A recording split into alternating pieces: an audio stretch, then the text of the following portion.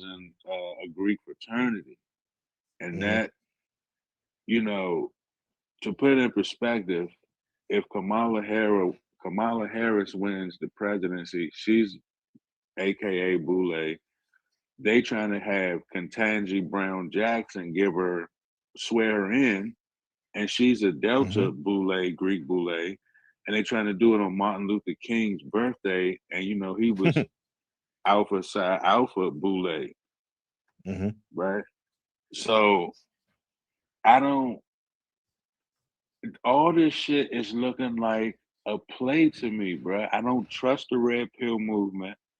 I Mm-hmm. don't trust. I don't trust Yeah, yeah. I don't. Good going. I'm sorry. Go ahead. I was gonna say I don't trust any movement on code. Almost. Man, I'm Right. telling you, all this shit Yeah. is puppets. Yeah. The black Democrat shit, the alt right Trump shit, Uh-huh. the dating scene, the 20V1s and the popular, like all this shit is not looking real. The red pill, let's stay on top of the red pill. Don't look real to me. I don't Yeah. trust these basement. I want to say names so bad, but I'm trying to keep calm. Yeah. I mean, don't. I mean, don't. No, Yeah. I won't tell you what to do, but I try not to take it so personal. Doesn't mean I doesn't like I got feelings about it and stuff, but well, I you mean, don't even know I these want to. people and shit. No, I'm not insult names. I'm talking about put a name on it. I wanna call some uh people not as big as Fresh and Fit and Nick Fuentes and Andrew Tate. Mm-hmm. I'm saying it's people down here with us that's uh Like who? parallel with Just the say it. Who? Fuck it, man. This is like it ain't like they really be fucking. Maybe they be ninja washing, but fuck them, man. If they want to talk, they can always talk. But who? I So we can mean say point our finger at them and point five fingers back. I'm looking at people like Pill Eater, Yeah. right? Right. I'm looking at based oracle because Mm-hmm. I'm learning, but that based word seemed to kind of be associated with that alt right red pill. Like I'm starting to see shit clear over there. Yeah. Well, that Correct word me is if I'm wrong. well, yeah, that word is definitely it is like from the uh how we say like 4chan, 4chan is basically like the young white boy forum, edgy forum where they talk about politics and use memes as a way to, I guess, digitally combat the what you Okay. call it politically correct. That's where you have the hand signal, the blood, the one that you did videos about with their hand like that with the B. Mm-hmm. And I Mm-hmm. mean that means many things, but they try to like use it as a connotation to your, like you said, about like kind of like like I'm a white boy, fuck you type shit. I don't know what that's. I'm just coming up with that shit now, but the whole base thing. Once again, just like how the red pill, we'll get into it later. Just like how the red pill, in a way, a lot of the tenants, like Rollo Tomasi, who was somebody called him the godfather of the red pill, and he ran with it. Mm-hmm. Uh, Mm-hmm. a lot of the stuff he's got, allegedly, his tenets, his philosophy was from a black red pillar pickup artist named Player Supreme, rest in peace, and some other Now, forms. So, and so what I'm saying is, uh, same thing with the word bass. Bass is from Little B. That's from West Oakland, base Berkeley. God. Like bass, like bass god, right? Because bass rock cocaine. If you smoke that shit, you're to the moon. You're bait. You're fucking high as Mm-hmm. hell, right? But he flipped it and used it as a good thing, base god, right? And then these Mm-hmm. white boy younger cats started using it too. And this is how it got into the 4chan and the Pepe the Frog meme So let and me yeah. ask you this. Like I need to be educated, right? The term red pill, does it get why are they saying red pill? Does that have to do anything with the Good question. matrix or not?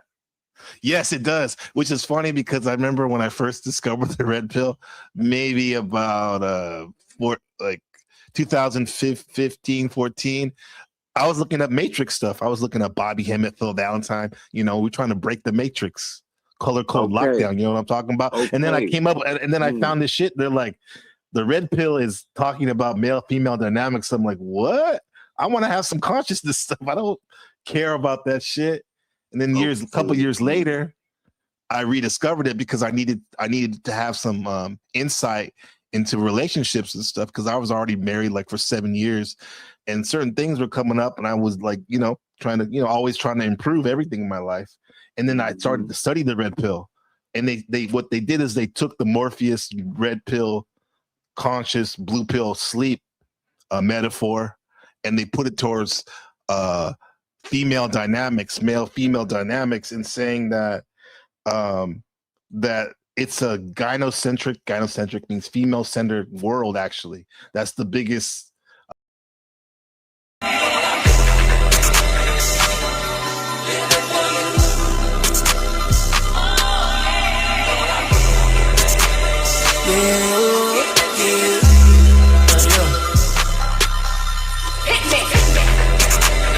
When I take my bang, it's all out, so I got no sing. Who should I give my love? But should I leave this pain? Yeah, 1 out of 5 and 1 out of 2. Yeah, what did eyes I really owe? Yeah, 1 out of 5 and 1 out of 2.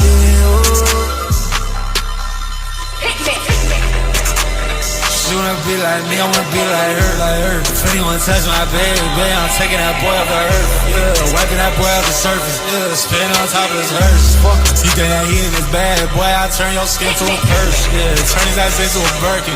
Selling it like it's my merch. Got him writing his name in cursive. We putting that boy in verse. We fucking around like nurses. Flying around like birds. Snipe it up, they do. If your boys are curses. What in the chamber I bang? It's all out, you don't got no sing. Who should I give my love? But should I leave this pain? Yeah, 1 out of 5 and 1 out of 2. Yeah, what did eyes I really owe? Yeah, 1 out of 5 and 1 out of 2. Yeah, stand on the top like chewy. Whatever I say they do. And I've been on both sides. I was down there too. They had shit to lose, and I was praying I do. I was praying I would one day. I was praying I do. Breathe and take it all in, Yeah, come alive for the city of God, the city of sin. When my peace got lost in tears, I cried, it rolled off of my skin. If they catch me right now, they got no cage to put me in. Whoa, whoa, whoa, whoa, whoa. Touch me like Alonso. Whoa, whoa, whoa, whoa, whoa. So far, too far gone.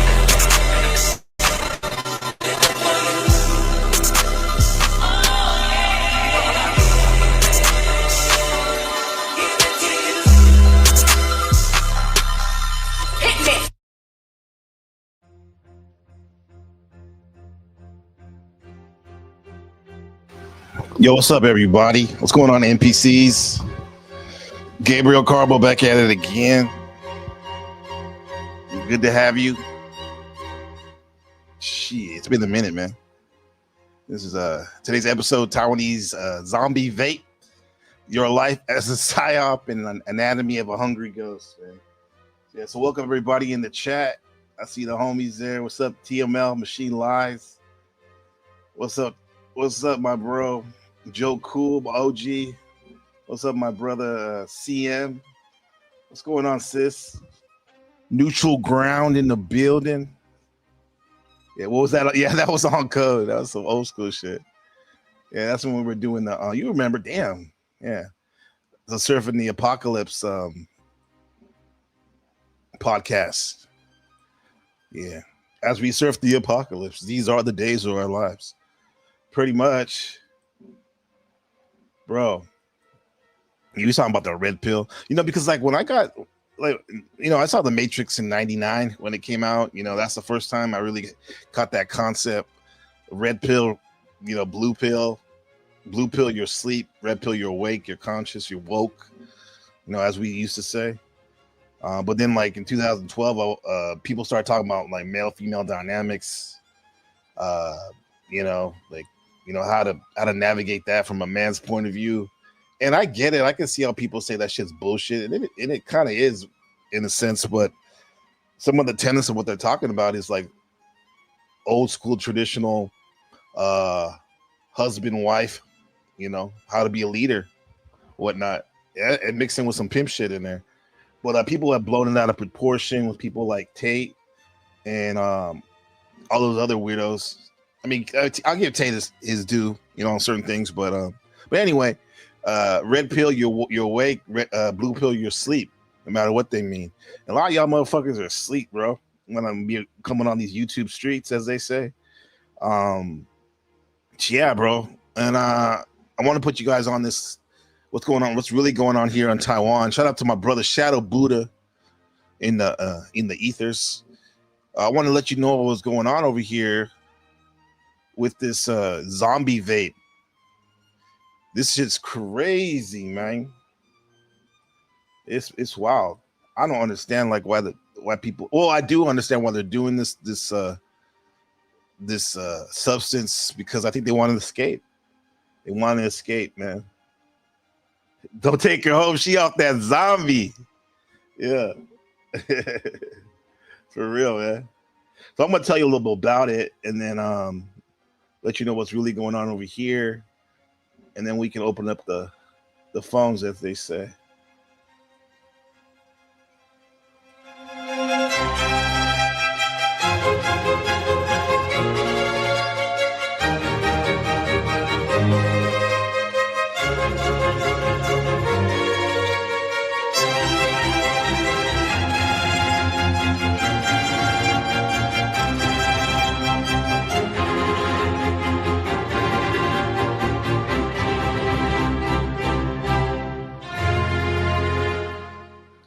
What's really going on, family?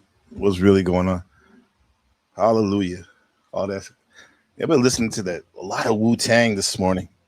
Get in that mode, in that vibe. I guess I got amped up yesterday.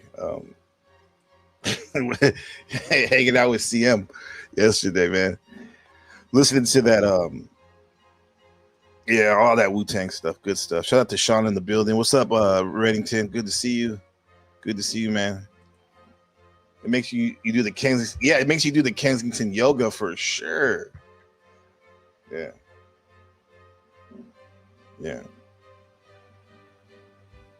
But we're gonna dive deep into this fascinating topic that's unfolding in real time in Taiwan, where I live, the real Shaolin, and because it's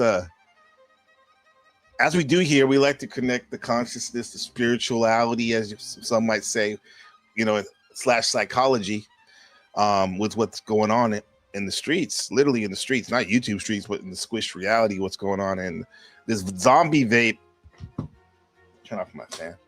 The zombie vape epidemic is, it's a good example about like what Shadow Buddha and I have been building on the offline, about the teachings of the Buddhist teachings of the 36 classifications of the hungry ghosts. I think that's why Wu-Tang really gets the 36 chambers. Because those hungry ghosts, it's a perfect map into the mechanics of modern, how we say, substance addiction. And this isn't just a history lesson or a drug warning. And it's something that if you listen, you can understand how some of these ancient archetypes can radically evolve your consciousness here and now, because that's what we're trying to do. Shout out to Ben, my son. If you choose to listen to this, in the future, this is a good one to evolve your consciousness, and look out for roadblocks. So let's get into it. So this modern crisis unfolding right now in Taiwan with the vape, the zombie vape, it's a substance called ediamate, right? And ediamate is something that is used in shout out to CM in the building. It's a substance that's used in surgery, like when they have to intubate you, God forbid, they have to open up your air pipe. They use this to numb you so they can shove that tube down your throat, right? So it's like a very serious substance, man. Very serious. And the street name of it is zombie vape, right? Or space juice. And the effect is it's an anesthetic, and it causes the user. So when they hit that in their vape, the electric cigarette, they lose motor control, or they freeze in bizarre postures. What Remington was speaking on, like the zombie, the zombie Kensington yoga. They start shaking violently. They start wandering around like Night of the Living Dead, and it's flooding Taiwan's the streets, man. People are getting hit left and right with cars and scooters, because we live in a scooter culture. And when we drive scooters, I'm not talking about like Razor scooters. I'm talking about like bikes, motorcycles, and people are hitting the vape at the stoplight and just zoning out and going into seizure and like falling on top of old ladies and running over people, and running over cops' legs. It's just causing a massive rise in accidents and crimes and overdose states. And when you look at the footage of someone under the influence of this stuff, you're looking at like a living, in my opinion, a living manifestation of the ancient archetype of the hungry ghost. We call it the Preta. And yeah, man, it's a spiritual. When you look into this hungry ghost lore, it's like a spiritual mirror into what's really going on right now. Yeah, yeah, not racing scooters, bro. The big fuckers, right? Yeah, he said he actually had that happen to him before. Yeah, oh shit, bro. You gotta tell us about that, man. They got the zombie vape out there. I mean, maybe it was something else. You were using or whatever, man. Doing the thizzle dance, as they say. Yeah, it's crazy. Let me show you something real quick. I don't even have to go to a I think I have like views that shit queued up or whatever, probably in my Discord. But like every day there's something stupid right here. Look at this girl right here was in Japan.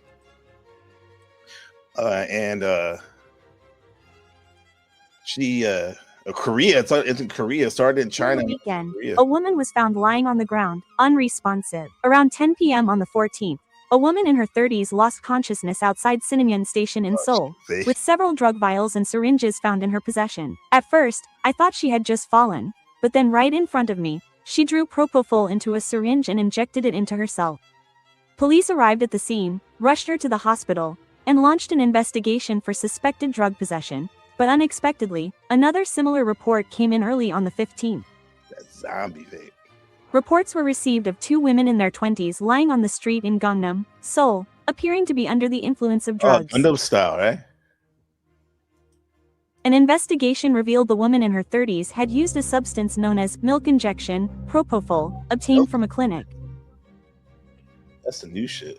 South Korea has seen a string of illegal propofol injection cases recently, including actor Yoo Ah-in, singer Wee Sung, and former Brown Eyed Girls member Gain. In 2021, Samsung Electronics chairman Lee Jae-yong was also reported to have received 41 illegal injections due to sleep disorders and stress. Although South Korea has classified the drug as a controlled substance, many still exploit loopholes in physician prescriptions to obtain and abuse it, making it difficult for police to keep up. Said news report. Let me see if this sits out. I get the wrong one out. Sorry about that. So check this out, bro. Bro and sisters.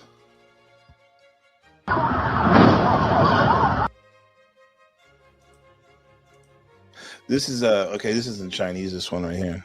Yeah. This dude, he was let me find the English one.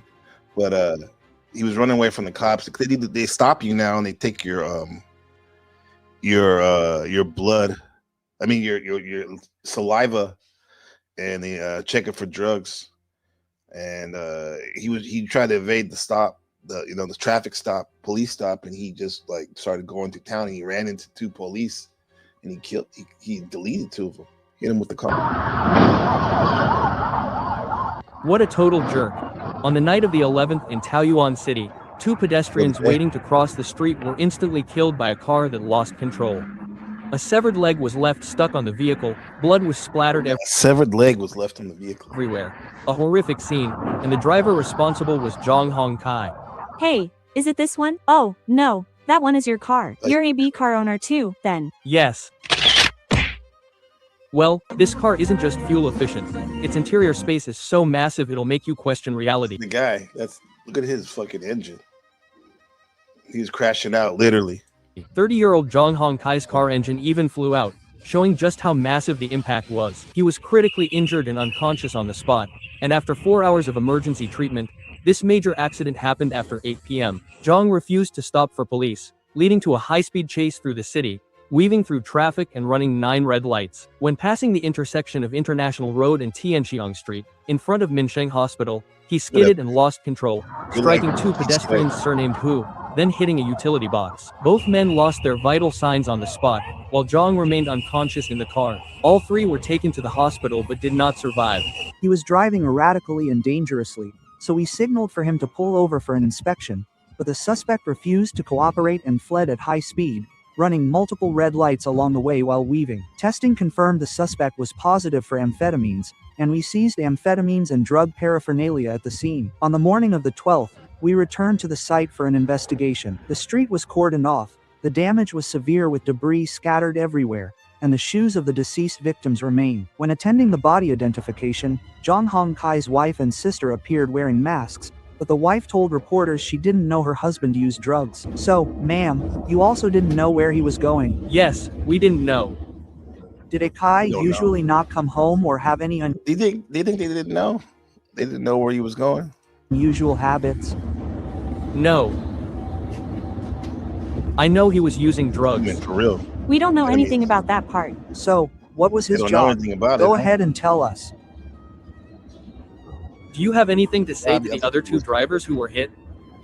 Facing the reporters, she remained tight-lipped. Her heinous husband has a long criminal record. Zhang Hongkai, who only finished junior high and Blue hair. Gives new meaning to blue-haired liberal. worked in the tech industry, has had a drug record. They said he worked in the tech industry, but yet the highest he ever went to school was 8th grade. Interesting. Was he like a factory worker? Since 2018. He was sent to a rehab center in 2022, but was caught again last year for using and selling Atomidate zombie vape cartridges. Regarding the drug use charges, the new Taipei District Court sentenced him to 4 months in prison this March, commutable to a fine. However, the ruling stated that drug offenses primarily harm the user's own physical and mental health, with no significant harm to the lives, bodies, or property of others, and considered the drug use a self-harming act, granting a sentence reduction. Yeah, they'll send you to rehab if you're local for like a year. I mean, and then you have to do your time. For a foreigner, they'll just kick you out. You know, The judge marijuana. I was telling the homie yesterday that the marijuana is not even they take that shit seriously here, man. One bag, you'll be, you go to prison for a couple years. was proven wrong. You used to be on the books that you go to prison for life for selling it. 3 months later, Chong drove under the influence, killed 2 people, and died himself. The victims' families said he should be held responsible, but this time, he can no longer be held responsible. He did these things himself out there, so that's just how it is.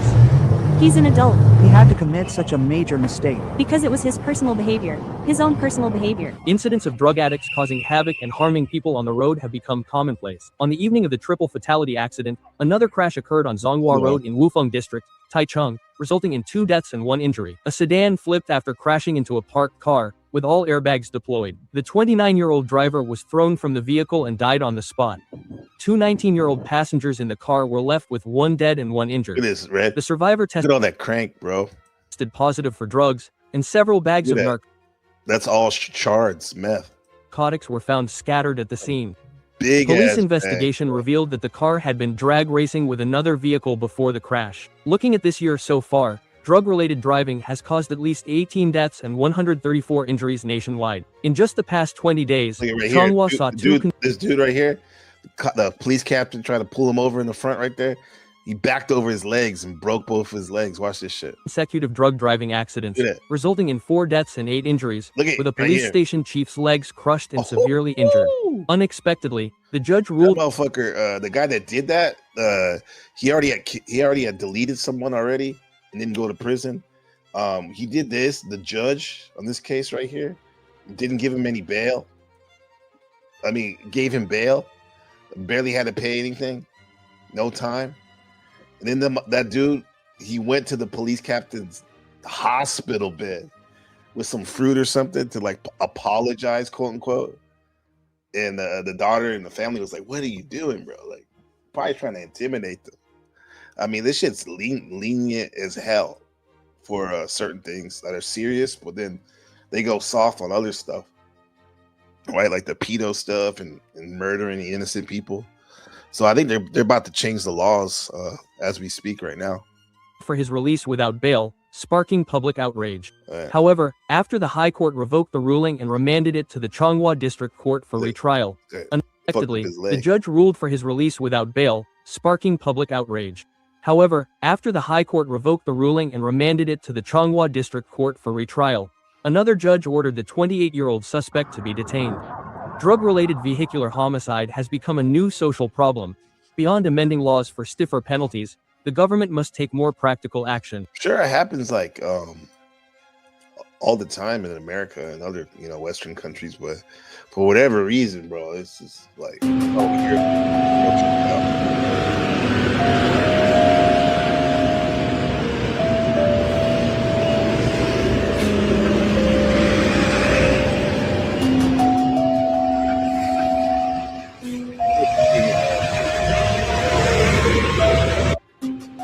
Damn, okay.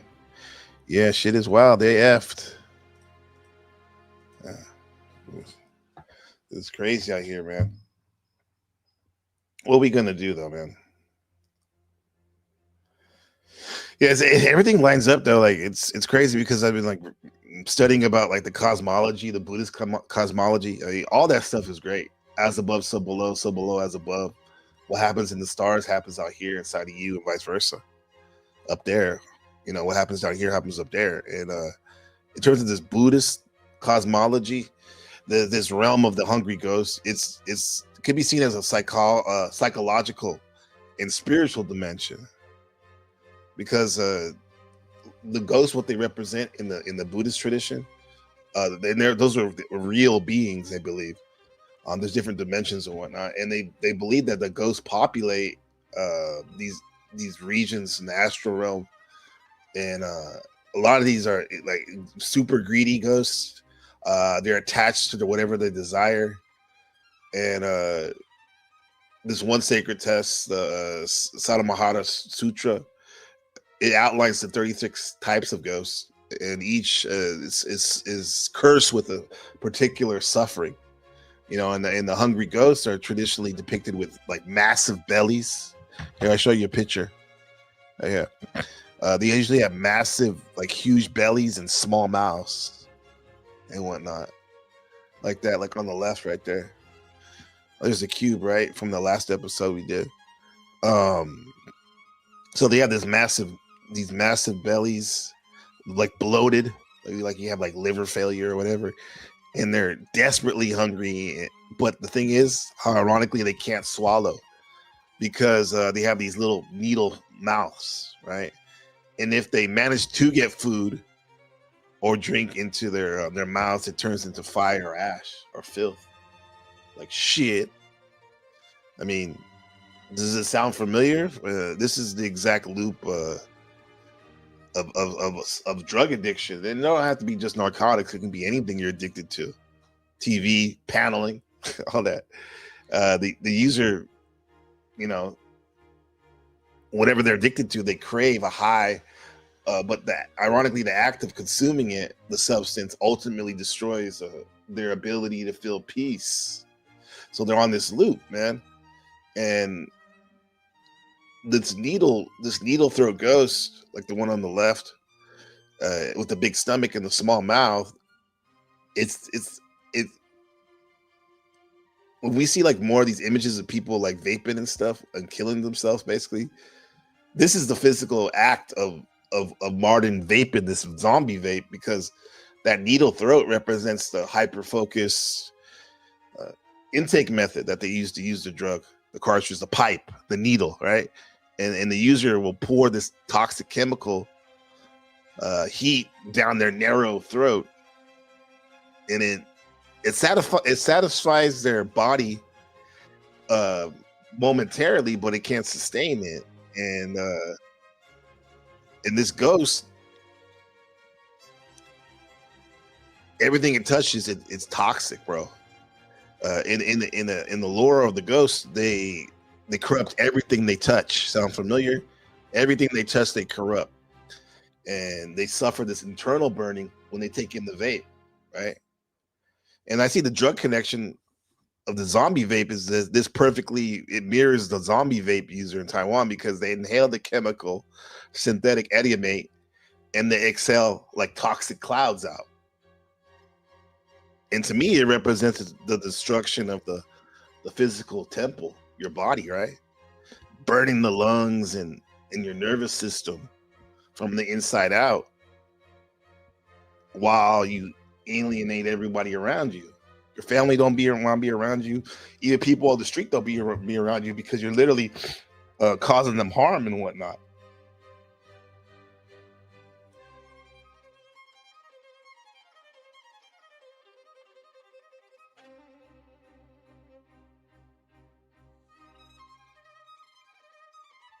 So I think people can be possessed with hungry ghosts, especially under the influence of hard ghosts. Hungry ghosts, especially under the influence of hard drugs and such. Yeah, this is the connection I see. And it's very ironic that I've been looking into this very recently. The hungry ghost, and you see it. I mean, even in the terms of there's another ghost. There's that ghost of the toxic breath. I mean, the first one was the needle throat ghost, where you're literally vaping, sucking that shit in. And then there's that one we just mentioned, the toxic breather archetype. And then there's the ghost of memory loss. And this ghost lives in a state of permanent delusion, completely like disassociated from who they are really, and where they're going and what they're doing, right? They might not even know they're dead yet. That's the crazy part about it. This ghost of the lost memory of illusion. And they're in this perpetual neutral passage of time state. And I see the drug connection. I see this is the exact state of the zombie vapor. User, they're frozen because they're frozen in literally on a street corner in Taipei, like that woman we just saw, the young woman. The ediamite, it causes severe dissociation, and it's kind of like ketamine, which is like very popular here in Taiwan too. You go down the K-hole, you're disassociated not only from your environment, but literally who you are. The user's consciousness is completely severed from any remote link to the present moment we're in now. They're literally physically present, but mentally tapped into a void of pure illusion. Even meth or coke, like you can probably engage with somebody, but like this zombie vape puts you on on the next level, bro. Yeah, man, you see it, bro. It's just wild, bro. You know,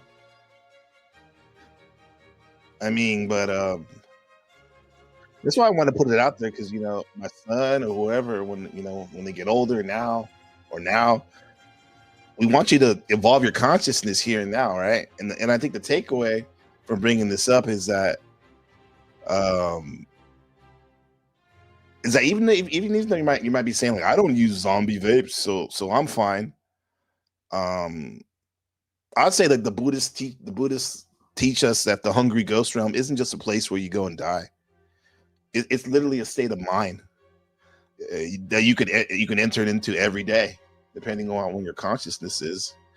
And you can have like the micro addictions, like every time you mindlessly scroll social media for a hit of dopamine, or you're a hungry ghost, bro. Me too, sometimes. Getting better though.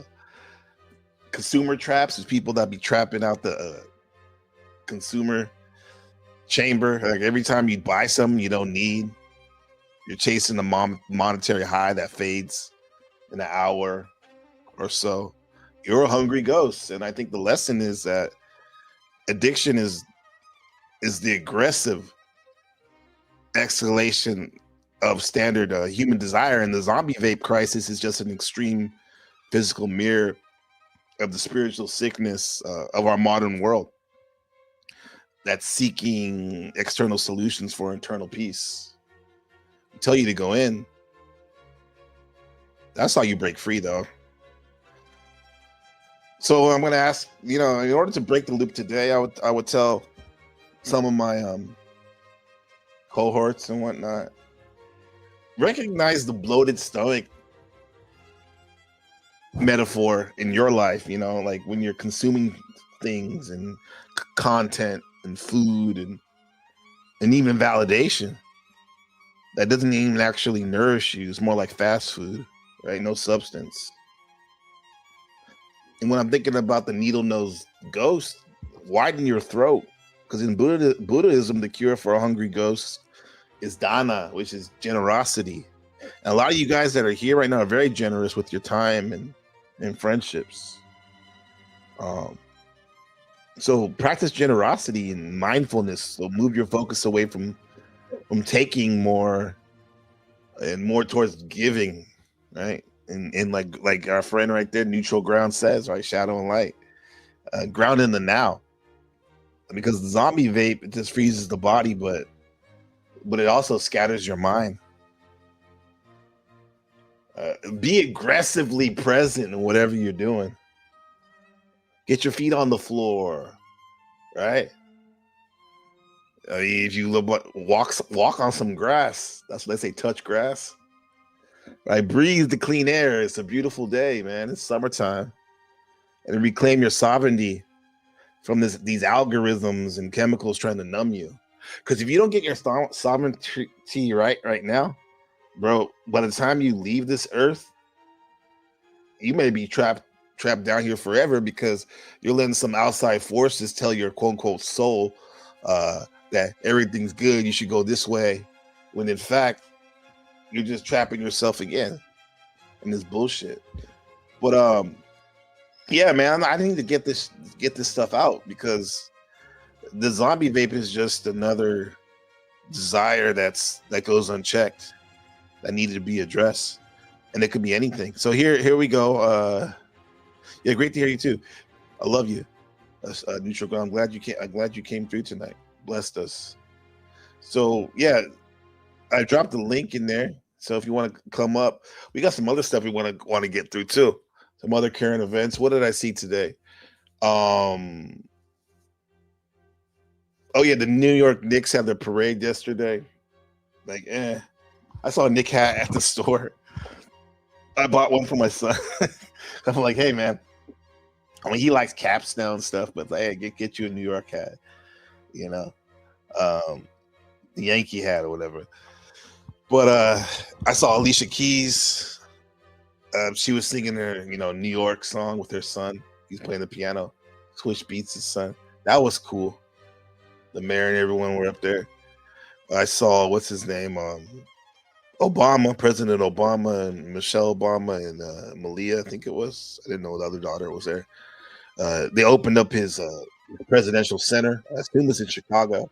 Yesterday, Stevie Wonder was there performing. Pretty good. And Alicia Keys, Christina Aguilera was performing. Ooh, she looked good yesterday. And she was singing President Obama's favorite song, Wonderful World. That was cool. I like to see that. So yeah, there's a lot of things that's going on. It's summertime. I just finished my grades about 7 hours ago. So I'm basically done. going through the motions for a week at class at work. But yeah, man, it feels good. 2 months off, at least for that. But down to work, leveling up at the gym, leveling up businesses, family, friends, and streaming. Yeah. So, yeah, man.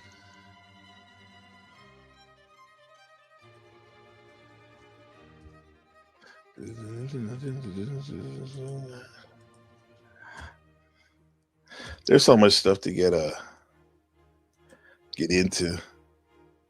Seems like the world's always fighting for our consciousness, our awareness.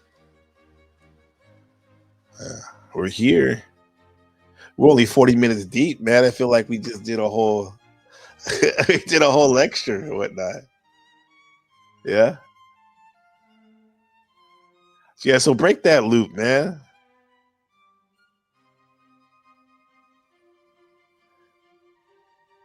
I mean, if you have a perspective on what's really going on, let me know. Let's talk about it. Yeah. It's classic. Yeah, make every day seem like a vacation. You're right. Yeah. Well, what is my favorite Miguel? They say, celebrate every day like a birthday. That's right. Did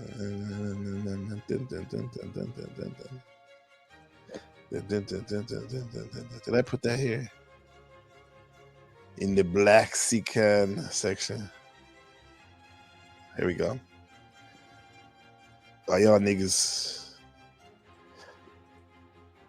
need to come up. Check this out. This little testimony.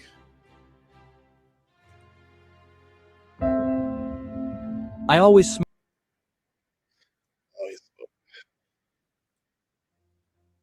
either keep.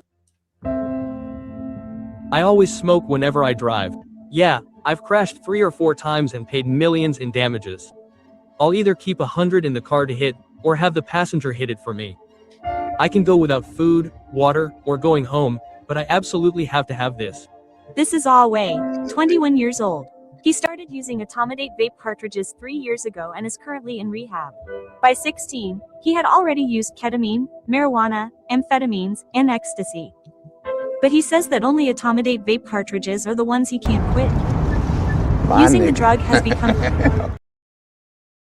Yo, what up, bro? How's it going, gang? It was good. It's chilling, man. I just finished my vape. I was kidding. Oh man, It's good.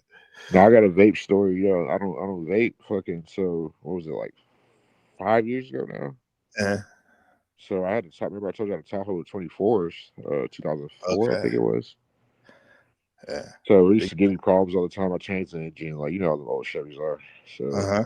I go pick up like my young kid. He was like probably like 16 at the time. Like we were going to get Madden. Uh-huh. So fucking, he was like selling weed, selling vapes, and she's like, "Man, come on, like, hit this vape." Like, I'm like, man, I don't vape, but you know, I just got my construction business type shit. Like, I mean, man, I'm happy, bro. Like, you know, I'm gonna hit that bitch one time on the way home, bro. Yeah. So I'm talking about, nigga, I hit that bitch, fucking, I fainted, went through a fence, fucking, missed a tree. Holy crap. The fucking log went through the middle of the windshield, like all in the back seat, like. Oh, you could have been impaled. Yeah, yeah, been easily impaled, Man. easily. God damn. That's So I take blame for that because I don't vape and I hit the vape and I almost lost my life. yeah.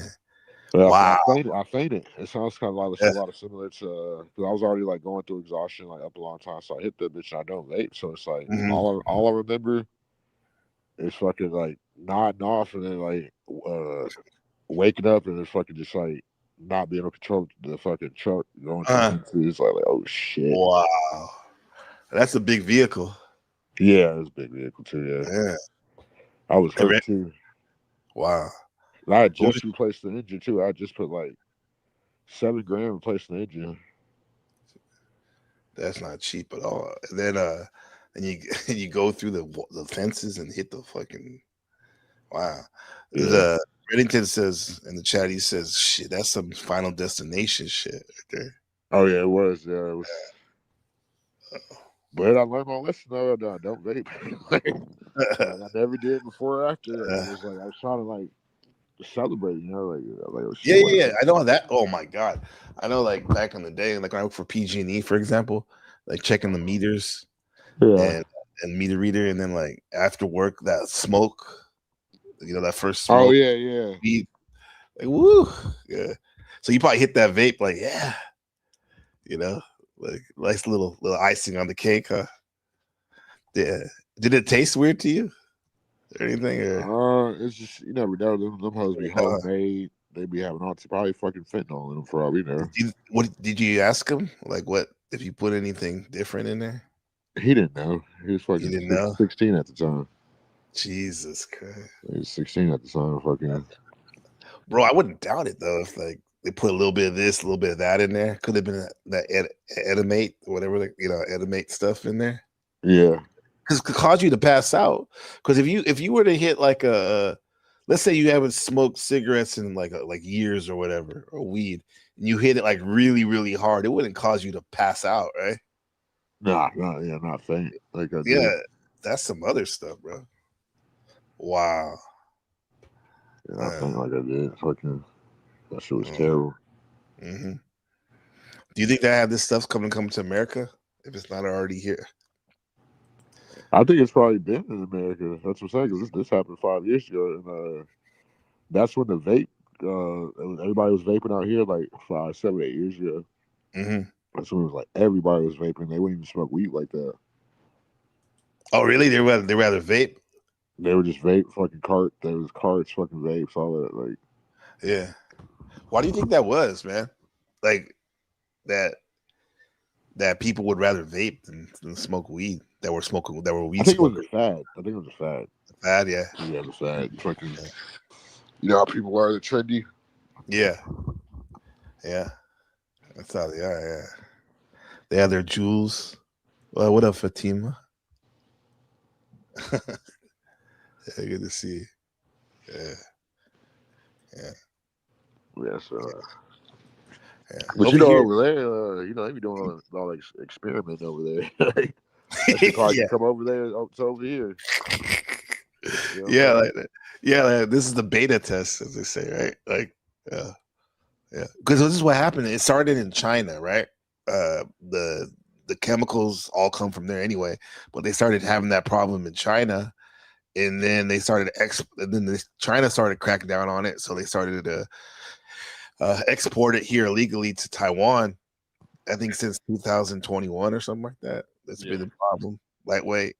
And then now they're just doing it crazy, bro. Like people are making a lot of money off it too, because you can manufacture it in your house. Yeah, get that chemical. John Cena. John Cena. Yeah, yeah. Do you see that? Remember back in the day when John Cena was speaking Chinese? Yeah, man. He sold out to Taiwanese people. You're speaking Chinese. I've never seen that. I've seen it being racist towards Mexicans. Really? Yeah. Yeah. I would send it to you, but I don't know if we can get your copyright. Yeah, I'm trying to get like no copyright shit up until this. Copyright. Yeah, because I'm trying to get that reapply by August. So, yeah. But should I would say like play your content? Like that shit was you had an eventful day yesterday, sir. You were going in. I said you're going in yesterday, sir. Oh yeah. They're still mad about it. They're mad as fuck. Yeah. They're mad. They fucking. I'm getting blocked on every chat I go into. I got blocked on CTs. I got blocked on what's the name? Mexican Ice things. I was talking shit to Ryan. And it's funny because is he a mod there? Huh? Is Ryan a mod there? He's Red America. Yeah, he's mod. Throwing his money around. Yeah, fucking. I think RL Limit blocked me out of CTs. RL Limit Southern Jesus actually blocked me out of CTs. Mm-hmm. So then, like when I was unblocked, I just wrote the N word. Damn. Yeah, it's like shit. Don't block me for no reason just because like y'all want to talk all this shit. You want to do all this and that. But it's like not fire back. Oh man, like And now they can't take it. Yeah. So I'm telling you, man, when you fight back here, or yeah, people get on the line because they're not used to playing. They don't like people who are strong and strong and assertive. You know, yeah. I used to get that playing sports because I was always like the bigger dude, taller dude. Yeah. That people, it's too rough. But yeah, you can hang on me and foul me all the time. Yeah, you know what I mean. Yeah, that's a great analogy, bro. Because you hanging on your arm, fucking what's the strong, contract? Right. Yeah, like we're like shacking this motherfucker on these streams as hosts. Yeah. You got power through. Yeah, exactly. Like, let them be the little pussies. Yeah. But then I'm like on my higher quote unquote higher self. That's only one self, if there is a self. But like, I think that also too that, to be honest, when I say I have to defend myself, there's really nothing to defend because in the end, we're bigger than that, and I guess from a snobby point of view, I think I'm better than a lot of these people in a lot of ways. So it's like, why even give it any thought, right? Yeah. But I got a girl. She's still talking about my kids. Like she don't understand this panel talking about my kids and shit. Some motherfuckers wish they can see their kids. Like, Tina? I'm not gonna talk about your kids because you're talking about mine. Like, yeah. Even though I've done it before, but it was just like that's because I'm trying to. I've done that shit to you. Yeah, I know. Yeah. I didn't mean it though. Like, you know what I'm saying? Yeah. I'm bad, but it's like I'm trying not to do it anymore because it's a low vibration. Yeah, that's the thing. Like, learn from the mistakes and shit. Like, me too. Like, I'm not trying to say shit like horrible shit like that because that's the thing. I think we have a lot of good commonalities, you and I. That's why we get along. But like, we also probably have some bad traits we want to work, or some traits we want to work on. Like, because I know you're like me that like for the most part we're cool. We got love to share with people. We're generous and all that. But if you fucking try to come at us, like keep poking the bear, we're gonna take your head off. Yeah, it's a wrap. It's a wrap, bro. In our own ways. Yeah, man. Like, they can't get it. And to be honest, bro, like I'm on this new tip, really new day. I really mean it because normally I wouldn't have even rode with you when I did yesterday, but you're my homie. And there's only like 2 people on streamers that I would have done that for, like, ride with you. Because that was like a digital riding mission, right? Spinning the block yesterday. Oh, yeah. Shit. You know what I mean? Right? So we don't do that shit in real life anymore, but like, we did it on the stream, and like I'll do it for you because you're my homie. Because man, sometimes you gotta stand up, with the homie, right? But normally I'm not doing that any I'm not moving like that anymore because there's like so much other cool stuff to talk about, right? Yeah. It's a lot. Why continue to feed into low vibrational shit? People that want you to feed into this shit so you can't get to be able to talk about the shit you want to talk about. Yeah. So people can't see your intellect, like. Yeah. So they can't see your versatility. So you can't let people fucking just get to you. It's hard. It's hard, but it's doable. Especially when you care about people. We care about people, so it's like we get hurt not by what they do. It's just by you know what I'm saying. Pretty much because we expect so much out of people. Yeah, we expect them to be like us. That's what I was going to say. We expect that. Yeah, exactly. We expect people to have some type of what's that word called? I don't know, like compassion. Yeah, that's it. Yeah, and like I said, like only person I would spin the block for is you and Machine Lies. Here he is. Let me get the homie right here. That's a good dedication. Way to go. What's up, big dog? What's up, TML? How's it going, man? Blessings. What's up, Mr. Popo? Yeah, greetings. Yeah, good to see you, bro. Yeah, we he's got IB do this. Mr. Popo, yeah, he's a defender of the earth. It's funny how that guy had like a lot of power in the end. People slept on him, I thought he was this funny guy, whatever, but he was dictating, he was doing the training and whatnot. Yeah, that's the thing about the cartoon is when you watch it, from an adult perspective, all of them are powerful. When you watch it as Mhm. a kid, it's easy to think like one of them is better than the Yes. other one, or Yeah. but when you watch it as an adult, it's kind of like all of them are actually like you rather be Popo than a human. It's more honorable or some, even though he's like a black gin or whatever, right? Mhm. Yeah. That's the way he looks in the original version, huh? The Japanese version. They didn't Right. think America could handle that Yeah, shit. that's what's the name? Well, he like a god on there too. Yeah. Yeah. He was a black guy. Yeah. Yeah, black god. Mm-hmm. But I think it's more like just like a djinn basically, because he's also wearing a turban. So I kind of Mm-hmm. feel like he's like a genie or something. Yeah. The genie. Oh man, we can go on that lore forever. Let me bring in our guest Fatima. Good job, Gabriel. What's up, Fatima? How's it going? What's up? How's everyone doing? Doing good here. Yeah. Doing good. Yeah. Yeah. I was What you been? listening. Oh, sorry. How you been? It's been a I've minute. been I've been good. Oh yeah, I was hearing some Burmese music. Yeah. Before Burmese music from the 80s. Yeah, it's really nice. You know, the Yeah. Burmese have good lyrics and good singing voices. Yeah. Yeah. It's Cool. called Myanmar now. Yeah, Myanmar for sure. Yeah. That's like what they had like a little revolution. They've been going through some political stuff. Oh yeah, Yeah. ever since they first got their like independence since like the 40s, but it got worse like 5 years ago. Mm-hmm. Yeah, like way Mm-hmm. worse. It's like the worst it's ever been. Yeah, but Yeah. hey, their culture is cool though. You know, I like the whole Theravada Buddhist temples. I think they have the most like monks like in like the army and in like civilian life. Yeah. Yeah, I know in Thailand you get to choose if you want to go to go in the army or go to the monastery for the Yeah. men there. Yeah, The men, yeah, and yeah, usually people like actually more people join like the army there than like the monastery because actually the monastery life there is pretty rough. You only eat like one meal a day, and that's yeah, it. Yeah. yeah. Yeah. You ever done that monk mode, CM? The monk mode machine. Where's that? You ever done that monk mode? Where very simple life. Oh yeah, like just I'm trying to right now. Yeah, it's Yeah. not as easy as it is. Yeah, that's how I live pretty Yeah, you, much. you have to Right? be raised in the culture for that, unfortunately. But like you can like channel in some of like the lifestyle. You know, I don't really rely on much. You know, I don't Mm, really need a lot to be happy, as they say.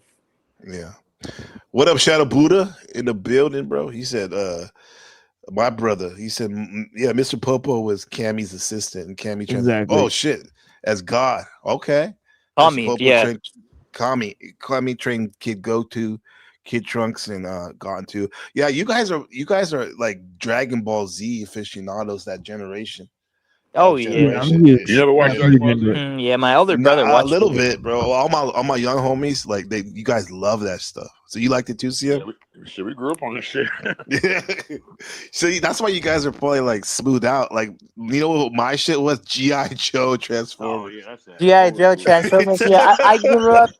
I grew up with like Oh the shit! fucking the whole What's like up, Dom? the fucking live action Oh, the Hollywood movie. psyops ones. Yeah, the psyop ones that are I obviously didn't. made by like the I couldn't fucking even watch that, bro. military. I could Oh, not even watch that, man. Like I because think I you was should go so. back and watch some Dragon Ball Z. No, I am. Oh. Yeah, I am. I like it.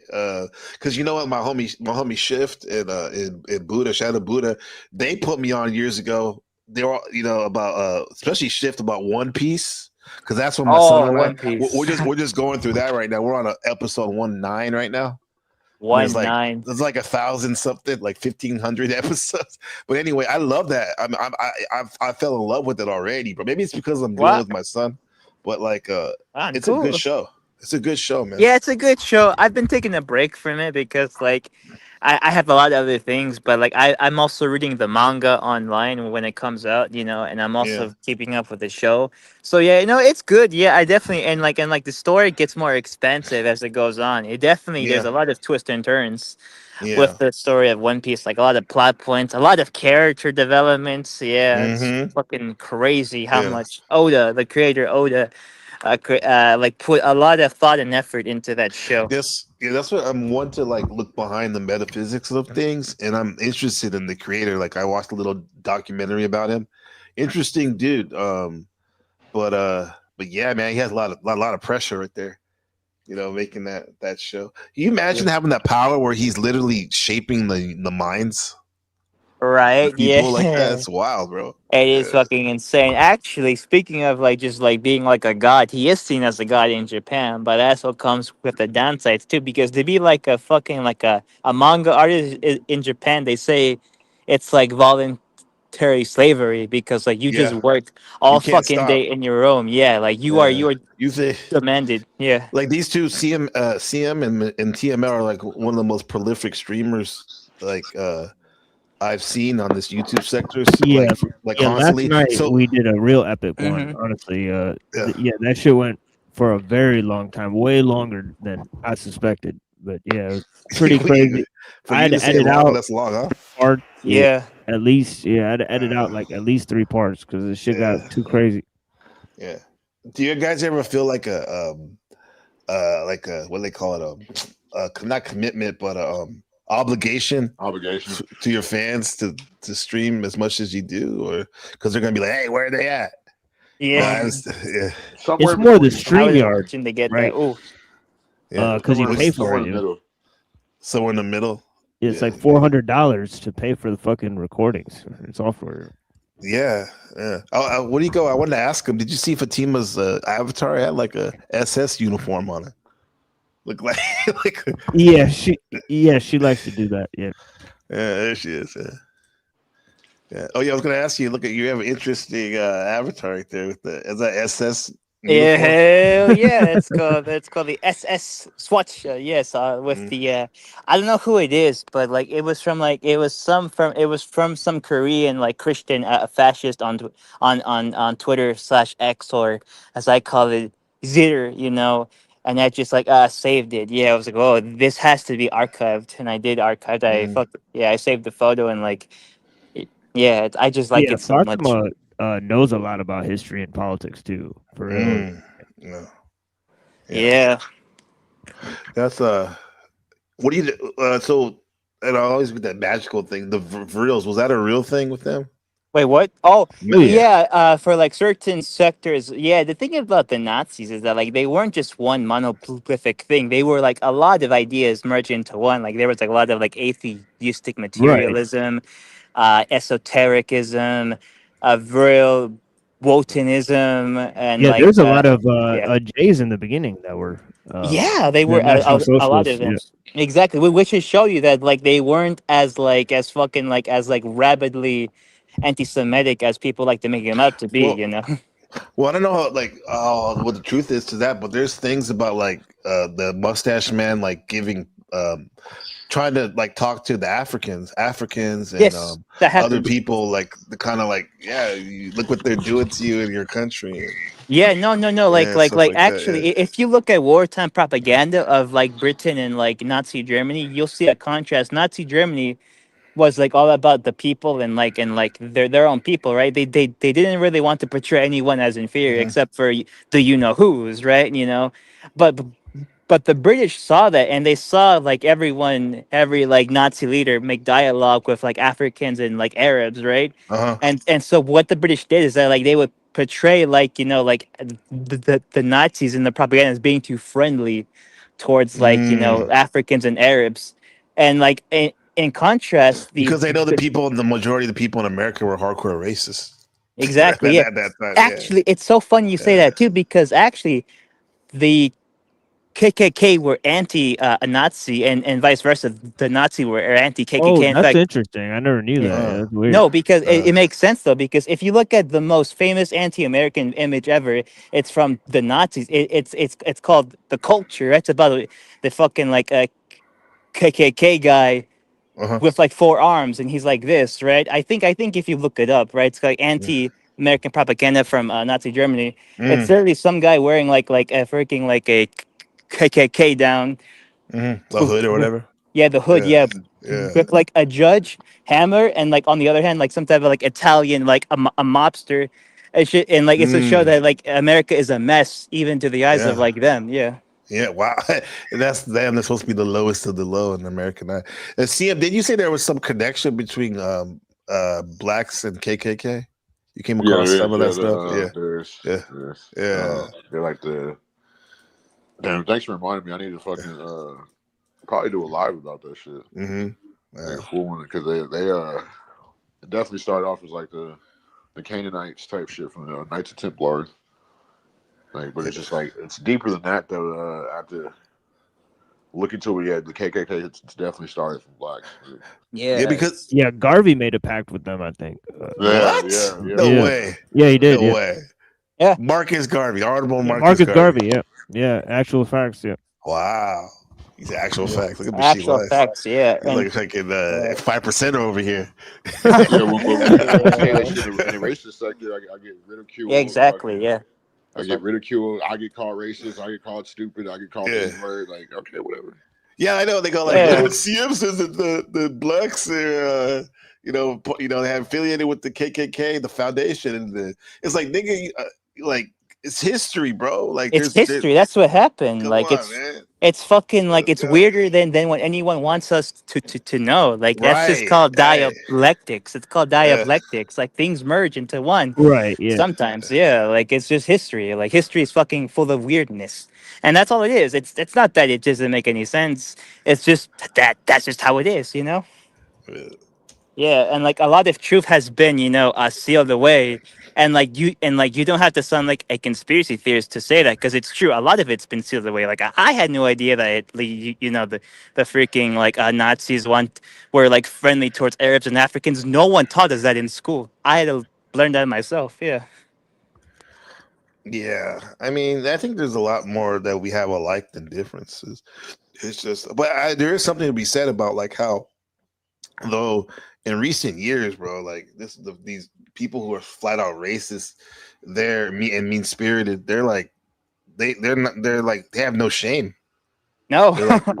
They're okay being like that. They think there's nothing wrong with that. It's No. wild, Yeah. bro. Yeah. No, it is wild. Like yeah, but like.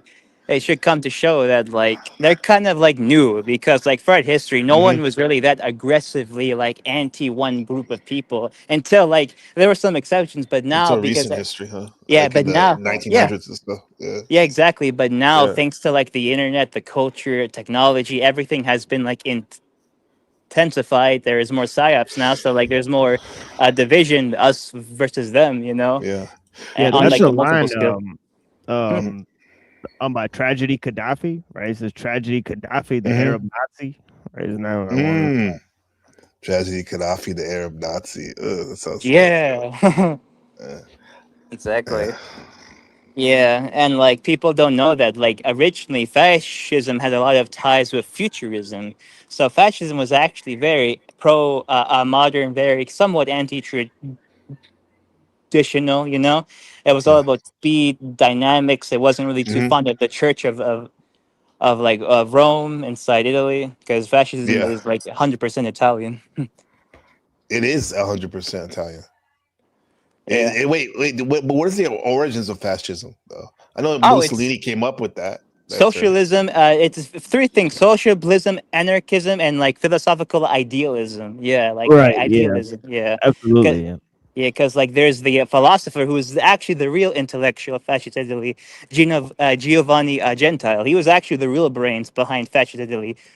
Mussolini was like the person who enforced like a lot of Giovanni's ideas. Yeah, that was the whole thing. Mm. Yeah. Yeah, but now are you now where does modern day magical organizations come in, fraternities come in with all that Oh, stuff? they've always been here, since like the Knights Templars, Freemasons, because the origin of the Freemasons go all the way back directly to like the Knights Templars whenever they were worshiping like Baphomet, or because people say that's like a mistranslation of like Muhammad, Baphomet, yeah. Yeah, well, I actually have a book, by Miguel Serrano, right? I think he was a student of Savitri Devi, right? And he wrote a book on Ooh.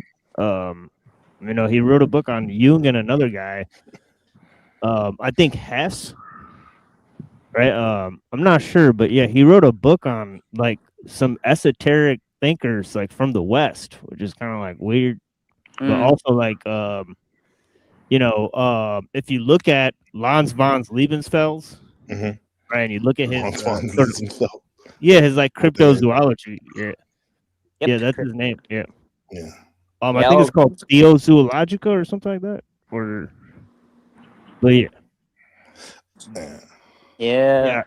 yeah, like the Hellboy comic has to do with it. Right?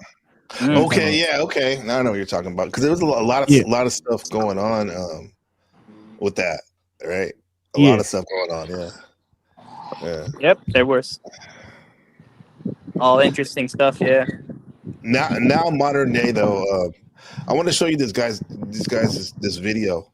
Um now is this I mean back in the day, like maybe about like 6 years ago, where I didn't say 6, 7, I said 7, 6. Like this whole thing about targeted individual, that was the big thing, right? And I literally thought, I was being targeted for stuff, right? Wrong or right. And I started to like kind of lose my mind on that stuff. I still I like That shit, that shit's real, bro. It's no, I know. No, I know, but I was gonna say though, but like real quick, that like yeah, that shit fucks with you though, bro. Like once you feel like you're in that program, it's hard to get out of it, bro. Like once you realize you're in it, once you realize that you're in it, like at the beginning stage, like when like it's like a tough pill to swallow. Like damn, like why can't I just be normal? Like Yeah. what did I do? Like but then once Yeah. like me like once I'm like you gotta embrace it. Once you embrace like I'm really the universal, like I'm really like because all we are is like because it's a system. All this shit's a system. So we're like basically a glitch in the system. Right. So like, how could you not expect them? Like, you know what I'm saying? It hurts because we're so loving as people. So we just want everybody to be like these loving spirits. But it's just like I was saying yesterday, without bad people, you can't have good ones. Like some Right. people are here so we can be the fucking basically the shining stars that we are. Mm-hmm. You can see the contrast, right? Yeah. And to remind you to Yeah. do you. Do you, yeah. Mm. Yeah. Yeah, but it's just I know what you mean. It's like damn, why I gotta be me? Like why me? Like why I gotta go through this? Why can't I just fucking live a normal life? But Yeah. That's it's anointing. It's you gotta embrace it. Yeah. You know, it is something because it actually made me feel like what got me out was my friend Ben. My friend Ben Rio, he was like, because his dad, used to put that on him, his stuff, and then he ended up being like that, having that program.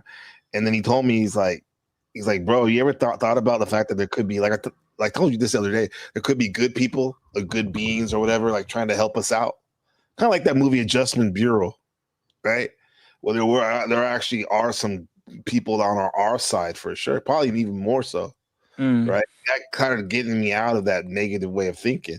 Don't get me wrong, I still there could be still the people doing that shit trying to break me down and all that, but I know that in the end I'm taken care of, and the more I stay positive, of course I'll be a realist. Don't let people hurt me or whatever, but like there's people looking out for me, right?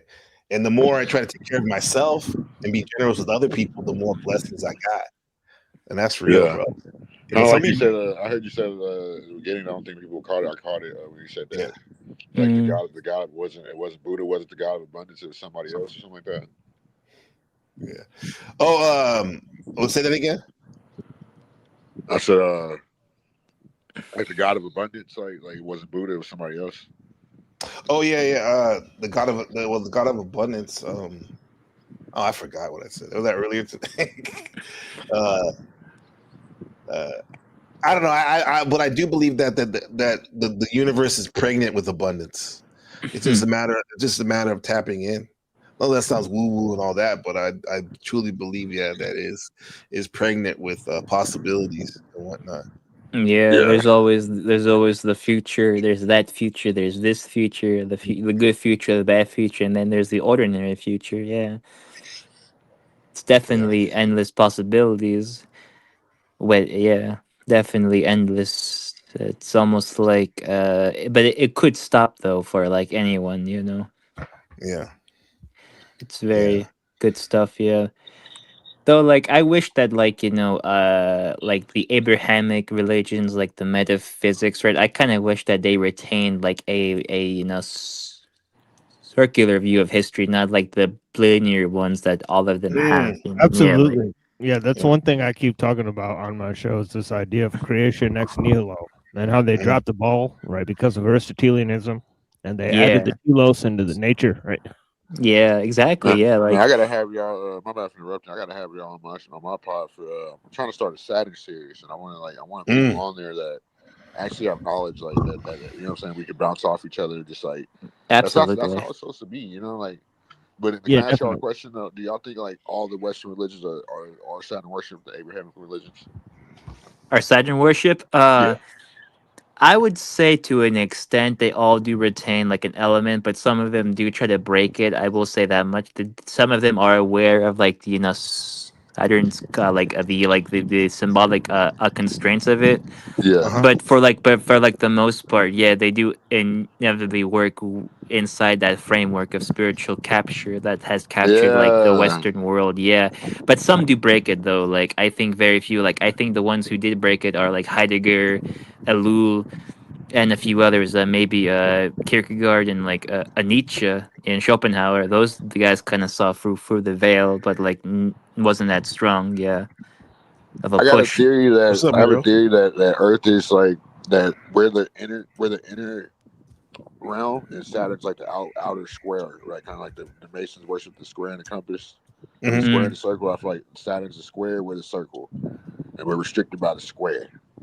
Yeah, what were the restrictions? Yeah, essentially, yeah, that's Yeah, kind of like how, yeah, that's how I see, like, this society of like technique, right? Is just constraining us. It's just occupying us, colonizing us, extracting from us. Yeah, like, that's kind of like what reality is to me. Is just like extractions and just trying to like do the best you can to resist certain things. yeah. That was That gonna seems be like a lofty point of view, but yeah.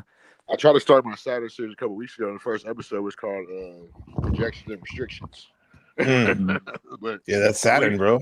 we ended up Right? getting off topic, so I ended up just changing the show. I was Yeah. like, you know what, I'm gonna start my Saturn series later, man. Yeah. Here's our Saturn. We do this is the Saturn segment. Look at that. Oh, whoa, damn! Is Yeah. this like a Skid Row? It's a. I think I put on the thing. I put South Central. Oh, that's South your homeboy Central. from Harlem 30s. Yeah, Mm, yeah, yeah, You know, they were like yeah. one of the Yep. biggest fucking. They were like one of the biggest black gangs back in the day. I wonder what happened. Yeah, I don't mm, know, man. Yeah, They yeah. were He was. so big, and like back in the day, nobody talks about this shit. Yeah, Back in the day, like when I yeah, first started gangbanging and shit, like what, like 2004, like yeah. I They remember were going. big, bro. 2004. Yeah. Speaking Harlem, of like, Harlem world. I Yeah. remember going to yeah, school and like everybody's from Harlem's like in the valley. I'm like, bro, why is everybody from In the Harlem? valley, they were okay. Yeah, Yeah, I'm like yeah. My everybody. homie, he went to Crenshaw High School. Bro, My even homie Ryan, my Ryan. Yeah. but even what's the name? Blueface's brother. You know, like that's my family. But it's like I talked Mhm. to him yesterday. I'm like, so nigga, were you for Harlem's too? He's like, yeah, bro, I was from Harlem's. Like, nigga, fuck. Oh, I'm like, bro, uh-huh. why? Harlem's. He's like, this made more sense Yeah, for me to come it's like a big gang in the L.A. back in the '90s and the '80s. Yeah. 2000s too. Yeah, they were huge, bro. 2002. Okay, yeah, They were huge. yeah. They He used to used to be wear Damn. right. Yeah. they used to wear Yeah, brown. They're Christian. They used to wear right, brown and call themselves right. Dirt Gang. Dirt Gang. Yeah. Their gang, Of yeah. course. We Hell used to yeah. be because we met Ryan at Long Beach State, me and my homie Brian the Leo, and like we used to ride, because he actually lived on the outskirts of Inglewood and South Central, but he was Harlem 30. We'd be riding around with him, and that was the first time I actually got like an up close look into the LA, lifestyle, Yeah, particularly yeah. the gang lifestyle. He was bettering himself too, but he was still involved. We'd be riding his Impala, and niggas be like set tripping, like it was wild, bro. But it was like the time of my life. But that's I mean, as an Cali outsider, boy. it's like cool and all, but then I could only imagine having to grow up like that. It's Yeah. wild, bro. I It's mean, you wild. know, I grew up like that. I know. Yeah. I grew up, Yeah. but it's just it depends on how you take it. Like it depends on Yeah. like the person. It depends on the family behind them. It Right. depends on how much the family loves them. Hmm. I've seen a lot of shit going on with that shit. Like my best friend, bro. Like he basically got sacrificed to that system, bro. Like, and I feel bad. Mm. I didn't sacrifice him, but he chose to shoot that gun. You know what I'm saying? Like, and it's just like he did the shit for the greater the good. For like, he basically sacrificed himself for the family.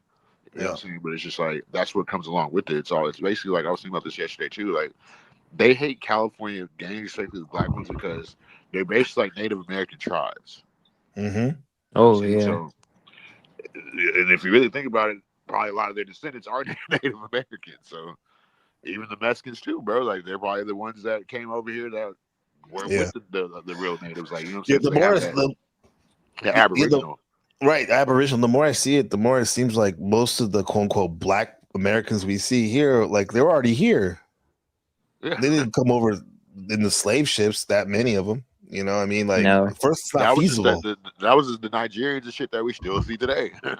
Exactly. Yeah. Yeah. Yeah. And also, like a lot of slaves that came to like America, they were not Christian. They were like either animist or like Muslims. Yeah. So like Yeah, we I had. was seeing that Yeah. too. I think that the Animus, yeah. Christians. I saw it. That's crazy you say that. I saw that yesterday. They said that the Christians got the blame for for basically Great Britain bringing over all this shit. Yeah. Oh, yeah. But like, yeah. But like, I think in like the transatlantic slave trade, there was a very lucrative like joint cooperation between Christians and like Dutch Jews. You know, it was a very strong like thing, and like the one country you can like slavery has been around forever, right? It's been around since ancient history, but like for like the modern day transatlantic slave trade about Europeans, it was like both England and like the Dutch that like really amped it up because they were the first few countries in Europe in modern Europe to like welcome in Jewish refugees from Spain and like Portugal, and those people started like a lot of like trading posts and ship like buildings, markets, and those ships became slave ships. So yeah, that's what happened. That's why like a lot of Jews like immigrated to England and modern day Netherlands. Yeah. Mm. Yeah, Yeah. this is a great conversation, guys. It's definitely a great conversation. Yeah. Yeah, man, I got some deep minds right here, bro. I see that hungry ghost on this mural right here. Like that's the thing. That's what we were talking about, like the bloated stomach and the small mouth. That's what it seems like. Pick your vice. What people are. It ain't just narcotics. It's like. I mean, I always bring it back to the panel verse. It could be it could be streaming. It could be chatting. It could be being on the TV, being scrolling your phone. There's a lot of things that make us hungry, but it's never enough. Machine, like, what would a Lul say about that? Like, never like desire and all that, like in general. Well, he's like cold hard, almost like Calvinistic like style Christian. Like I think he's a Yeah. Reformed Calvinism would be French the tradition. Reform, Huguenot. Yeah. Yeah, so I think they're very strict sort of Christians, right? Even though he's a sort of Christian anarchist, he thinks that the state is part of a sort of system of vices, and he even thinks that the church is part of that system. Oh yeah, oh yeah, Yeah. Oh yeah. He did. Yeah. Oh, He yeah. did. Yeah. So, Yeah. yeah, so, Very radical. yeah. Thinker. Yeah, he actually wrote a work called "The Subversion of Christianity," right? Where Yep. he said that the church basically added all sorts of Platonic ideas, right? Transcendence. Yeah, within the Christian idea, and they transformed it to serve the purposes of Rome and so on and so forth, to serve the purposes of statecraft, right? So, Yeah, because Christianity in The beast. itself it's pretty based. Like a lot of religions are pretty based. It's just Yeah, when these at the core. institutions like screw them, they screw them Yeah. up, right? Yeah, at the core. Yeah. yeah, Yeah. so imagine a Christian that they're so hardcore that they deny the modern world and they deny even the state and the church because it's Yeah. not Christian enough, right? So that's a hardcore Exactly. Christian. That sounds That like is, what's his name, David Koresh, though. Very, very pious. Very- Lul. Yeah. No disrespect to him. Shadow Buddha. Actually, Shadow Buddha made the original. This thumbnail is based right here. I like it. Yeah. It's nice. So Shadow Buddha said, he said, Gabe, remember, he gave me this thing recently. 52 verses I shared with you to protect you from the rogue Yakias. Those are like those hungry ghosts, I think. Yes. And the other 3 human dimensions, as well as the rogue divas up in the realm 6, 7, 8, and 11. That's wild, bro. Like how Buddhism cosmology can overlap with some of these modern scientists in their astrophysics stuff, and like it's wild, bro. These are like real places, I think, man. Absolutely. These are real places, man. Yep. Yeah.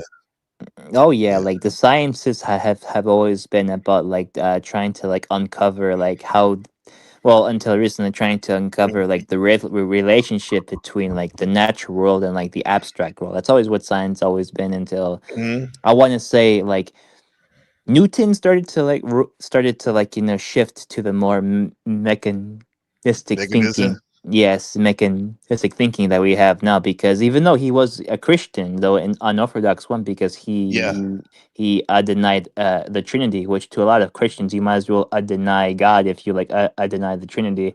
Like I think even like the Calvinists, like Lul and like his branch, like they still affirm the Trinity because they knew that like I don't, it's weird with Christians. Like, if you like deny the Trinity, you're essentially just like an atheist according to like their worldview. It's very, very like Mhm. strict that rule. Very strict that So, rule. so you're saying before Newton was his paradigm of like the mechanistic way of looking, at the a reality, it was that Trinity was the paradigm, and Yeah, the Trinity was the paradigm trying so to like balance like the abstract, the natural, and like the man between uh, all things. Yeah, Aristotle yeah. was doing that kind of. Yeah. So that's wild because I like on the way I went to the grocery store when I got that New York hat for my son, and there was a sign at the daycare or whatever. It said "Think in English."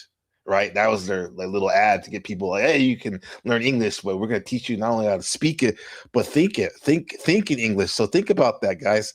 Like Oh. pretty much all of us, unless English isn't your first language, like that's how we think. So this is why maybe sometimes people from different cultures, different places, they seem so odd to us because they're literally, even though they're human, they're thinking in a different language. So with that said, it Yes. bring me to what we're talking about right here. I wonder what it would have been like to be a person like in Europe or whatever, to think like how their reality was set up, how it looked before Newton's paradigm became, The standard. the standard default, right? So Yeah, yeah, very interesting. Oh yeah, it was much more like yeah. holistic, I guess you can say, for lack of a better word. There Uh, was more like a unity. Actually, I think the most greatest Christian thinker, besides Alou, in my opinion, and besides like Kierkegaard, it's not Aquinas, because Aquinas kind of gave us like the prototype of like what Newton was, because Newton was a great scholar of Aquinas and like the mhm, Scholastics. But even before that, there was another Irish philosopher. I forgot his name, but he was so based. His name was John Eringa of mhm. like Ireland. He was like a Neoplatonic philosopher, but like he really was unorthodox. Even the Platonists during Ireland called him fucking crazy. Like he pretty much said that there is no a division between God and man and like a nature. They're all like in perfect Oh, unison and mhm, harmony, and like there can't be any, and like if you deny that, you're denying the Holy Spirit, mm, God, and yourself, essentially, if you think there's any like strong division of like categories in between those three. And for that, he was called the man who wanted to destroy the world, because like he wanted to just at like the known world at that time, right? Because he wanted to just like base everything into one cohesive, unified mhm.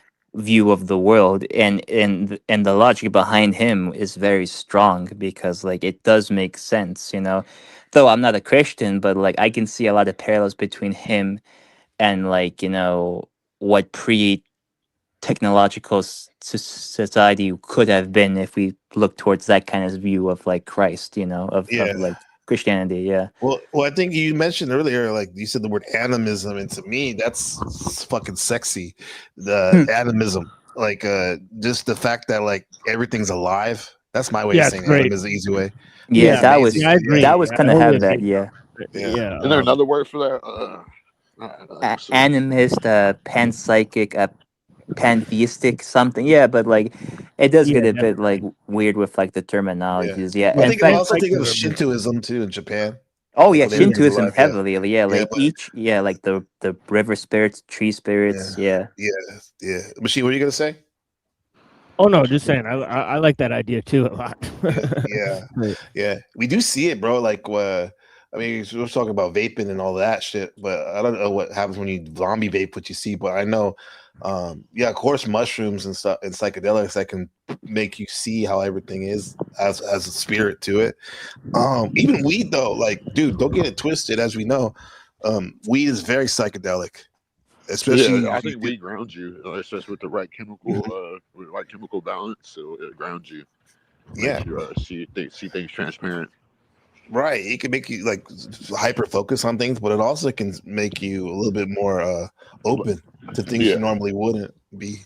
Yeah, yeah. Yeah. Oh yeah, for sure. Yeah. Yeah, but definitely like John Aringa. I know I'm saying his name wrong, but like he's like one of the most like cohesive minds ever. Like I think he beat Spinoza because like Spinoza came like way later, and like his ideas are not they're the way he formulated his ideas was pretty interesting, you know, with geometry, axioms, and mathematics. Okay, that's cool. Like that's really Yeah. cool. But Aringa was doing it with like Platonic and Aristotelian logic, you know, which is like the more raw version of like geometry and like axioms that we use today, you know. Well, it's like a mathematician how they see reality. Hey, let me Yeah. say we got a first person. Like this is the first time I've ever seen them here before. Let me get this right thing. Shout out to Miss Mariah. I don't Mariah. we don't I don't like Mariah, but we love each other though. I was Well, she Oh, called me lady, so that's cool. like brother and sister. We don't like each other, but we have love. What up, Mm. Mariah? Let me get this for you, Mariah. Let me see. For the ladies out there. Ladies, if you don't mind, give us your name, your age, what you do for a living, dating status, if you want to, of course. You know who that was, right? Fresh, fresh from Fresh. Uh, Ladies. Yeah. Holy yeah, shit. those dudes there, they need to get a grip. He needs to get a grip. Yeah, I mean, well, The they need Yeti to there get some, too. Holy they need to shit, get some pussy grip because obviously they never felt the grip on pussy to like it. yeah, Yeah. those guys But, are me. you know, one thing I like about this too, like you how I like doing it, you're correlating the shit just not just physical, literal, and spiritual. Like, yeah, you're Right. physical, literal, and spiritual. People don't do that shit. So. Yeah, man. Like they just focus on one, which you can get overly focused, right? And it's unbalanced. Because in the end, I like what Fatima was saying. Like it's pretty much all one, though. That's the easiest way to think about it. I like to keep things simple, huh? Yeah, but sometimes we need it. But sometimes we need to see that distinction. the way we The do, three, of course. the three things. Yeah. Yeah. There is a distinction, but they all come from one source. That's what they mean by one. What I'm up, not Yeti? saying that everything is Yeah. equal, because that's also wrong to say that everything's equal. No, everything has its own like function and locality, but they all come from one source. But like in our world now, like everything is even more divided, split. There's more pluralisticism, you know. So yeah, it's definitely the world that we live in now. There's like a shit ton of subcultures now, a shit ton of like, you know, forms of life running around in the world, you know. There is. It's like what I called on like TML show, let's call it the monoculture. The monoculture flattens everything. Everything's shared, everything's known, everything's experienced in all parts of the world. Like you can experience like, you know, like you can see possibly my meme in freaking either in Myanmar or in like a Zimbabwe, and like they can like repost that again and again, you know. Yeah, I'm literally in Taiwan right now talking to you guys. You're probably, I know CM's in America, and Machine's in another part of America. I don't know where you're at, Fatima, I'm also in the U.S. Yeah. in the U.S., but and I'm sure you guys are all spread out too. So this is Oh yeah, we're people definitely spread out. This I'm is in Houston, Texas. yeah. I'm a Cali got- kid. Though, don't get it wrong. I'm a California Bay. Yeah, that's why we get California Bear like Mac J. Huh? That's why you got the Southwest basically. LA meets Texas. You got Machines right there. I like Machine because don't get it twisted. Michigan's very close to Canada, and that's an interesting state of consciousness up there. Huh? Right. That northeast up there, kind of. Yeah, especially East, west. Toronto is in many cases it's worse than Detroit at this point. Really? because of criminal elements, right? Yeah, just Wow. the drugs. Yeah. Oh no, seriously. Like in Toronto, it's kind of like a small like A cage up there. London. Yeah, it's like a small London with all like the Wow. Indians and like the drugs, especially the drugs there, like all like the fence. Yeah. Yeah, the Punjabis over there are crazy. Yeah, they are. Yeah, the people that look like me, they're absolutely insane over there. They got some gangland. I've seen some great gangland documentaries on YouTube about the Punjabis up there in Toronto. They don't Yeah, fuck they'll- around, bro. Yeah, No. they'll do anything for They're for a couple freaking like bucks, yeah. even more crazy than like blacks or Hispanics. Like those guys are insane. Yeah. Yeah. It's like part of American culture, though, is the gang. And the more I look at it, think about it, it is gangsterism in the sense that look about like the cowboys and Indians. That was the ultimate, like, gangster shit, like good and bad. And then we got the mob shit, right? The Al Capone, yeah, see. And then we get the LA just took it to another level. Like that was, to me, that's the quintessential like gang, motif of what gangsterism in America is. But now every other fucking place in the world is trying to copy that shit. Yeah. think Yeah. it's Like that, and yeah, I think it's the that. monoculture, man. That's globally just spreading out, flattening everything. Like hip hop is now in freaking Cambodia now. There's want to There's be cholos up Tupac's. there and shit. Yeah. What Yeah. were you gonna say, CM? You know what I think it is? I think it's all it's like the mobs, the gangs, the fucking like every organization mixed all into one. You gotta figure California too is like it's like a holy land. Like what I'm saying, Yeah, land is the land is cursed on some shit. Yeah. Like, think think about what's her name? Queen Khalifa. It's Queen Khalifa. That's about to say the lore of Queen Khalifa. Yeah, that was interesting. Do you think that's true? I go back and forth, but it's true enough. Whatever it is, the lore, whatever it definitely embodies what I see California and other people I know from other parts that have moved there. It's like what my brother Ali said. He said, my homie, he said, Cali is where the kings and queens go to play. Right. Yeah. And I've been there before, so yeah. Yeah, man. Look at Kali, the goddess. Kali. Kali, goddess of yeah, destruction. Kalima, yeah. I mean, she'll nurture your ass, rock you and love you, but she'll chop off your head too if your ego's too big. And that's Kali. Yeah. That's dance with it, yeah. And dance with it, yeah. Dance with it. Do sea walk to it. Yeah, all that shit's spiritual, bro. Like, remember how they used to say the actual fucking treetops used to be on top of trees, like top of trees, yeah. Yeah, like that was like our ancestors on some shit, like. So it kind of makes sense, like, cause you gotta think about history did get like we could have been fucking walking on fucking water. You know what I'm saying? Yeah, I believe that when I was have a higher. This probably was a higher dimension. It was a higher dimension, and we probably lower. Yeah, I think it's because the like when I say paradigm, I mean it's like the main worldview, consensus reality. It was different. This is why people laugh when they watch those kung fu movies or Crouching Tiger. They're like, they're flying in the air. No, fool. They probably were on some shit where they didn't have limitations. Yeah, like, this is what we with can like do. gravity was like suspended for a few seconds. That's why you need to watch Dragon Ball Z. That's why you need to watch. You're right. Oh hell yeah, man! Yeah. Those guys in that mode, as you say, right? They use key. Yeah. In that mode, bro. Like, yeah. Yeah. I started. I wasn't in Dragon Ball Z until like I used to kind of watch it here and there. I was more of like a Batman Saturday morning cartoons, but I got into like, I still remember the first time I got into Dragon Ball Z was the Cell when they fought Cell. Oh yeah, I've seen that Cell. before. My little brother used to watch that part. Yeah, I watched that. Yeah, that part was good, man. That part was Cell, amazing. that saga. Yeah. Then I watched Majin Buu too.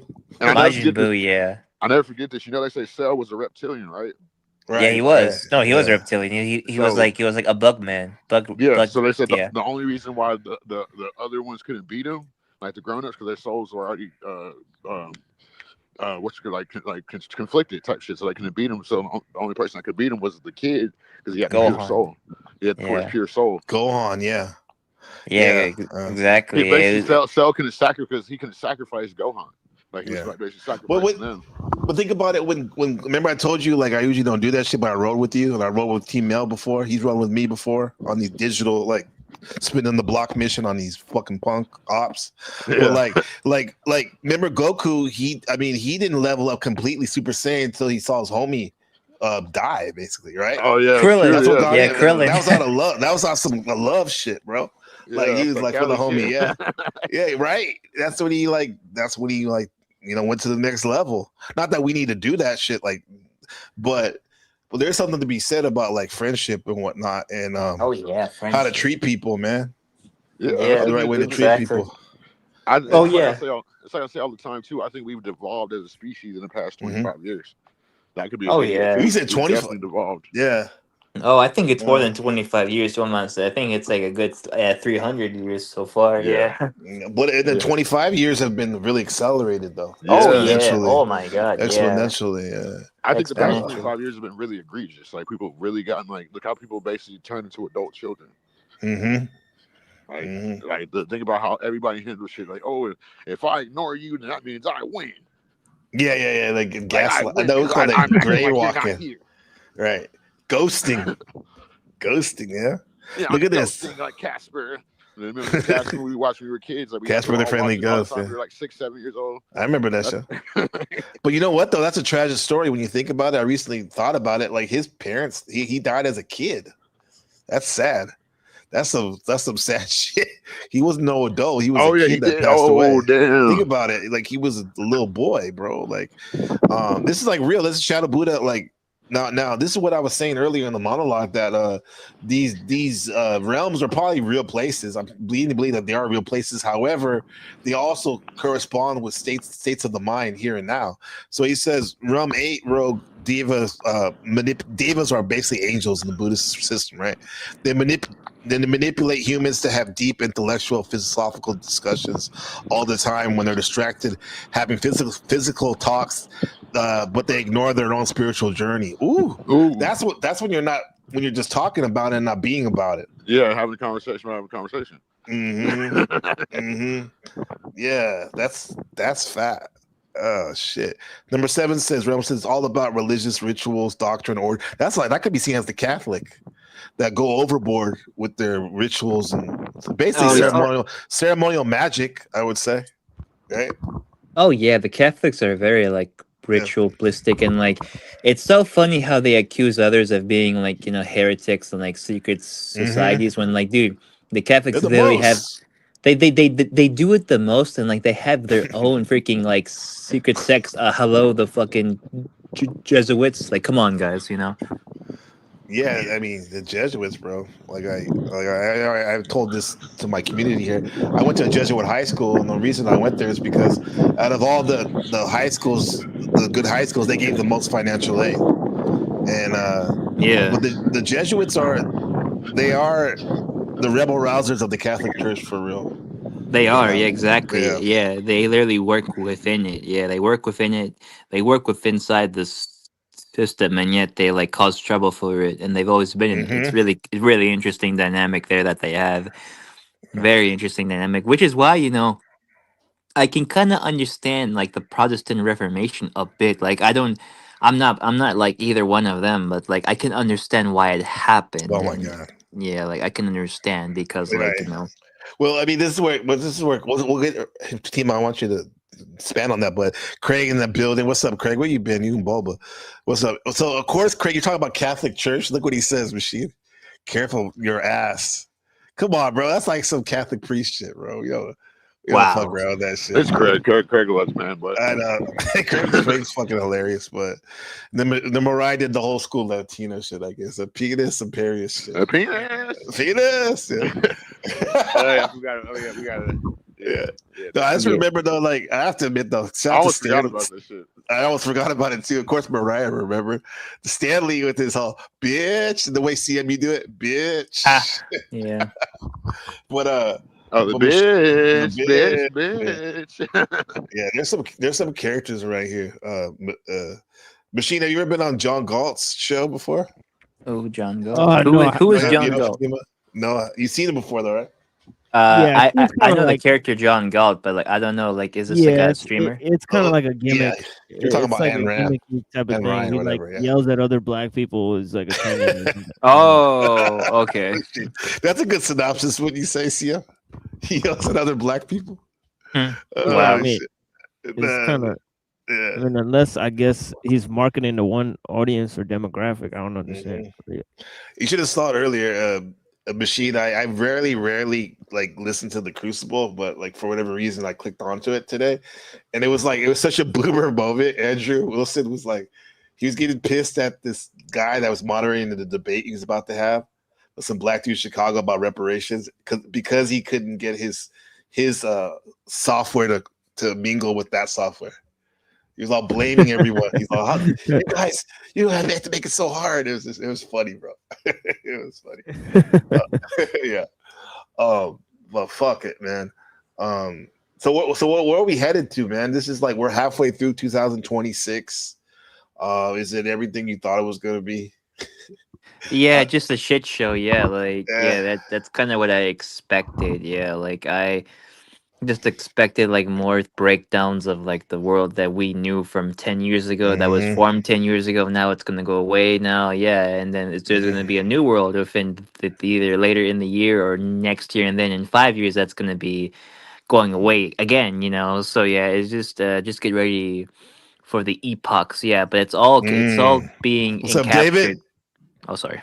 No, keep going. I'm sorry. Go ahead. I'm listening. Okay.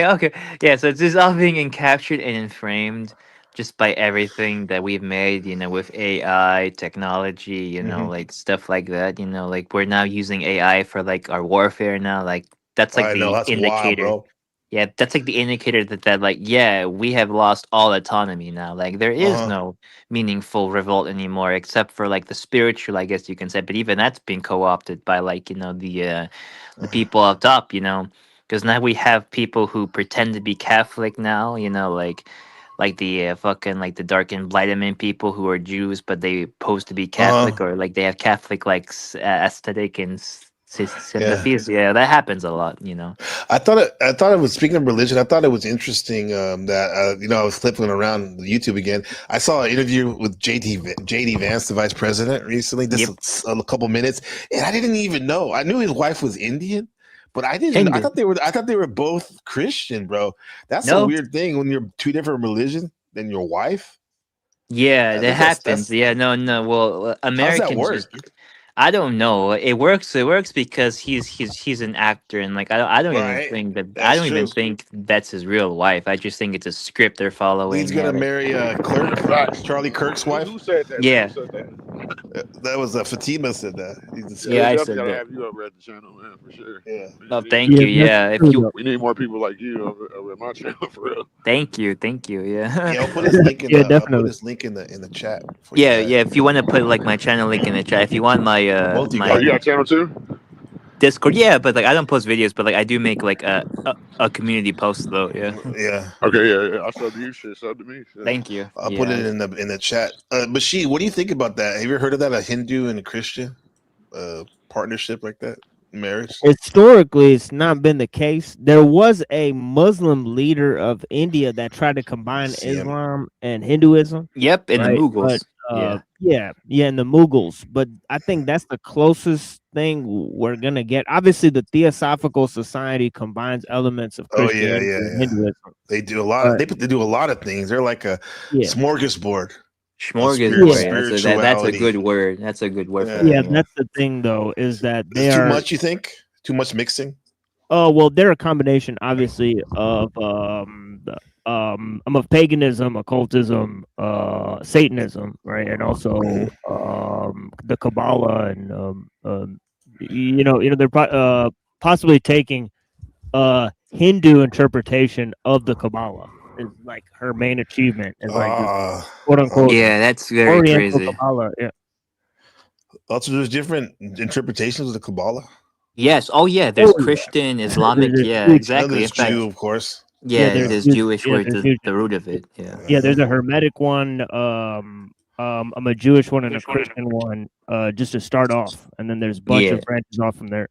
Branching out from there, yeah, and then of course there's like the Hollywood one where like Jeffrey Epstein. Jeffrey Epstein literally called a Madonna like a dumb like fucking like slut for like using Kabbalah wrong. It was so funny. Those are the ones that wear the red little bracelet thread. Yeah. Yep.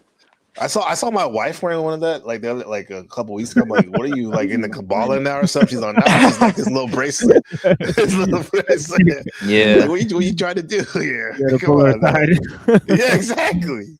So the video, right? Yeah.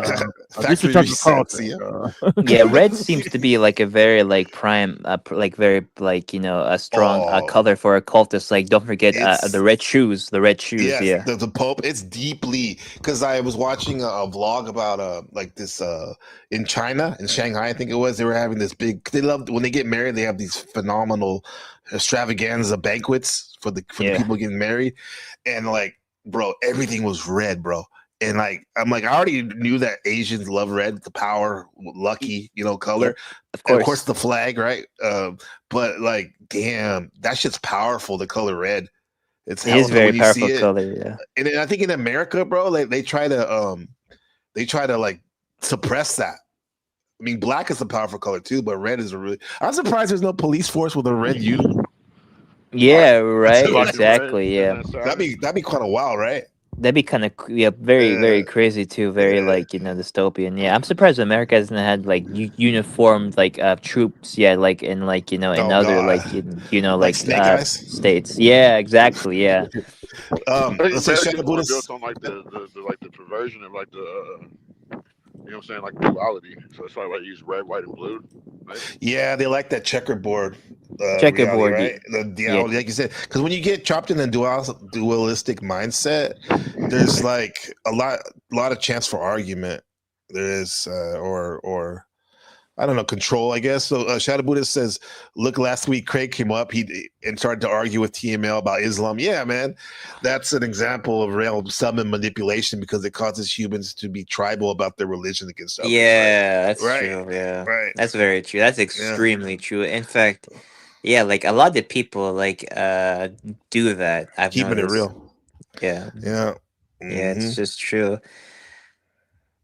Yeah. It's just the state of things, everything is like fractured, divided. There's pieces now, no longer wholes, and like the pieces don't even belong to any greater whole. They're just by themselves, and they just like clench into one another, whichever way they go, but they all are unified in their Yeah. disjointedness. Yeah, it's Hmm. very weird how that works. Yeah. Yeah. It seems like it's very fragile. Actually, our society is actually based. It's very thinly held together. It Yeah, seems it like it's is. all strong and stuff, but all right. Well, it Uh, actually is strongly held it is. together by You think so? like a technology. Like if you want to, if you want to like if you're like everything's already been captured by like efficiency technique, the monoculture. Yeah, Hmm. so like if you're gonna do anything radical or revolutionary, it's gonna be normal one day.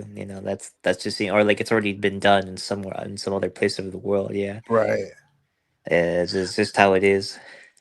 Yeah. Machine, do you think this epoch of time we're living in right now has any correlation to anything that you've researched another part of time you can put it up to, or is this completely unique, uncharted territory? Well, like I was saying, I think there's a huge reason to doubt the whole linear time scheme, Okay. right? Okay. And part of that entire thing is this idea, partly derived by the occult, but partly just derived from a non sort of, I guess, Western mythos, right? And actually, you could say that the Greeks also had it because they had this notion that there's like a great time in the past, right? So there's either four times or types of time, right? And they're going on at the same. I'm either in the same capacity or one of them's truer than the other, right? So But they're there's all overlapped at least, right? there's Yeah. overlap, right? I Yeah, got a question for Machine. For Machine, I got a question for you. I'm bad if I interrupted you. yeah, it's fine. You rang the bell when you said Western, and like it made me think about. I know you're a knowledgeable guy, so when do you feel like they flipped the maps? Because I feel like this is the either the northern or the eastern over here in America. You know what I'm saying? I think Western is more so of like a tradition of like you know what I'm saying, the Canaanite tradition when we say Western, because especially with the way that they flip the maps. So when do you what do you think about they flip the maps? Is what I'm asking. They flipped the script, yeah. Definitely when they created like Edom and Ishmael. You know, it had to be because see they created like um the concept of basically Arabs and white people like fighting or having this war, right? So they must have set the entire time and place to like hash that out, right? Or I think like that's what the present time is about, right? Because like Paul created like European society, right? So that's like what Rome is about.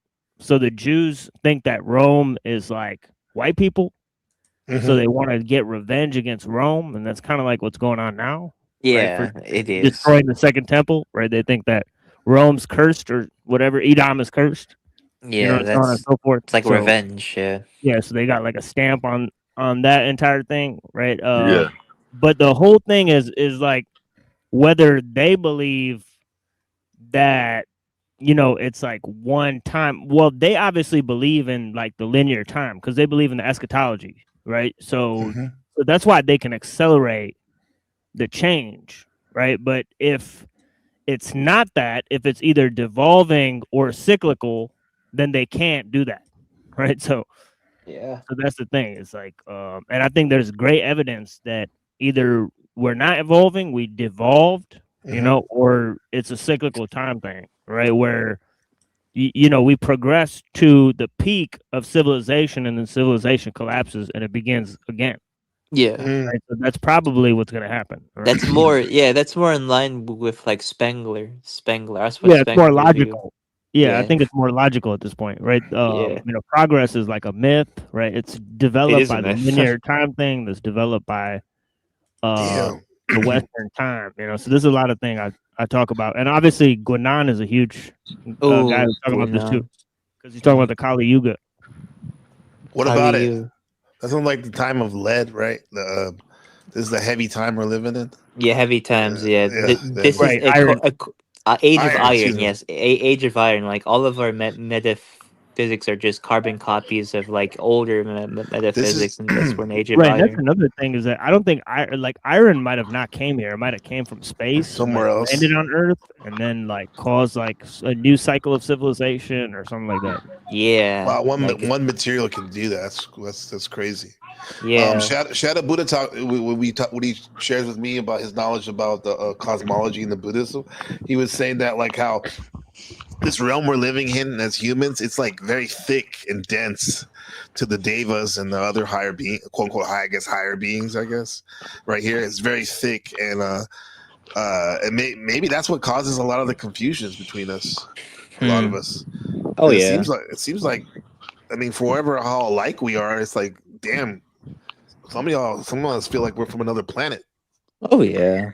Sometimes I feel like I'm like another like a dimension. Yeah, I mean, we are. I mean, it's not we are, but a lot of people are from another planet. But maybe some melanin's people like probably kind of like think about Venom. Think about Venom. How the symbiote, what's called the symbiote technology is equivalent to Symbiote. melanin. Yeah, we are one. Yeah. So I think melanin or that symbiote melanin shit is what connects us, keeps us connected. And like maybe the Caucasians are from some different dimension or universal timeline, and that's why they believe in like technology and introversion like that. Because they basically got tricked and introverted into this world. You see what I'm saying? So it's kind of a lot. Not really though, but it's like once you really see it, it all correlates into each other.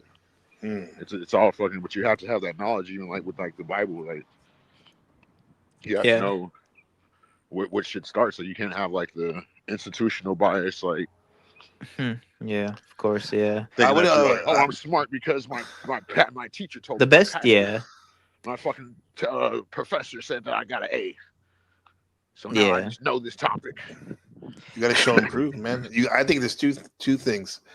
Crowley said it, like, there's theory and then there's practice. I mean, I definitely think you definitely need to study. I'll speak for myself. I need to study as much as I can. However, I need to go out into the laboratory of the earth and do my practice and see if these theories that I've been studying actually mean anything or whatever. Like, yeah, but like I don't want to be Maybe it'll change when I'm older. But like, I don't want it to be just practice either. Just like running around with my head, like with the chicken with his head cut off. Yeah, Here's the thing that with You know? that. that's Yeah. Everything has its value to the universe, whether it's real or fake. You know what I'm saying? So it's the Yeah. value. It's like the perception. It's what how the value you put on it. Like it's just you could like whenever you're learning knowledge, you can feel yourself elevating. Like whenever you can put shit together, like oh now this makes sense. Now like, all this shit I've been Yeah, studying. that's a Like good feeling. it's kind of it's kind of like giving yourself your own yeah, grade on your test. Like, oh yeah, yeah, now I passed this because I was able to put these two together. Now I know this. Now I can Mhm. teach other people. Like you were saying, it's about you know what I'm saying? Reciprocate, not reciprocate. You know what? But the shit you just Yeah. said. The shit you No, just said. but you also do see it. But it's also too. I've noticed like when I feel like I got a aha moment, and I certainly never feel like I know that the secret of the universe, the secret. But like you climb, it's like climbing a mountain, right? And you got all this knowledge you've been building. That's when we say build. That's what we mean having the conversation like this. These are building on ideas. We get to the top, and now we can see, where we were at before. But then when we look out, we see there's other mountains to be climbed as well. I You feel know? like that analogy would go well with materialistic ideology or earthly knowledge, like not esoteric, because Uh-huh. esoteric, the universe is infinite. So there's not Yeah. going to be a peak to that mountain. You know? Yeah. I guess with me, I'm But an there's a peak to earthy a mountain. person. There's a That's why peak. I like There's for definitely a me. peak when it comes to materialistic gain and just fucking over people. but that's the world that we live in. That's the world that's being run by those people who just like this, like leech off and screw over Wow. people like us, and they just live happily lives. Yeah, But I think it's also happening in the unseen realm too. Cause look at what Buddha's saying right now. Shadow Buddha, he said Very reminding me factual. that he said in Buddhism there's a 4 dimensions of human realm, right? In the Buddhism we are in the southern oh content, yeah, it and happens then all over. yeah, and then like so there's probably like some of the devas, as we say, angels/demon that are trying to siphon from us. He says my Demons. theory. This is his theory he's been working on. He says my theory is that aliens are actually interdimensional beings. They travel based on lighter frequencies. They travel like Back to the Future style, where they're in the same spot, i.e., Earth. Yep, Yeah. the No, archons, no, like that's archons. actually like Pretty that's actually sophisticated. like very good reasoning, because like aliens, like it being Yeah, they interdimensional all beings, are the that would archons. explain. Yeah, Mhm. archons. Yeah, we did a show There's before good on this. archons and there's bad ones. Right, right. You just can't Our, fall into the loop, the soul yeah, trap. gatekeepers and all Our that stuff. archons are the Yeah. ones that are fucking running this round. So Yeah, exactly. Archons are running the realm. They're like extracting things from us, colonizing us, like trolling us a bit too. And Look at yeah. yeah, like Renton right now. He says, "I'm not saying it's aliens, but it's aliens." Oh, That's that's a very the old meme. Like yeah. that's like a good one. That brings back like a lot of like nostalgia. Haven't heard that one Wah, in a wah. while. Yeah. Nah, but does alien thinking about aliens and how they? Because I never was one to be like believe, quote unquote, believe in them fully, but when I overlap it with this Buddhist text and stuff, it's interesting to me. Like it makes a little bit more, makes it a little bit more real to me. Oh yeah. Yeah. Oh, I think for sure. the aliens are humans actually, like you said, like just like the book Dune talks about how basically these weird creatures we see in that universe, they're just humanoids. It's just that they've evolved so much in the 35,000 years of the history of Dune that it's might as well be alien, Oh, oh yeah, of course. to a I don't human believe in that the like word us. alien. The terminology alien. What do you mean by that? Huh? Like how so? Well, I think it's basically like it's like a coined term. Mm-hmm. The real shit should be like what they are. They're interdimensional beings, like you said. They're people that Mm. where are we getting the tech? Like I tell people all the time, like where are we? If y'all are so scared of these aliens, quote unquote, where are we getting the tech upgrades from? Who's bird feeding us with this technology? Because they are bird feeding us. Yeah, like little by little, right? Yep. Little by little. What would those Yeah. be called? Yeah. You know, I think it's humans, like he says. Like Shabu said, aliens, quote unquote, are technically humans. Their dimensions of the human realms are still humans. Yeah. Yeah. Mhm. Yeah. technically, yeah, technically they are. Would be technically human. Moving. Yeah. Inner space. Mashi, what do you think about that? You think do you see aliens if you take DMT, for example, or is that Oh, something yes, else? that's like a good. That's like a classic one. Yeah. Yeah, I'm kind of convinced that we're the only things here, but I think there's aliens here, but they're kind Mm-hmm. of like spirits, right? So I think Okay. there's all sorts of other forms here that are Yeah. in the earth, and you know, and you know, there's like beasts that like live in like volcanoes and like under the Mm-hmm. sea, like under the earth, right? Yeah. Like in the dark, like we don't see that shit, right? But there's all types of beings. Yeah, I've been watching this. I'm sure you guys have seen it. My son's 8, and he likes to watch SCP, the lore on YouTube. Oh, With all, SCP. Yeah, yeah, those guys are fucking like. Oh my god, you just it's brought funny. back like It's a a trip, right? nostalgia for me in like middle school. Oh Right. my god, I used to play those. I Yeah, used to like read those all day.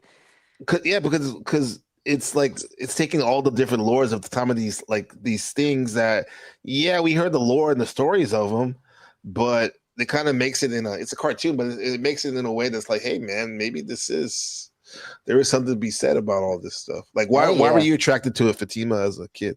Oh, why? Because I just thought it was cool. I was into like creepy pastas, as a kid. I was just reading upon those and I was, whoa, this is like, this mixes like, conspiracies and like Mm-hmm. monsters. I'm gonna fucking eat this shit up, and I did, right? Yeah.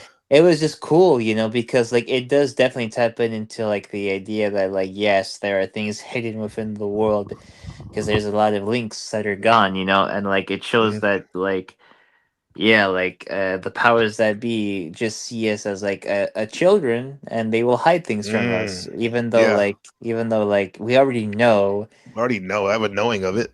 Yeah, we already Yeah. know. So like you might as well just let out the monsters and the beasts and like the weird artifacts. And I think yeah, exactly. Like it's just very, very interesting stuff, It shows, it's definitely a reflection of like life because like I think that something similar does exist. That as crazy as like ones, literally the SCP Foundation literally houses like, God like God destroying God. So yeah, Yeah. that's the There's thing. one Very called God. There's a God one. yeah, I know Yeah. exactly. Yeah, the Yeah. God one. Yeah, that's the one I was referring to. Yeah. And interesting enough, it kind of corresponds with the Nation of Islam, kind of 5% Nation. It's a man, actually. It looks like a Yeah. normal man, but he's doing some like spectacular things. Shadow Buddha says the rogue ones in the third, and the other aliens, I guess humans, the other 3 hate us because we live such a. Oh yeah, this is interesting too. I get this feeling too that being a human immortal is actually a powerful thing, and because the rogue aliens or demons or angels, in the other 3 dimensions hate us because we live such a short amount of time, 100 years compared to them, but we have the most spiritual potential, whereas they don't experience suffering. That's why, bro, that someone that's like low down in their life or in society or whatever, or even hurt, you have the most potential to evolve yourself, right? So that's why it's interesting about being a human, huh? That like even though someone might be low down, like and like they're not you don't value them, whatever, but they have the most potential to glow up if you think about it. You know what I mean? Yeah. That's the human experience too. Oh Yeah. Hey yeah, of guys, course. I gotta go handle some shit, but I'm gonna go live in about an hour or so. All right, bro. Yeah, All right, I want man. to tap See in ya. for I don't know sure. how long you'll be over here. How long Yeah. you'll be up there? How long you trying to go live? No, I'll probably be off before you come on, and if I'm not, I'll get everyone to go over there if you already No, live. no, I'm just saying how long. Like, I ain't want to like fuck up your live. No, I appreciate it, bro. Thanks for even saying that. Yeah.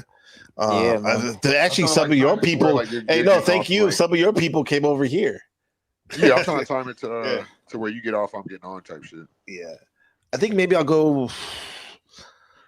Maybe at the least another hour because I might get some breakfast with the fam because today's a holiday. Today's what Oh they yeah, call. you're saying that. Yeah. Today's what they call Dragon Boat Oh, racing. Right. nice This is dragon. Boat. yeah, this is Indonesia style, how they do in Indonesia, right Ooh. there. But I'm in Taiwan. It's not as swagged out as this. This shit's Oh swagged yeah, out. Look at that Taiwan. man. I would Look at that imagine. motherfucker right there. Yeah. But anyway, but CM, I appreciate you coming through, brother. Thanks for the Yeah. Hey, build, man. always shit. Now shit. I'm gonna be coming every time you live. I'm gonna be here. Shit, if I'm welcome. Yeah, absolutely, man. Absolutely, Machine, man. yeah, machine. I Always gotta start welcome. pulling up to your lives, and I think I added you on Discord. Fatima. Oh, thank you. Yeah, I'll definitely check that out. Thank you so much. I really do appreciate it. Yeah, we definitely Yeah. gotta. If y'all can't sub a, in my channel, we a definitely gotta connect, have some. absolutely. I will definitely come Yeah, by C if I can. holiday. Yeah, Definitely C you gotta should have. come holiday through to season. the This is a great yeah, conversation. you should come through Y'all, to the Machine Lives Discord as well if you want. But yeah, bless. Yeah, I'll give you the sub. That Discord's popping. oh, you Yeah, got it a is. Discord? So I didn't know you got a Discord machine Yeah, lines. that shit's Yeah, Oh we yeah, he do. fucking does. popping. It's very, very cool. I like it. But shit, Yeah, yeah, just I'll yeah, send you the link. drop it. Gabe, send it to me on Discord. I'll join his too. Yeah, Yeah, y'all got gotcha. a good conversation. Man. I'm definitely learn some more stuff. Got to shit out some knowledge too. I definitely appreciate y'all. Y'all have a great rest of your life. I Yeah, appreciate the bill, CM. All right, brother. Y'all too. See you soon. Have a good one. Bye. Peace. See ya, man. Peace, bro. May peace be That's upon you. Hell yeah. yeah. That's C holiday season 23 in the building. Out in the Mm. building now. Yeah, where's Neurojack, bro? Them two had a good little debate dialogue last time. One of the Oh time, really? right? Oh yeah. Yeah, Neuro. Yeah. I heard about that. Yeah. Mm-hmm. Yeah, I think he's busy right now. But Yeah. Was it Reddington? He said, "Is it SCP or ICP?" No, Reddington. It's not. SCP. Inside, SCP-173. insane clown posse. ICP. Holy Oh my shit. god, I haven't heard those guys ICP, in a long time. yeah. Yeah.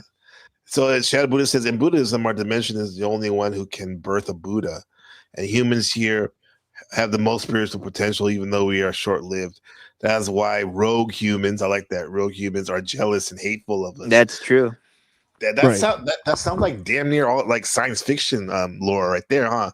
Like that's where they get it from. Devas, yeah. And like Yeah, and like inside Buddhism, devas are actually in Hinduism gods, but now they have been reduced because the Buddha has actually transcended the Sended gods. that. Yes, exactly. Wow. So That's like what's so like cool. so now like when it comes to God in Buddhism, there is no creator God per se, but like there are gods though, but like Yeah. they are greatly reduced to like a devas. Like they can help you, but like worshiping them is not the point. Like they can guide. It's kind of They're like a essentially waste of time. saints. Yeah, exactly. I mean, not to disrespect them or anything, but like it's like it seems like there's other priorities, Hey, right? there's other priorities. There's a Yeah. priority, and I think Buddha is Srila Buddha is explained it to me too. Like I'm paraphrasing that. Like I think when Brahma or someone came to the Buddha at one time and said like he thought he was the creator god or whatever, but obviously there was something there before him, right? Yeah. And Buddha was like trying to like I don't know, he told him or whatever the fuck that like trying to solve like the paradox and the riddle. He told him like, and he told him like you know if we keep on regressing your creator, we're just gonna be here all day debating about it instead of like trying to like liberate the suffering of all humans and even yourself, Brahma. Yeah. Yeah, beautiful, man. Exactly. Yeah, that's why because Buddhism is very good. yeah, and I guess like all these religions they have their purpose, right? And I would say like Christianity, if you want to know how to worship God and honor God, I mean that's what you want. That's a good place for you, right? Islam, I heard some of the sheikhs over the years say that different ways that like a true Muslim is like knowledge of God. They want they want knowledge of God. So that's another way to do it. Yeah, But it is. Yeah. But this Buddhism and Taoism, like shout out to Machine Lies and Zen and all that. Yeah. That's very He's a Taoist. It's cool. It resonates with me. Absolutely, yeah. Like that Taoism has a very rich and like ancient tradition that's very, very like vast actually. Like if you look at the actual holy books of like Taoism, there's a lot of them. There's like over like 20,000 pages of them. It's I think even more than that actually. Yeah, it's just massive the amount of like knowledge and like scripture Taoism has. It fucking like outbeats the Bible. You know, the Bible is like 1,000 pages, or like these giant blocks of like Taoist literature and like healing and like wisdom is just expensive. But the thing about Taoism, I get like my limited knowledge of it is like I like the whole fact that observation seems like a component of it, and Oh trying yeah, to it's yeah. learn from nature, for example, right? Yeah, it's based on And the like natural order. observe it. Yeah, natural state of things. It's also quite a paradoxically anti like philosophy because Hmm. it's like hey you're caught in abstractions, you're caught in like these ideas. Why not just stay in like this type of like plastic place of like you are one with everything, and the Hmm. sense that like you originate from it and you're experiencing it, and your experiences, your thoughts shouldn't ruin your experience of things. Yeah, it's almost like a very like phenomenological, like it's what Yeah, Heidegger and Husserl was doing. Yeah, it's like a it's lot of like those guys, they were all influenced by that, huh? huh. A lot of those great thinkers, those European thinkers, were Oh influenced yeah, by it. oh Absolutely. yeah, Yeah, especially Yeah, Heidegger. absolutely. Yeah. yeah. Yeah. They wrote about it. I think Hmm. I think everyone after Hegel like wrote about it too. So Wow. Hegel Yeah. wrote books on Yeah. history of philosophy where he included like Confucius and Lao Tzu and all this stuff. So Damn. yeah, so he knew about it. Yeah. Do you think there was a time though in philosophy where that they kind of broke away from that? Like when we get to what's his name, Derrida. That's the one that, like, when I think of modern day quote unquote philosopher, why is he seen as Derrida, the guy? Derrida, Jacques Derrida, yeah, Derrida. Yeah, Jacques yeah. Derrida is fucking like is like one of the biggest like destroyers of philosophy, right? Because Yeah. like all of the postmodernist thinkers of France, Mm-hmm. except for maybe Jean Baudrillard, who I like. He's the one who Mm-hmm. wrote Simulacra, right? Simulacra, yeah. Yeah, he's good. He's good, but all the other ones like Foucault, Derrida, Lyotard, Deleuze, Guattari, maybe, The Frankfurt School. Sartre, Frankfurt.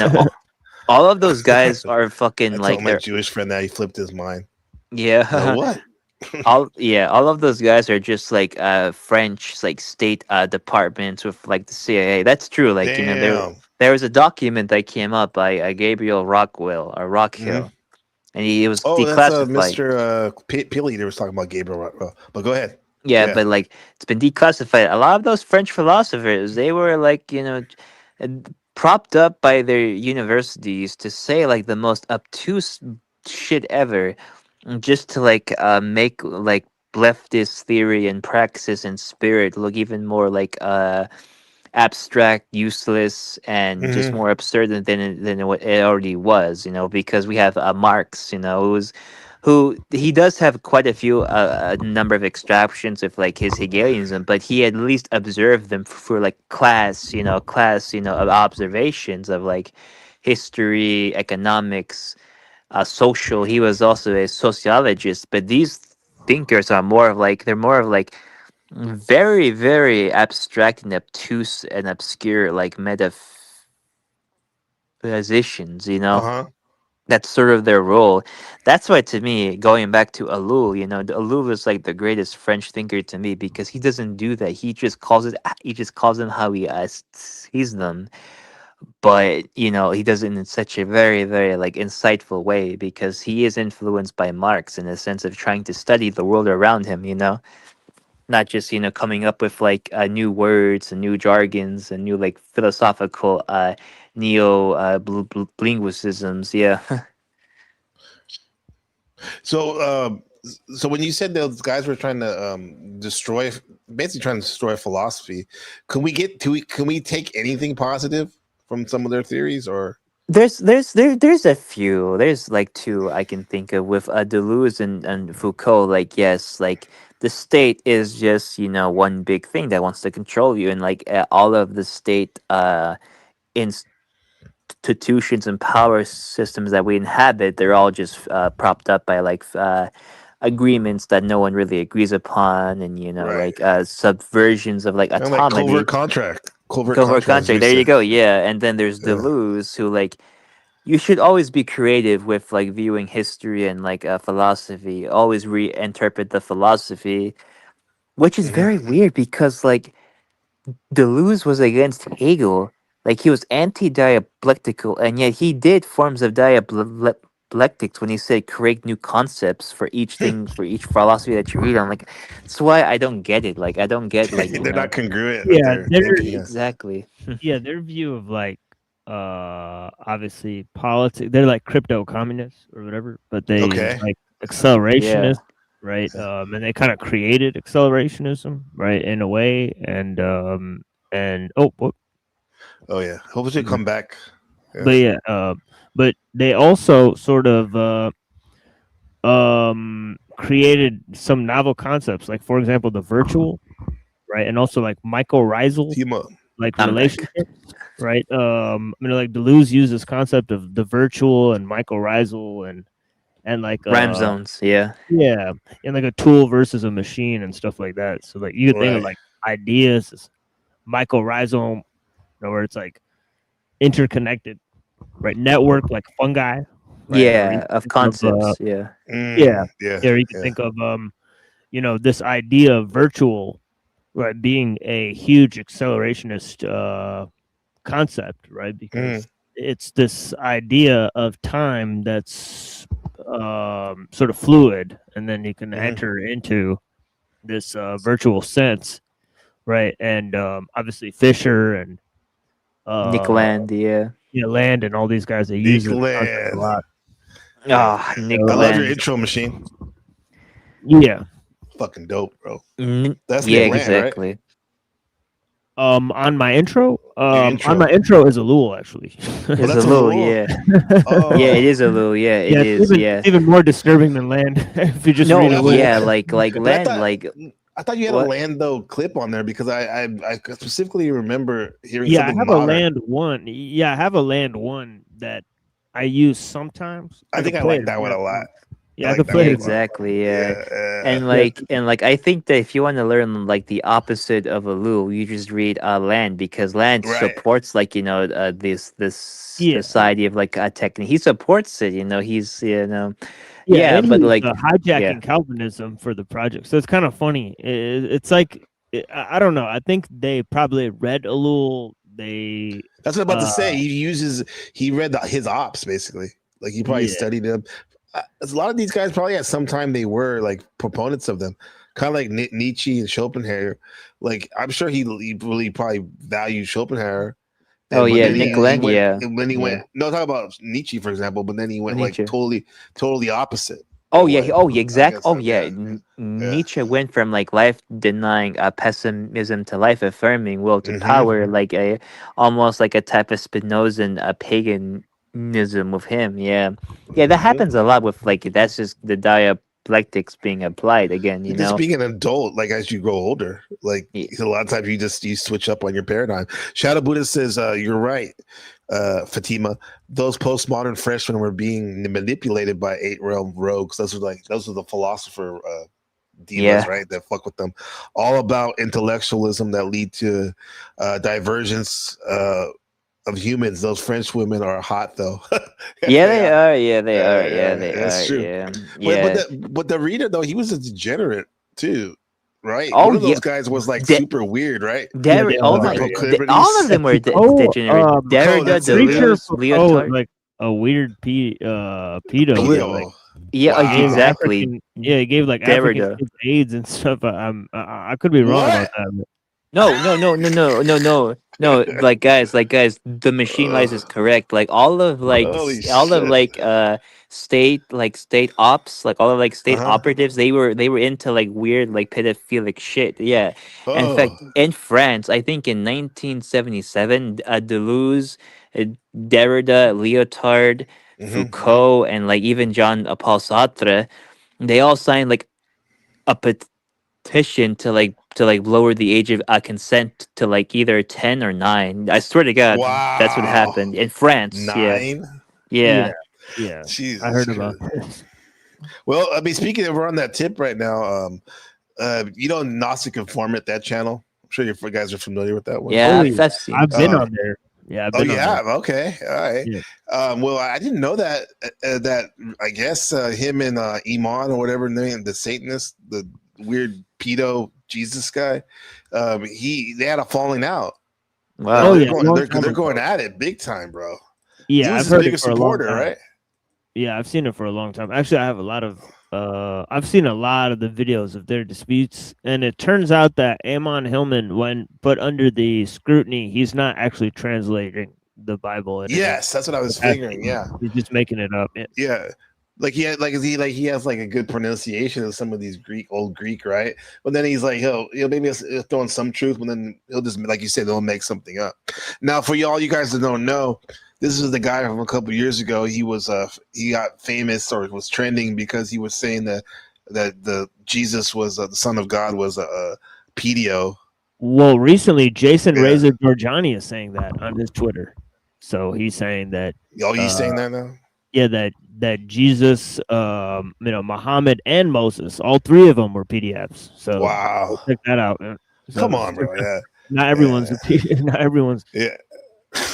Yeah, that's just those like guys are projecting, maybe. Projecting. Yeah, that's just really weird. That's just weirdness upon weirdness. Yeah, but when it comes to like the Frenchies, right? The French postmodernists and post-structuralists, those guys were actually weird. But unfortunately, though, we kind of live in their shadows, especially if you're in like a lot of like left-leaning or like a lot of like anti establishment circles. Like that's been co-opted too by them, by their ideas. Yeah, right.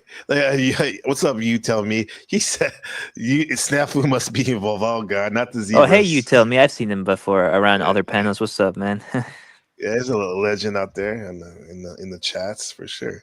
Yeah. One of our mods, Reddington says, "Who's that?" Was saying Isaac was the one, I believe. How you say that name, guys? Bjorkins was saying Isaac.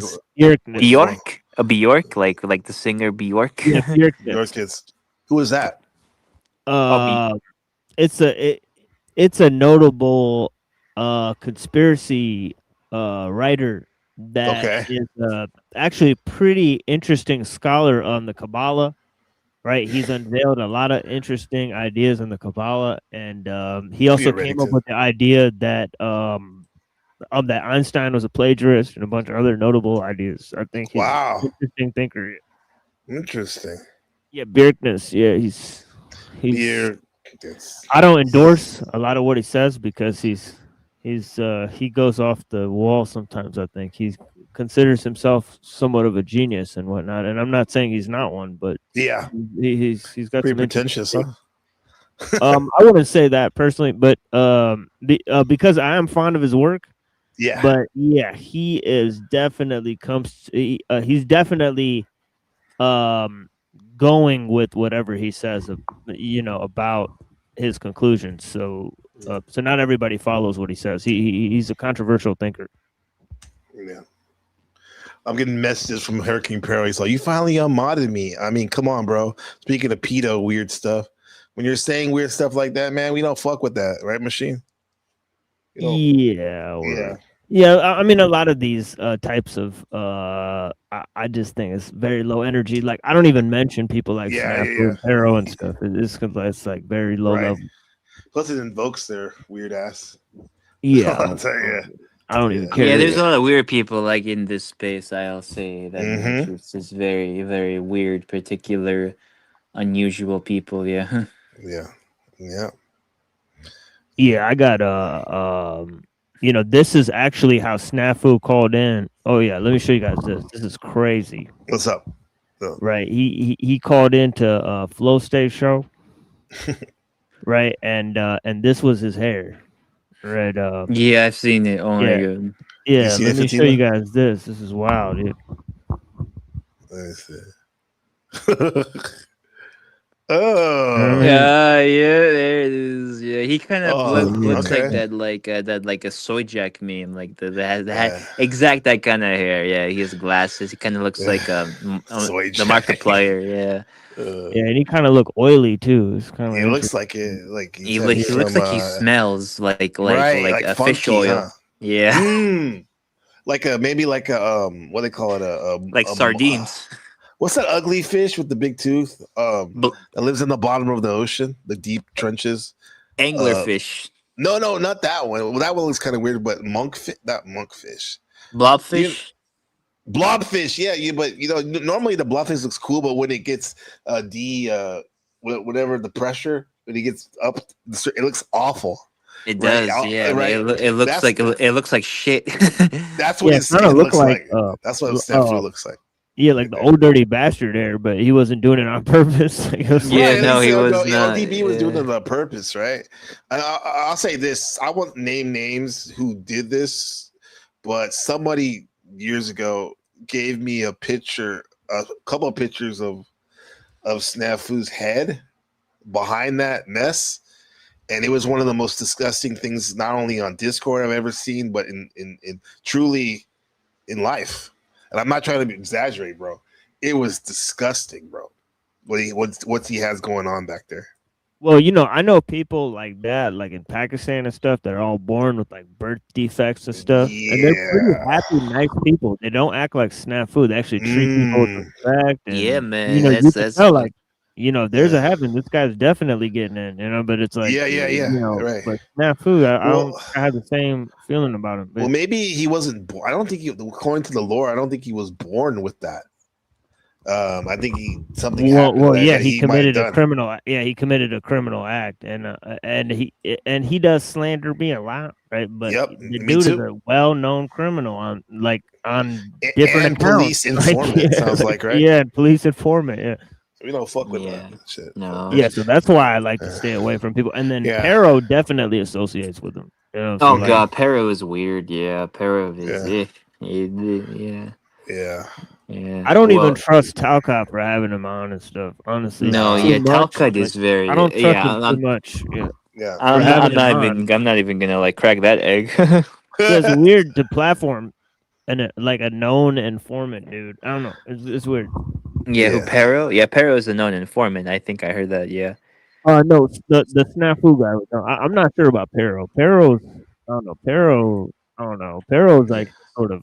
I don't know. I don't think he's smart enough to do all that. Yeah, he's not. Yeah, but Snafu though. Snafu is definitely. I get that vibe from him. Yeah, Yeah, and brown people are smart enough to pull that off. Even a Yeah. dumb brown person is smart enough to pull that off. Yeah, and like I've heard that like even Jack himself is like if I was a former informant or was like affiliated with such things. I've heard that from people too. Yeah. Well, Brown's he boy had that stated. narrative. Well, he stated something of the effect. Now, I'm not sure, but obviously the media event, right, with the Don Lemon, right? Oh gosh, yeah. So Jack was actually on the national news. So I'm not sure how he's able to, What the because we fuck? all have like Wow. clout to like maybe talk to like other internet creators that might be big in this area, and some of us have talked to them, but yeah, we didn't go on the national news and talk to Don Lemon and then participate in a national media event. Right. So that is, and some of these people have, like, for example, one of the co-hosts that was told to go on his show was the cameraman of Alex Stein. Can you believe this, Fatima? Wow. Yeah, so like That is so it's like, what kind of that's something weird? that's something that really Yeah. should like raise eyebrows and like It lift should your raise nose. eyebrows, and we raised eyebrows about it, and then we got attacked for months. All right, so this is actually what Are you happened. talking about Landry? Yeah, or so there's a lot of weird Yeah. instances and groups, or or whatever. No, in the like area. one thing you have to know is that like the state apparatus, the elites, the Jays, the Exactly. technique enforcers, they will go even in the smallest of like subcultures like we just to even- like subvert everything, you know? Yeah, even corporate espionage, it's even lower on a lower level. They're just like talent scouts doing little corporate espionage. And, Exactly. even Yeah, that that's would all be- they do. They're just hired to like do all of that stuff. Yeah, they Right. are, But yeah. do you think there's useful idiots? Because you told me he's saying that I'm not worried about Jack. I don't see how he could cause harm. I wouldn't say him per se, but his Yeah, platform the opening entire up to network. those people, right? That's Yes. could be harmful to somebody. Yeah, Yeah, think it about is. it. Like think about how they corral a bunch of people into certain areas, right? Like for example, Paul and Slave, Jack, Talcott, Flow State. They'll corral people into those areas, right? Right. Which are, I think it's because they're the more normal, they have the more normal demeanor, right? Yes. They're talking about getting a job and getting along with life and getting along Yeah. with people, and that's their whole message is interpersonal psychology, and self help, you know, and Yeah, oh my, unfortunately, yeah, so, Jack. Yeah, the epitome of self help is like those people. Yeah, they are yeah, that. so I You think know. yeah, so I think like if you create a place where people can talk like how Powder Dusty and these people do, and you know, and it's semi functional, right? Then they'll corral people to that space, all the normies, all the boomers, right? Because it's like there's nothing going on there. It's a good way to distract yourself, right? And so on and so forth. Yeah, that's So true. Because you think if on those purpose. people weren't in there, there'd be more people probably listening to what we have to say. Yeah, Yeah, exactly. yeah, you know what I'm saying? I don't think necessarily because I Don't think think their so? audiences are manufactured, right? So I Yeah, don't the think their audiences. people would come here. You know, I don't think like Okay. yeah. So I don't think it would necessarily work that way. I think we have our own people. You know, they have inflated audiences. I think, right? You know, if I had to guess, right, and I've observed their numbers and figures to note that they have inflated audiences at times, right? So, so that's all I'll say now. I won't, but if I wanted to actually show numbers and stats and figures, Yeah. I'm pretty sure we could get to the bottom because those numbers Yeah, are extremely fishy. Yes. they are. Yeah. Yeah, they are. We use the And social blade, Fatima. Like that huh? says a lot. Social Yes. blade and other various websites where they can give you like analytics. Yeah, All social that, blade. like Yeah, yeah, definitely bot go. views and all that type of stuff. You definitely have to like use that with people like that we just talked about because we don't Yeah. know who because to talk with John Blemon and to have people who film for Alex Stein, that's yikes. Like And then, I don't trust any demist. I don't trust those yeah, people. You know. yeah, and then even Snafu, he went to court with Marfugal TV. You know, Wow. so this is pretty weird that Yeah. he's going to court with huge content creators and you know, and so on and so forth that he used to work with. You know, So so he's talking about Yeah. Oracle guy, this guy from Oracle he used to talk about all the time.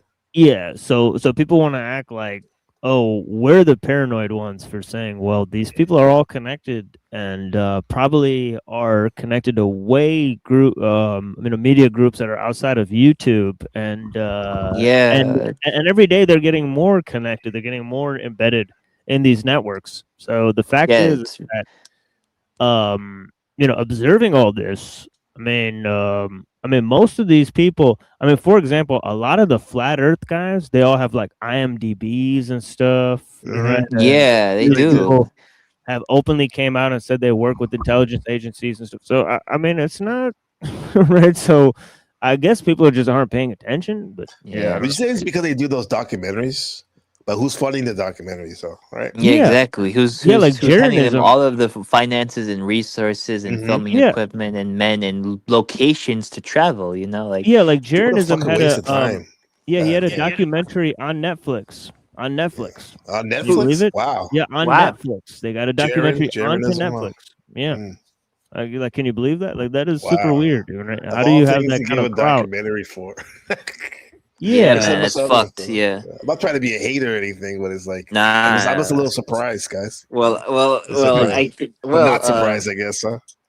well, if you want to know something about me, I Mhm. kind of think that hatred is like sometimes it's okay. It's Yeah, yeah, yeah. essential to have some hatred in your heart. Yeah, like I'm like like the people who I talk to so far, like they think I'm wrong. I'm like no, it's okay to have standards, and then if that Right. standards manifest as a form of hatred, so be it. Like I'm not. I don't have time to like be like apologetic or nice about how I hmm use words or how I express things, because like I'm not gonna make room for that. Like I don't see myself as a bitch or an asshole, but like I'm not gonna like just stop and just like say, oh, I'm sorry how that made you feel, or like I'm sorry that I used this word incorrectly. No, I'm not gonna do that, Nate. Yeah, you don't seem like a rude person, but I guess if someone like really um crosses the line, Oh, there's a oh yeah. time and place for everything, Oh yeah, exactly. even Yeah, hatred. like yeah, it doesn't Yeah. it doesn't take a lot actually, but like I'm usually pretty chill. Yeah. It's not until I sense like some like snark or some like like smugness. I'm like, okay, asshole, like what's hmm up with you, right? Or like yeah, like I don't handle like I don't like smugness. That's like one thing I don't like. There's just like smug people. Smug people, yeah. Yeah, it's like Yeah. whoa. So like you think you know better than like everyone else, like with the Yeah, yeah. It's well, I'm sure we'll have a great argument in the future. Ah, Machine, yeah. Terrible one, have you been, where we almost fall have you apart. have you been accused of being smug before? Wait, yeah, machine Uh, lights. Have you been? Because dude, you seem to of be so course. like He said, of level course. headed. No, I've been accused by everyone and their mother by being the most smug person to ever live. Oh no way, dude! Like Wait. I'm not. No way for me. No. Yeah. Really? Yeah, Wow. yeah. People have said you think you're some kind of philosopher. My own family has said that type of stuff to me. Like you think you're some kind of big time philosopher. I'm like, I never said I was a philosopher guy. You know, I don't know Yeah. what you Yeah, guys are talking about. exactly. Yeah. Right. But that's why you are one. Because you don't say. That's left to us to say. Because yeah, I see it. I mean, among Yeah. other things, you're definitely multidimensional machine. But like yeah, I definitely see philosophy as something that I value your teachings and whatnot, how you share stuff and break stuff down. Yeah. What have you said to your parents? Do you think you're some type of big time doctor or something? Do you think they would like it? Yeah. Well, I did when I was younger, but Oh as shit. I get older, How'd I that go? learned that, like, looking at the medical books and stuff, that the shit is no joke. That you Right. actually had to put in tons of work just in order to get to that point. I started looking at my dad and my mom a little bit differently, right? Mm, Because Yeah, they it's always are good. Yeah. yeah. extremely intelligent people at the very least.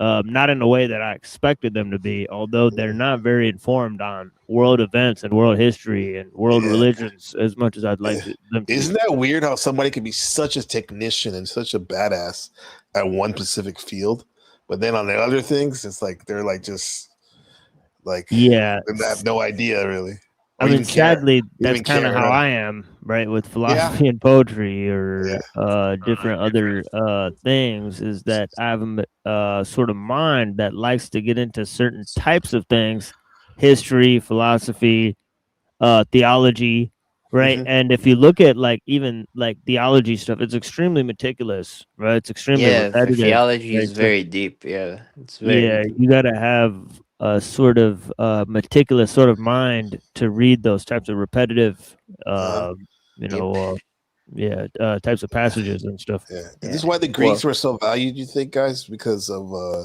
like that especially their trivium and the quadrillium, liberal studies, in the sense that like it seemed like they wanted a well-rounded human being. yeah. What do you Well, guys think about that? uh, I think it's true. Yeah, the Yeah. Greeks were like the prototypes. I mean, Heidegger said that the Greeks kind of caused like the downfall of the Western civilization, pretty much because of all that, like the abstraction and the forgetting of being. Yeah. Uh-huh. So yeah. Because they were like they set the bar so high. So Something. high, yeah, so high, Yeah. and like not only so high, but like they set a bar that didn't even need to be set, but like Yeah, oh yeah, it's just like here's like this division of nature, the world of forms and our world, it's just all that good stuff, all of that good stuff according to them. The word of form. What's the lizard tree? Good to see you, sis. Hey, what's up, And Lizard Tree? I've seen you that's around. a homie. Yeah, good people. Wiccan, good to see you, sister. Yeah. And Mama Anyways, guys, I Warmod. unfortunately have to step out now, but as always, it's good. It was good talking to you, Machine License. Also, it was great catching up with you, Gabriel. Yeah, really good catching up with you. Yeah, that was yeah, amazing. excellent. Thank you, Fatima. Thanks for blessing us and sharing your Absolutely, wisdom. Yeah, excellent stuff. absolutely. Yeah, Yeah. good Yeah. All right. blessings. Much love to both of you. See you guys later. Okay. Bye. Okay. Don't Yeah, be a much love. stranger. Peace. Yeah. Wow. That was high powered, bro. Thank you, Machine, for. I think that's why we got introduced through your show. Very intelligent. Yeah, very Yeah. intelligent person. Yeah, Yeah. And highly intelligent. and not only that, but pleasant. Had pleasant conversation too. A good conversationalist too, which is important. Yeah. Absolutely. Yeah, some people like I love their monologues, but they're not the best conversationists to say the least, right? Yeah, like like our buddy Frank Monday. He's pretty funny, Oh, but but yeah. it's like, Exactly. Frank Monday right there from LA. Yeah. Oh, even LARP, like his monologues are fucking epic. Some of the best out there. But no, but he can conversate good. when he's like in a good mood though. Yeah, I like talking to LARP. Yeah, he's good. He's interesting. He's fun. He makes me fucking laugh. Not to downgrade any of his philosophies and stuff, but like that motherfucker's an entertainer too. Well, I don't know if you saw the Saturday show because he was going off. At the end of that show, I got over 2 hours of recording of him. I think I listened to a little bit of that when I was coming home from work. Yeah, 3 hour recording. Yeah, it's absolutely insane. Yeah, so hold on to that. Yeah, so if you're a fan of LARP, check that out because he went off. You know, good off. Yeah. You speak to Pill Eater recently? Pill Eater's been watching some of the shows. So I know Neurojack talks to him mostly. He brought him on here a couple times. The last couple times. Yeah, you were on here too. Yeah, then I'll talk to Neurojack like twice a week. Then I don't talk to anybody else ever. Yeah. And then every while, maybe you and I check in like once a month. Oh yeah, definitely. Yeah, at least. Yeah, we have kept that talking. Up. Yeah, we've kept that up. Yeah. When we talk on here though, we have a pretty good series going, huh? Absolutely. Yeah. The Machine Lie. Thank you, Wiccan. Appreciate you. The Machine Lies is this is his beautiful channel. Yeah, the OG channel. OG channel. Yeah, I had a Caliphate up earlier, right? But this is the main OG channel right here. Yeah. Machine, what Asian studies have you been talking about lately on the show? What thread are you on right now with that? Nothing much, but we're getting into Guanan's idea of Shambhala. Then we're gonna circle back around to the Taoism. But yeah, we covered Confucianism. We covered the Tao. Me and you did a excellent stream on Buddhism that then continued on my channel, and then that was also the day when we had the whole entire incident with our friend Brown's boy. We haven't seen him since.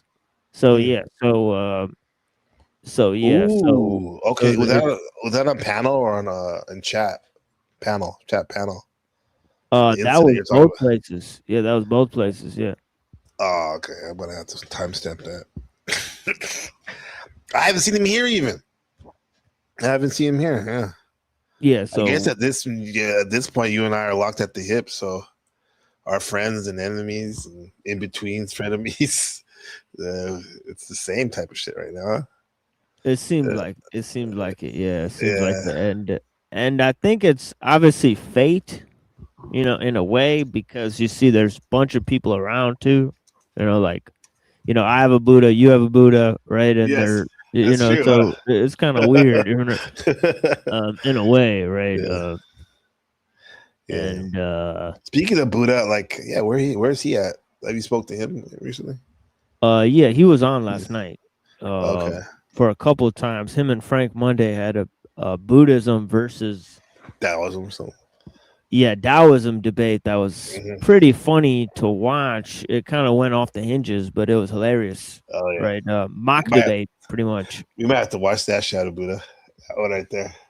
Yeah, but definitely, I think down the road, I'd love to have a debate with our Buddha with Taoism versus Buddhism, friendly debate. You know, so we might figure out how to do that in the future. But Taoism to me is like, I think as a natural that suits me, because it's kind of like I'm just flowing with the Tao, right?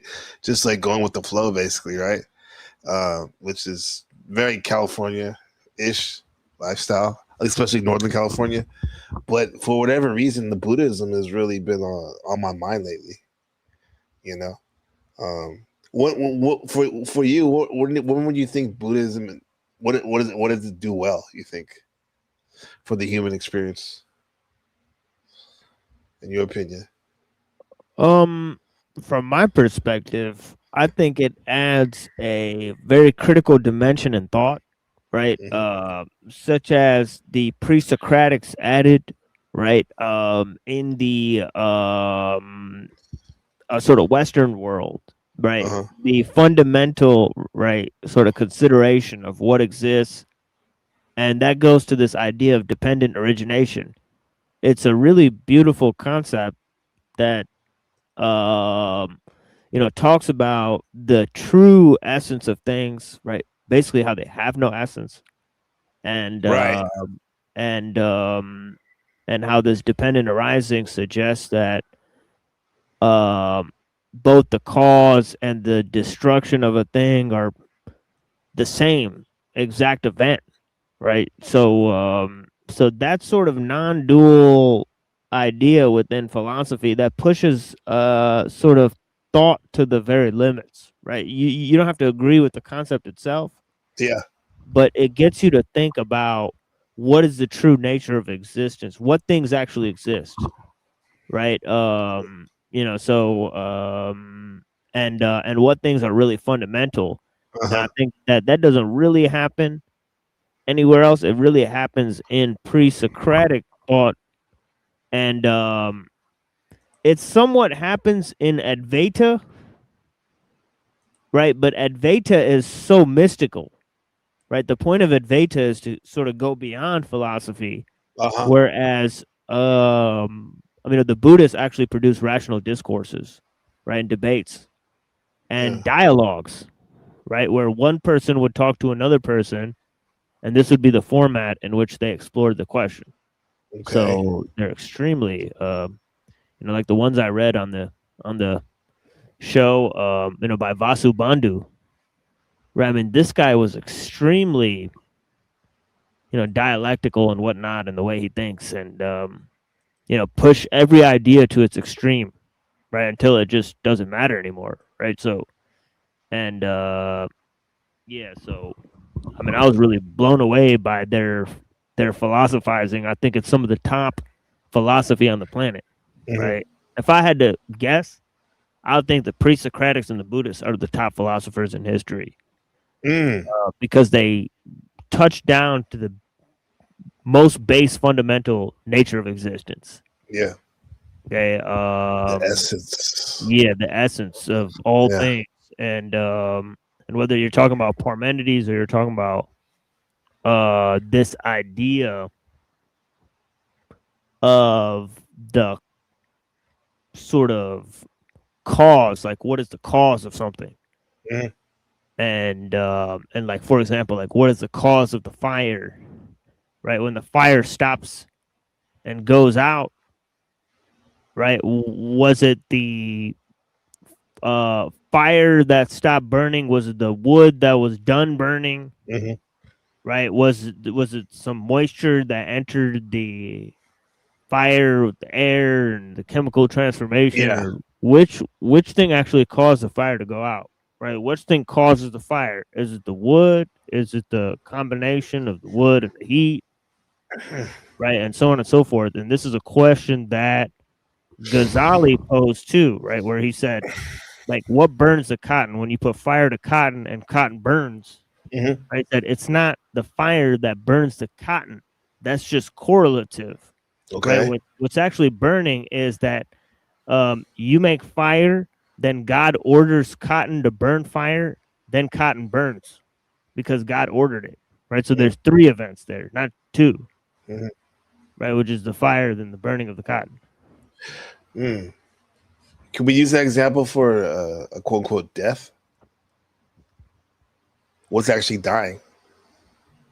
Well, yeah. Well, they would say that there is no death, right? In the sense of Buddhism, right? So there's no, uh, you should not try to hold on to the self that tries to gain permanence, right, throughout the cycles of reincarnation. But the fact is that in the Advaita and the Dvaita, right, where they believe in reincarnation, there is either the idea that the self would merge with the one, Mhm. right, true nature of existence, right, and cease to be itself, right. That was Yeah. Advaita, right. Yeah. So that was Cease radical to monism. exist. Charles Yeah, Manson had a song called that. yeah. Yeah, that's like radical monism, right? Okay. Once the dream of Vishnu ends, Yeah. you end too, right? And Oh. the cycle begins again. But in this other form, Dvaita, you get to keep yourself throughout this change that happens, right? So there's this Ah. radical separation between the self and Veda. Okay. the Uh. nature of change and so on and so forth. So they came to the idea. So Buddhism tackles this, sort of challenge of these two positions within Hinduism by basically denying both of them, right? By saying there is no Wow. self, Okay. right? There is Yeah. no Yeah. self. Yeah. Yeah. Wow. There's no. Yeah. Yeah. Damn. Because even in the Buddhism, when I started studying Buddhism, I thought like that. Oh yeah, they probably have some type of explanation of the self or whatever. And come to find out, it's like no, there's not even a priority. It's not even a priority, right? Yeah, it's not. It's, Yeah. trying to maintain the self is like trying to grasp at the straws. Mm. And yeah, damn, that's why that's why it seems so different coming from a Western person raised, for example, raised as a Catholic, to have that, to think about that. What? You're saying there's no self? There's no. Now, with that said, is that saying that, at least saying that there's no quote unquote afterlife? Well, there is an afterlife in terms of reincarnation, but they don't want there to be. Right. That's what the So the goal- civilization of Yeah. that's why it shot off of Hinduism, right? Because they wanted to stop the Reincarnation, cycle. Yeah. And that's also addresses why they're sort of mentioning Brahma in this sort of form that, like who cares, Brahma? And it's because he's like, Yeah. because they're trying to go I beyond like that. Hinduism. And I Yeah. think it's kind of interesting how it's like how you can compare it kind of like Judaism to Gnosticism, right? Where they accept the cosmology, but within that cosmology, they say that the goal is actually to reject what the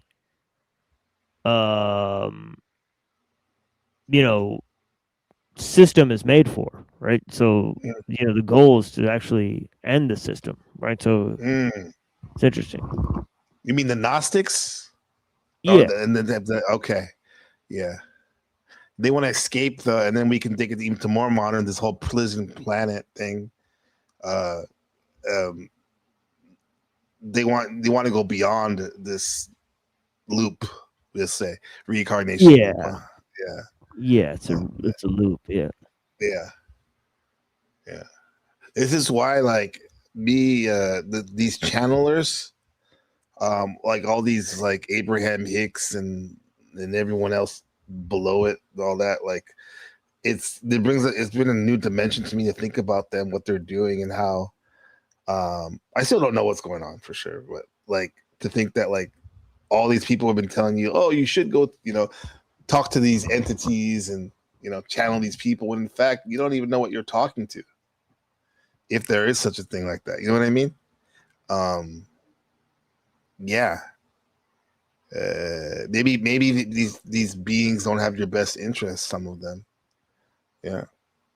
Maybe this is them, because I'm always like, but then on the other hand, it's like, who cares either way?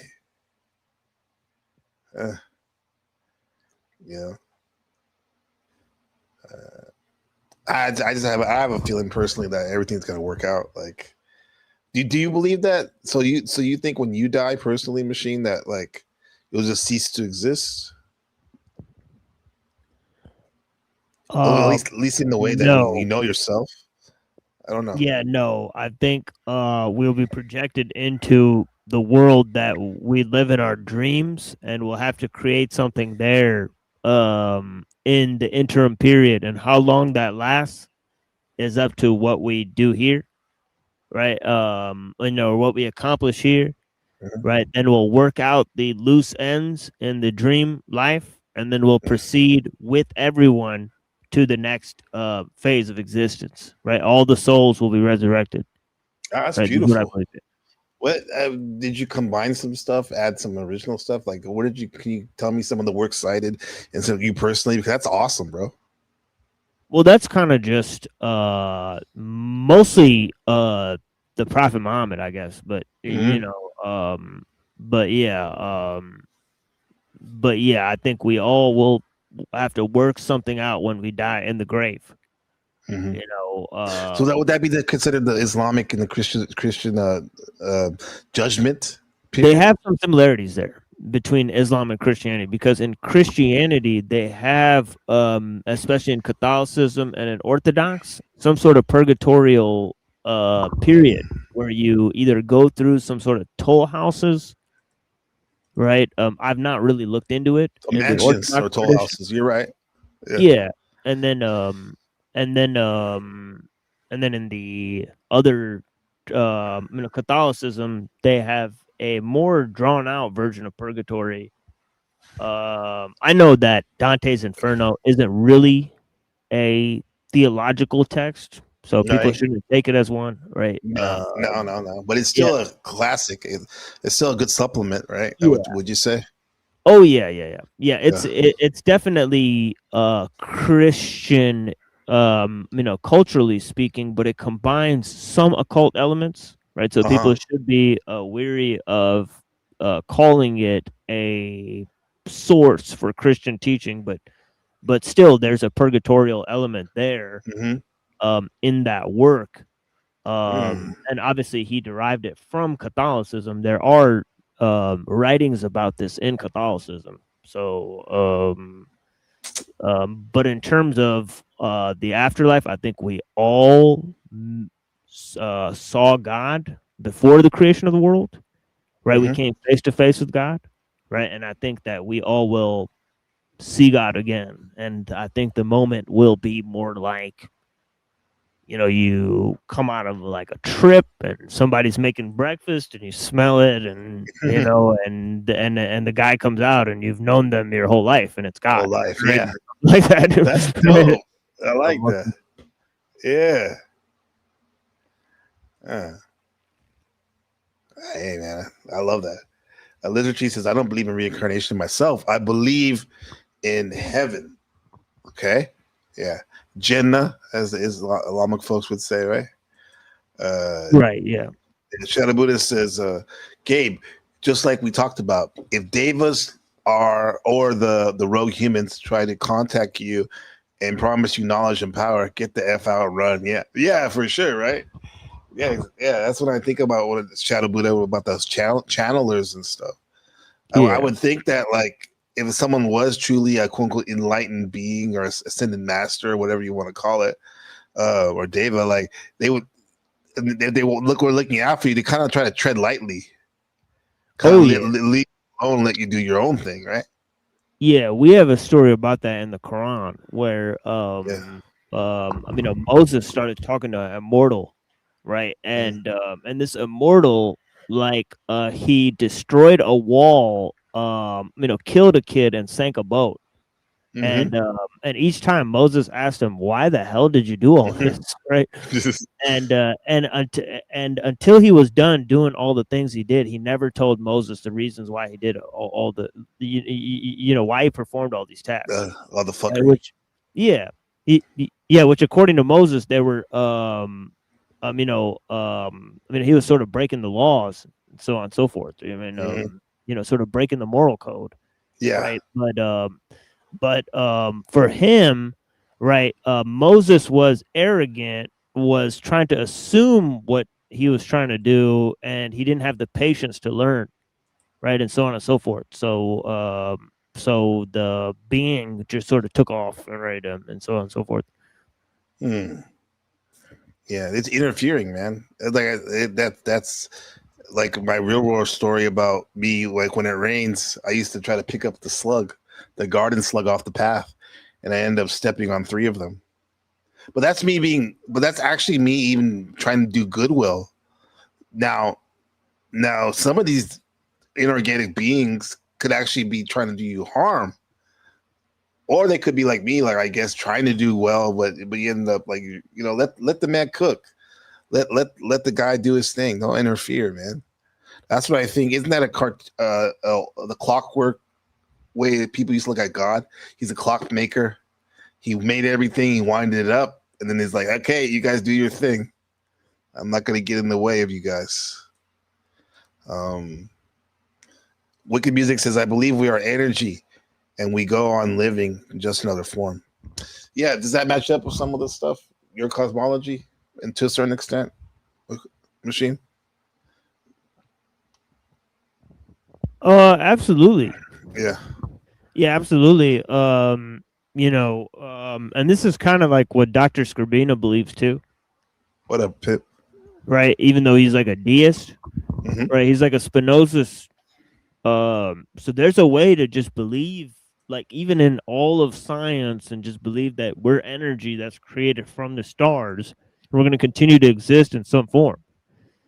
Right, so there's no reason to believe, even if you deny the soul, even if you deny heaven, even if you deny God, there's no reason to believe that we don't exist in some other form after this, right? It's completely ludicrous to deny that, right? So, I mean, I just think like even as just a cold hard deist, there's extreme possibilities that death is not the end, right? So, yeah, so I would say there's a lot of reasons to question it. I'm definitely not afraid to die. I don't know about anybody else, right? And I know that might seem as a sort of dangerous attitude. I definitely do live like that. Yeah. I definitely would not recommend it. but yeah, it has its ups and downs. And I see that there's people who are afraid of death and they're making the most out of life. And I don't think they're happier than I am, or people that aren't afraid of death are. Yeah. I don't think this guy's afraid either. Bang, bang, bang. Shit like that. Shit like that. Shit like that. Shit like that. Shit like that. What up, OG? What's good, guys? What's good? Are you ready to die? Well, I'm cheesing. Tim, man, you had me cheesing back there, bro. Yeah. The evidence that we continue on, and then that's where it started. I was back there cheesing like a fucking chipmunk. And then the TML, bro, like, yeah, man, like, I think I get the feeling too when you say, I'm not afraid to die, but you say that with the utmost respect for your life here. Good question. Right? Am I wrong? Am I right? TML, I'm on the right page? Absolutely. Yeah, absolutely. Yeah. And living like you got a death wish, just eating what you want, getting high, fucking whatever woman you want, and all this goofy shit. No, but I'm not living for my life. I'm living to leave some type of legacy behind. Like, I'm not living for me.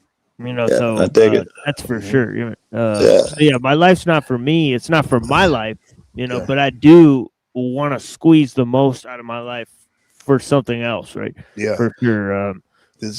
That's why my theme song is this. I'll play for a second. Listen to the words.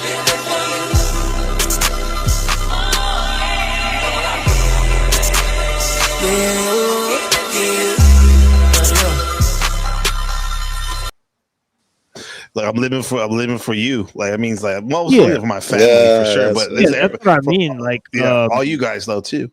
Yeah, that's what I mean. Like when I die, it's like y'all are the ones that are missing out now. Dude, I put in what I do. Yeah. Right.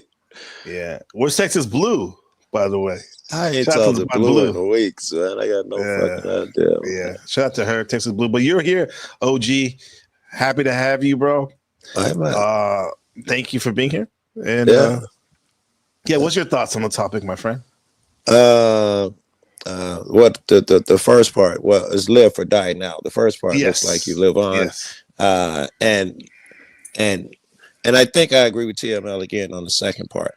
I absolutely don't want to be here. Can't wait to get to the other side. If they gave me an eject button, I'd probably take it. I hate this fucking place and all the devils and demons that accompany it. Yes.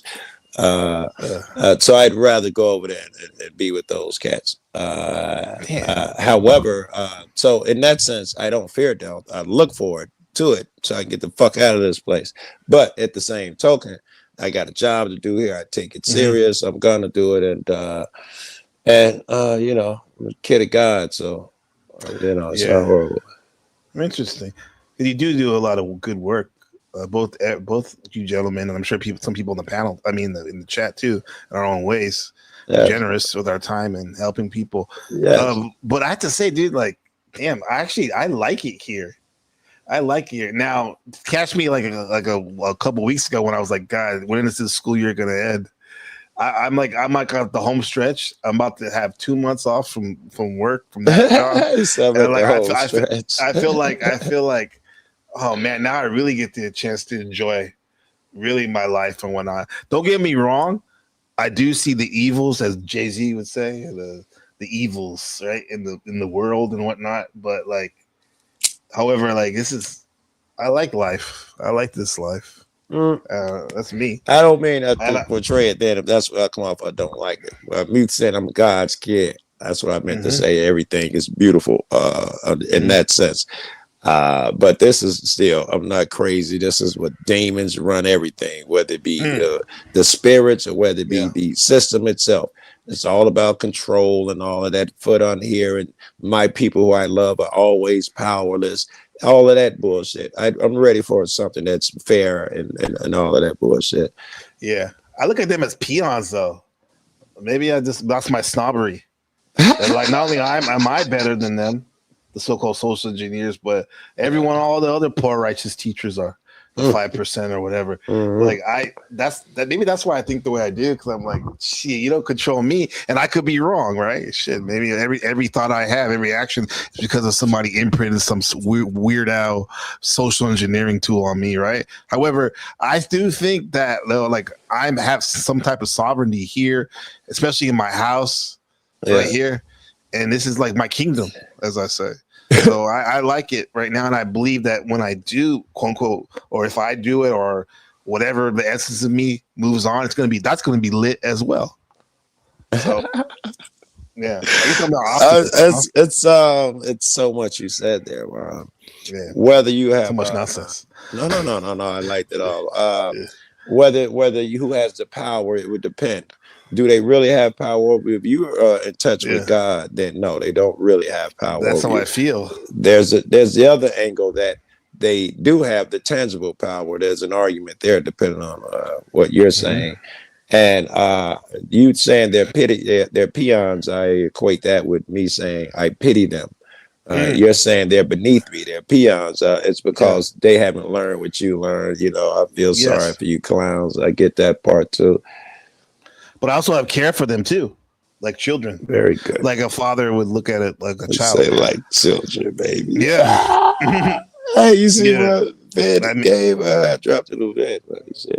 Yeah, because Joe. Oh yeah, I saw your vid. That's bro. Like that Asian young man, officer, mixed, whatever he was, bro. He seems like somebody that could probably be in another world, be one of my friends, one of the homies. But 100%. He definitely was on some power trip identity ego thing where it's like, God, it's not that serious, bro. Like, just come with your energy. And then I love the beautiful sister that came. Officer was just like trying to like be the antithesis of that in a sense. And like you say sister, you talking about the white girl at the end, yeah? Well, whoever that one was like, okay, come on. No, the sister with the Asian cat. Yeah, it was a sister with the Asian cat. I saw that one. Maybe you have another one. I didn't see No, it's the same one at the end of it. I run into some people putting up tape at the end. There's 3 videos combined. It's how you talk, bro. Like I get it from my homie K-Blow from Chicago, from Hood X. He always said, "It's your tone, fam." Your tone, fam. That was like that imprinted me. It's like, and that's a lot of these arguments on this panel shit too. Is the tone of how people think, because I think most people, unless they're like the weirdos we were talking about earlier, the untouchable, like most people here, like we actually want to do good, or at least want to be neutral, peaceful. I want to give you that they want to do good, but in a way, it's just their anxiety and nervousness just Mhm. crushes them. Everybody Yeah. gets up here thinking I'm going to do a show. It's going to be the most positive and blah blah, and Yeah. they just get wrecked. You get wrecked. Yeah, life hits them, right? Yeah. Or a weirder panelist comes up and you get thrown out of your shit. Kind of Yeah. like this. Like Bex is saying, "What's up, Bex?" She says, "Getting a new body in heaven is a reincarnation of sorts." In my opinion, I think that's true. When you say Getting a new body in a heaven. new body in heaven, like an astral body, for we could say. How about I was gonna Isn't say that kind of like I'm not even sure reincarnate? that you even need one, but yes, I assume that you'd get But isn't one. that what they say though? They say that in the scriptures or whatever. That when you do go to heaven, like you get a new heavenly body. I don't know if it's It's said in still the you. scriptures. I know all these near death people always say that everybody was over there about the same 30-something-year-old version of themselves. Yeah, that's in see what Joe is talking about is Islam, right? But Okay. in Christianity, you get a new body. That's in Second Corinthians. Right? That's it. Yes. Yeah, it's called a spirit body. Right. Spirit body. Yeah. There we go. So that could be said as Bex is saying that to her, that's a reincarnation of sorts, right? We're talking I dig it. somatics. Yeah. Good to see you, Wicked. Yeah, for sure. I guess you could call it a reincarnation, or do you have to come back? No, it'd be a reincarnation. Shadow Buddha said something about like rebirth and reincarnation as a difference. What do you guys think about that? We're talking semantics. It would depend. I know. No. It wouldn't be semantics. Depend on what he meant. Rebirth. I could have that on here on Earth. Change your ways. He had a rebirth, so it could mean something totally different than. Well, the word is resurrection, actually. Resurrection. That sounds Christian. Yeah, resurrection. In Islam and Christianity would be that, your body gets brought back, like literally like a zombie, but like not fucked up. Speaking of the zombie vape, that's the show subject in Taiwan. People acting like zombies doing these vape drugs, Joe. Over here, I must have saw that when I checked in on you earlier. It's and crazy. I wanted to ask about that shit. It must be rare because they're making a big deal of it. And if I'm not mistaken, the chick got some shit that she had access to from a lab. It's not like she got it from a dope on the street. And I don't know if that was real footage of her laying on the curb or them showing the sidewalk. Oh no, those are illicit drugs that she bought on the street. Oh, that was on the street, and literally she laid out in South Korea because it's become a very big problem here in Taiwan, where people are getting hit by cars and getting deleted. That's I wonder where they doing the fentanyl out there. Are they? Oh yeah, I showed you that picture before. Is that happening in the U.S.? Your word on the street? It's been happening here forever. Remember, I used to sell dope, and here we've been leaning forever. It amazes me that motherfuckers are amazed by it. It's it. All my friends, I've been drive by and be like, "Hey, my man." Oh, now on the H, yeah, for sure. Yes, on the H. That's all I. We call it. My friend called it the land of Nod. Yes, all over. It's always looking like Kensington somewhere around here. No, but this zombie vape is called Edimates. It's used so when they intubate you in surgery, before they do that, they give you that so they can shove that tube down your throat, I guess. Yeah, right. So people are vaping this now. They're mixing it with their cigarette vape in Taiwan. Sounds smart. Sounds smart. Propofol, I think is what it's called. Sounds smart to me. Yeah, but then they're going into seizures, Joe, when they're riding their scooters or driving the car and doing this shit and like hitting people and stuff. That's fucked up. That's like I wouldn't do happy stick and drive. That's just crazy talk. Right. I don't know if you want to do that shit and give out a will. Man. And I'm saying like, and I was making the connotation to the Buddhist cosmology about there's 36 different types of hungry ghosts because they believe there's a realm of ghosts too. And then and depending on your quote afflictions on earth, you can be reborn in these realms as well. And the ones that we were focusing on were the ones, and I was trying to correlate that with the drug addicts or anyone with the addict, but in particular a drug addict, like how there's these ones that have a big belly and then they have a small mouth. So they're afflicted with trying to feed their urges, whatever it is, but they have this big belly, but they have no way to get the substance into their mouth.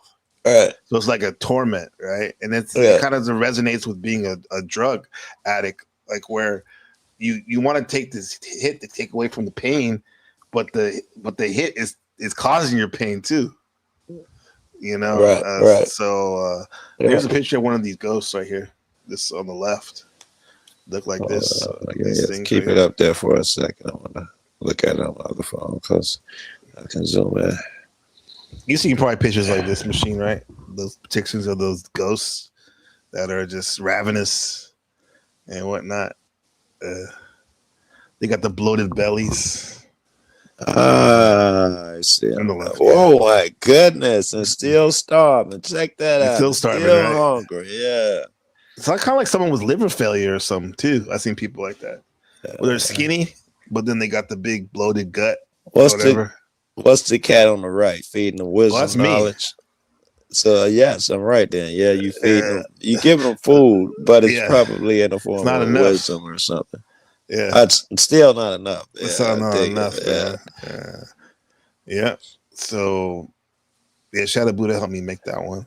But yeah, man, like it could be anything though. But we were just using the zombie vape as a way of talking about these addictions.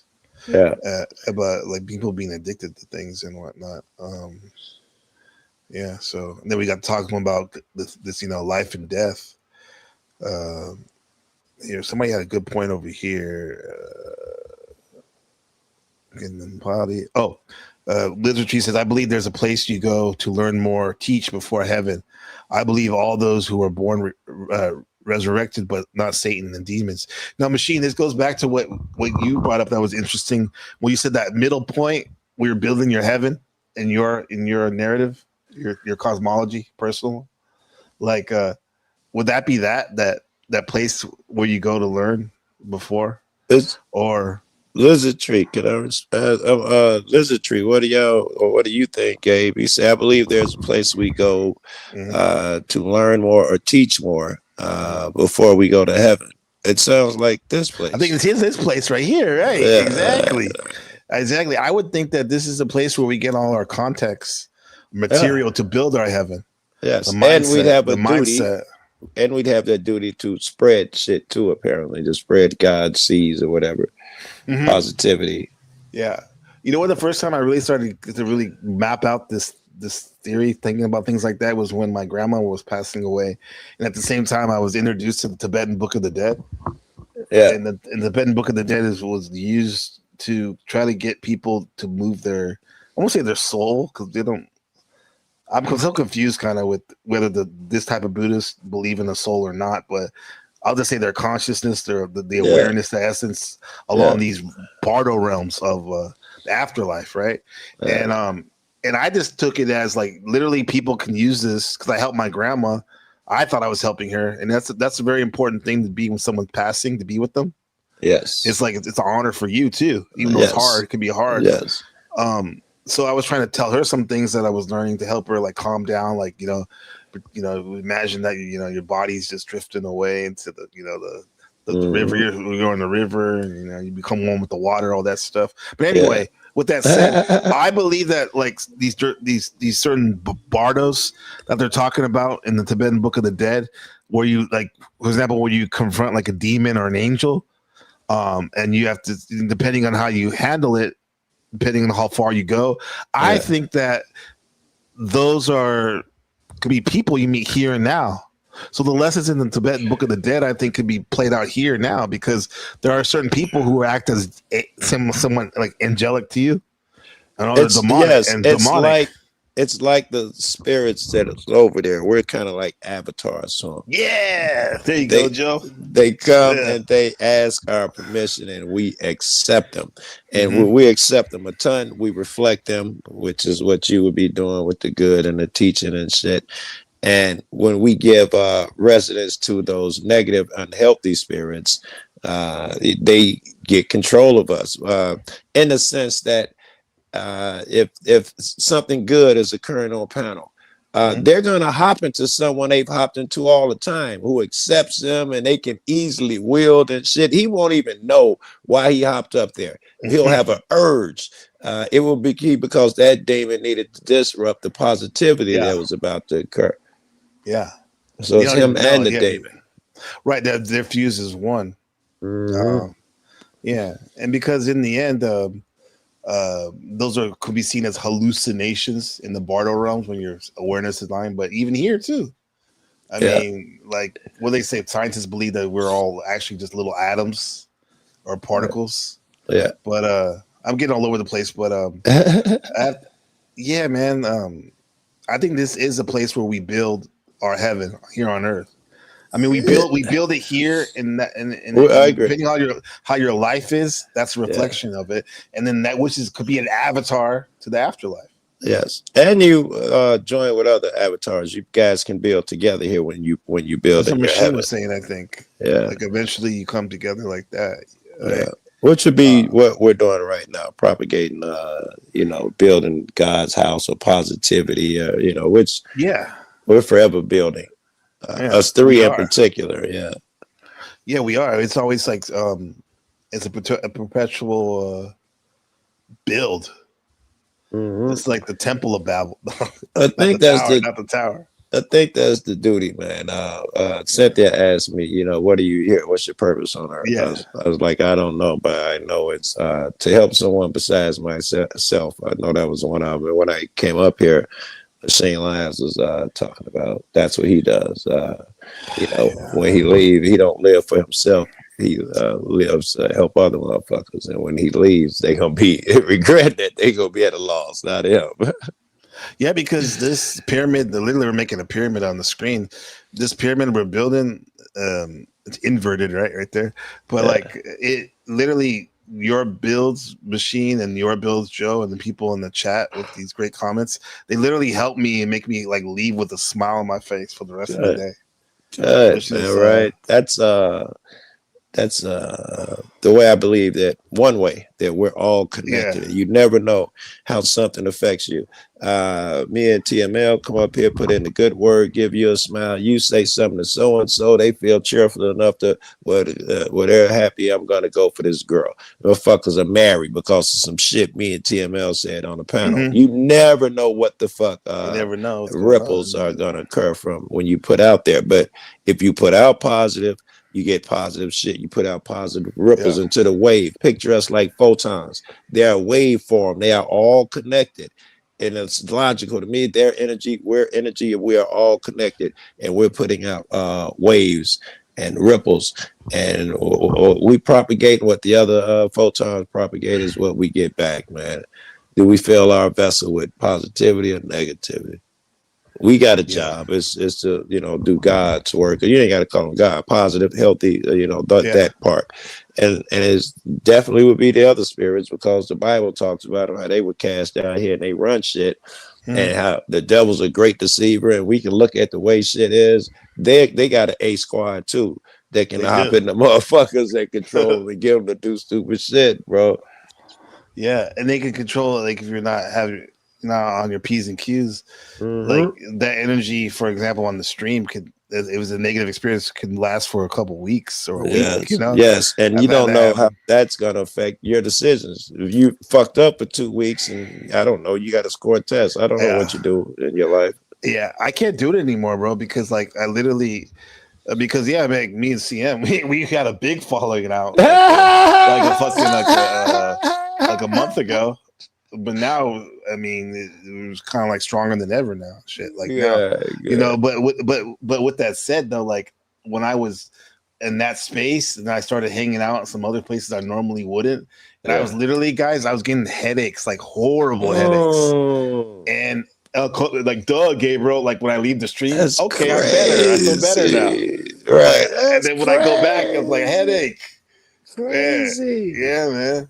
Like, because it's like I think there comes a point when the Most High says, like, he looks after fools and children. Yes, like, you're not a fool no more, fool. Right. So I gotta yell at you here a little bit because you're acting stupid.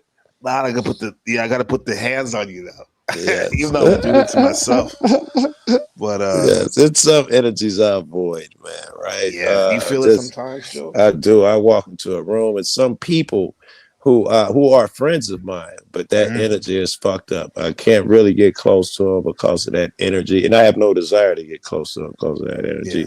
And you can feel it change. I can feel it when they enter a room, when they say something. It changes everybody else's energy. It's fucking crazy. Yeah. For a negative, not for a positive. You have people who hop up and you just feel joy and glee, right? I know Dennison is one of those guys for me.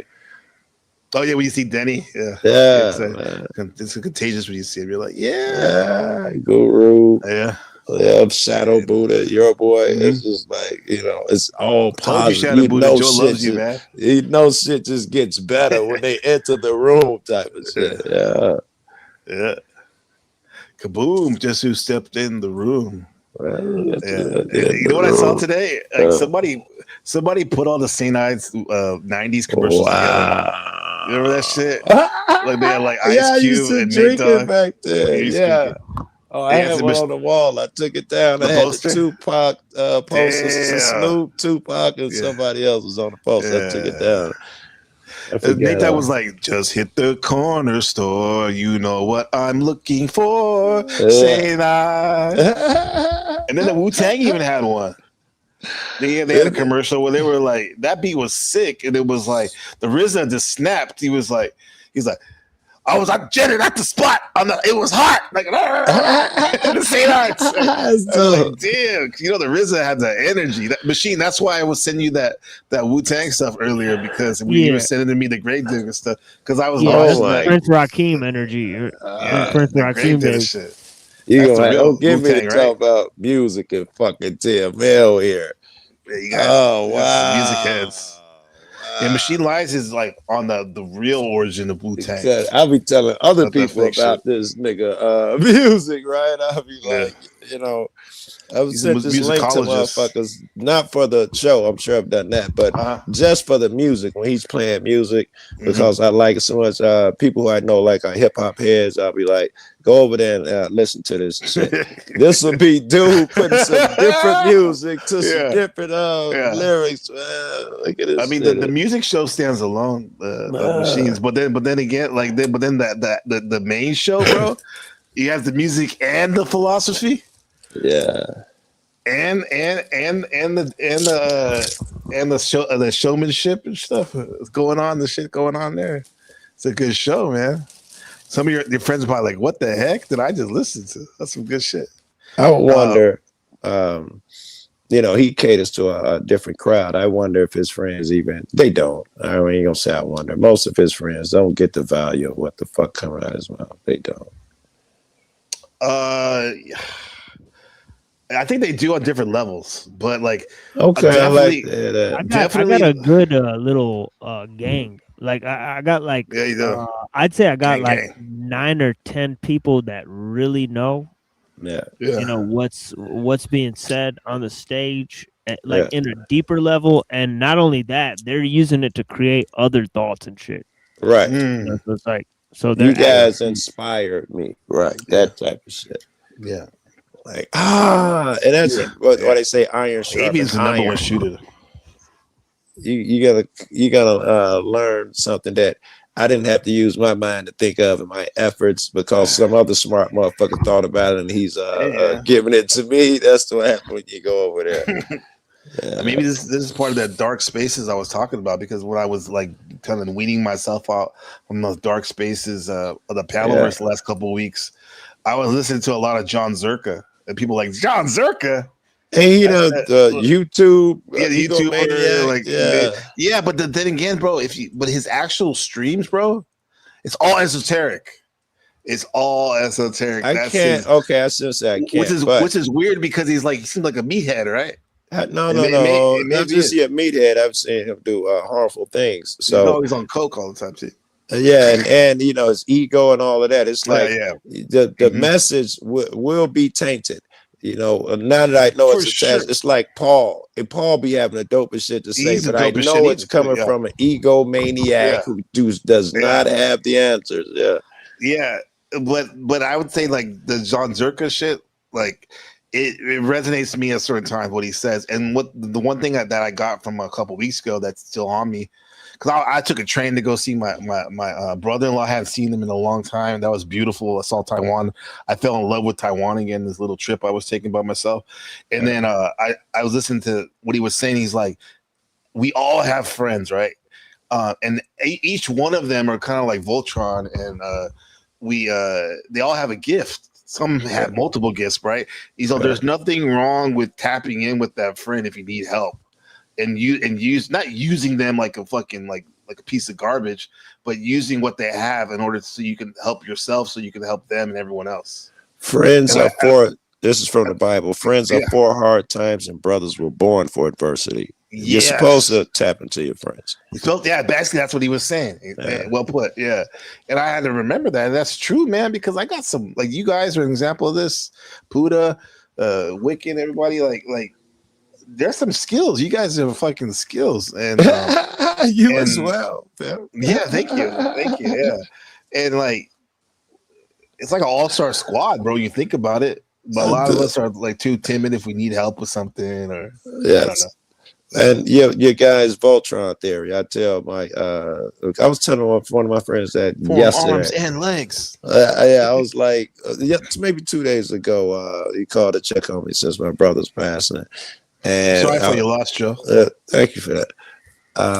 And he's an auditor, and his best friend, one of my best friends, he's an auditor as well. And I was telling him how you two niggas are cold apart, but together y'all form more than just two pieces. You know, when y'all come together, y'all form a bigger thing. And he was like, yeah, we noticed that. We talk about that. That's the same thing you're talking about with the Voltron shit here. Yes. Right. And then, I mean, depending on the size of the group, and then it goes the component of the head. Right. Trump's Department of Justice wants to throw out reparations program for black residents. And it was in Chicago, the map. I got the TV down when I saw the Chicago map. But you trying to get reparations to the motherfuckers from the January 16th and all of those people you trying to get up. Yeah, you want to get for descendants of slaves? Yeah, not for the slave guys. How about the people that him and the Doge and the Elon like screwed over? It's so funny that like my wife sent me this something like where we're talking about like how all the money that they thought they were saving and by getting rid of these, you know, programs and people's lives, and now they're trying to make up for it now, spending even more money. Yes, because they fix the problem. Disassemble programs that they realize they needed. They got to get new professionals. Yeah, I heard that too. Joe, is that Shadow Buddha says, imagine Joe rapping in one of the diva realms. He would be dope. He's if you did a concert right here, Joe. Let me check this out. In the background, look at the background. Okay. Oh wow. What would you think you could handle it? You know, like this. You know what that Buddha is? Like rapping to the Most Highs. That's what that's the Deva means the angels. Right all of my shit is like, dope related, hustling and shit. Hey, but own it though. Scared to death to rap in front of them folks. Bust two clips from the hip, now I'm left with my 9. Yo, I got a 2-gun habit. I can't hit him, yo, he runs like a rabbit. But his nigga slow, and he knows that I leave no witnesses to witness this. What the fuck I look like rapping that shit up there with them, right? Did you just murder someone, Joe? Is that what you're talking about? It's just a rap, you know.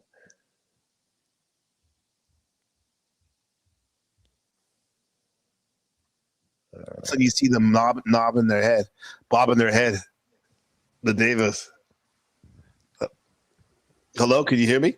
I can hear you. Yeah, I can hear you. These Davas are like all of a sudden, Joe, you'd be surprised they'd start bobbing their head. I guess they'll start twerking and shit. You know, that's my fear when I go over there, and I ain't been in a while, do the meditation thing and talk to those people. That's my fear over there, but it never occurs over there. It's like that shit's stripped away or something. Yeah, that's not even a thing once you get there, right? This is why, the second sentence is called "Your Life as a Psyop." It says right here. I put in the title, and normally I use that as a playlist of all the people overdosing on drugs and stuff. That's actually how I got most of the views on my channel. like 200,000 views or whatever it is on this channel is because of videos like that. And the reason I call that section your life as a psyop because it's like when you're doing that to yourself, not to judge that in a bad way or anything, but like you're kind of like you're faking yourself, you're playing yourself, as we say, right? I agree, but tell me what, be more detailed. But because it's like you're trying to escape something that you can never escape from. Agreed. Which is what your quote unquote whether you believe in that there's your true self or essence of you, whatever it is, you can't escape it because you're already there. In a good way, it's just like the thinking that you're not has gotten you in that problem when you feel like you have to do a quote unquote psyop. We're great. You know, and I think people who aren't even on drugs are guilty of that or are dealing with that. The quote unquote persona you think you are. Right. Want to escape into. People escape into it. They'll convince the people around them that they are a great business owner or this really moral person or whatever. And they won't be. They're really lousy. But you've managed to convince enough niggas where that is your escapism, whether it be online and they don't really know who you are. But that's also a miserable existence because everybody you can't talk into your bullshit becomes a threat to you, and you're gonna be angry. And the ops, and just like how we have in the Panelverse and Boyd and all these sectors, we have all these problems like the beefs and stuff like that, even in the upper echelons, quote unquote. Like speaking back to Zerka real quick, he is good frenemies with Sneeko. You heard of Sneeko, right? Like and like it's funny because wherever what a asshole egotist John Zerka comes off on, at his core, I don't think he is, and certainly compared to Sneeko, he's a lot less egoless. And it's funny because he uses. How can that be true, man? I've never seen his actual show. I just saw the about 18 of those things, the worst YouTubers in history. He's on every list, and he's always talking about, I'm the greatest person on YouTube. You can't touch me. Get your hands off of me. I'm the most popular person on the internet. You understand who I am? It's always egotistical shit. Okay, maybe I'll rephrase it like he's not egotistical, but like Rick Majerus. You ever heard of Rick Majerus? No. Do you remember about 20 years ago during the when University of Utah would make a Final Four with a March Madness run? There would be this fat ass white coach who like a slob. Maybe you've seen him before. Anyway, I bet you I have. Or Andy Reid, you know, from the coach of the Philadelphia Eagles, ex-coach, right? Fat ass, right? Yeah. But these men are some of the greatest strategists in their sport, right? So I'll say that was John Zerka. Maybe, definitely, maybe not a good person in that sense, but he is to me, he's a good strategist in terms of talking about sharing things about self mastery. That's his thing in the esoteric realm, right? And, I'll pay him more attention than if I had I'll send you some stuff in email. But with that said, like he's talking about comparing himself to Sneeko or talking about Sneeko, and Sneeko's a funny cat because he's what we call a chameleon. And like where he switches to whatever's going to benefit him. It looks like I'll be a Muslim now. Last year I was a red pillar, and before I was a extreme liberal. So whatever it is, man. Like now I'll be the racist bullshit with the other dude, Nick Fuentes. But now he hates white men now because him and Nick are having a falling out. Shout out to Chicago, but like him and Nick are having a falling out. So he's talking shit about white men now. Wow. So what that said is like he was just doing the high Hitler shit with Marvin. I think that's his name in the He was doing it with Myron Gaines. Yeah. Speaking of Myron Gaines, I mean, just to remind you guys. Now you see white people are later. Better than you niggas. Period. That's Myron right there. But we're better than y'all. So Sneeko doing his chameleon thing, and it's funny because John Zerka knows he's a weirdo too himself, but like he was talking about Sneeko, it's like he's bringing up the fact that he was so fake, and even how he talks. You know, some guys when they talk, they have to do this like kind of like manly voice when they talk, like, or like they're very like the stiff businessman. Yeah, like I gotta get things done, mama. Yep. I'm always grinding. That's Yep. sneaker, right? And I Yeah. just think it's funny when John Zerka calls that shit out on him. Yeah.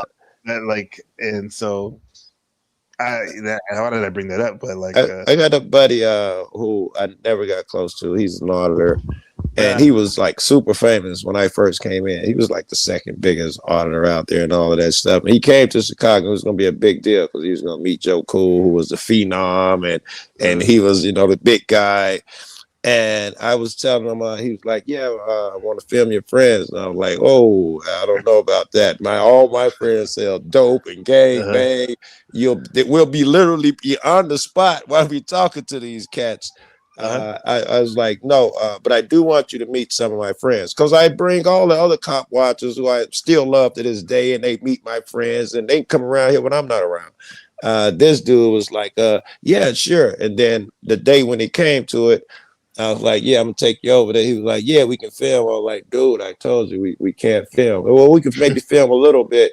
And I was talking to him later that night on the phone. I was like, "Dude, I don't feel like we ever touched hearts, man. Like we ever got to know each other." And that's what I was saying. He was always in that business mode. He wasn't a genuine cat, and I couldn't find him. That's the shit that Zerka was pointing to. I think was yeah. Like you said, you can't find him because that's the heart. Got to be heart centered. That means you got to be like a punk or something, right?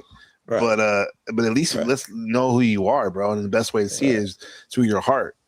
Yeah, that's always also grinding and grinding. I mean, there's time for that.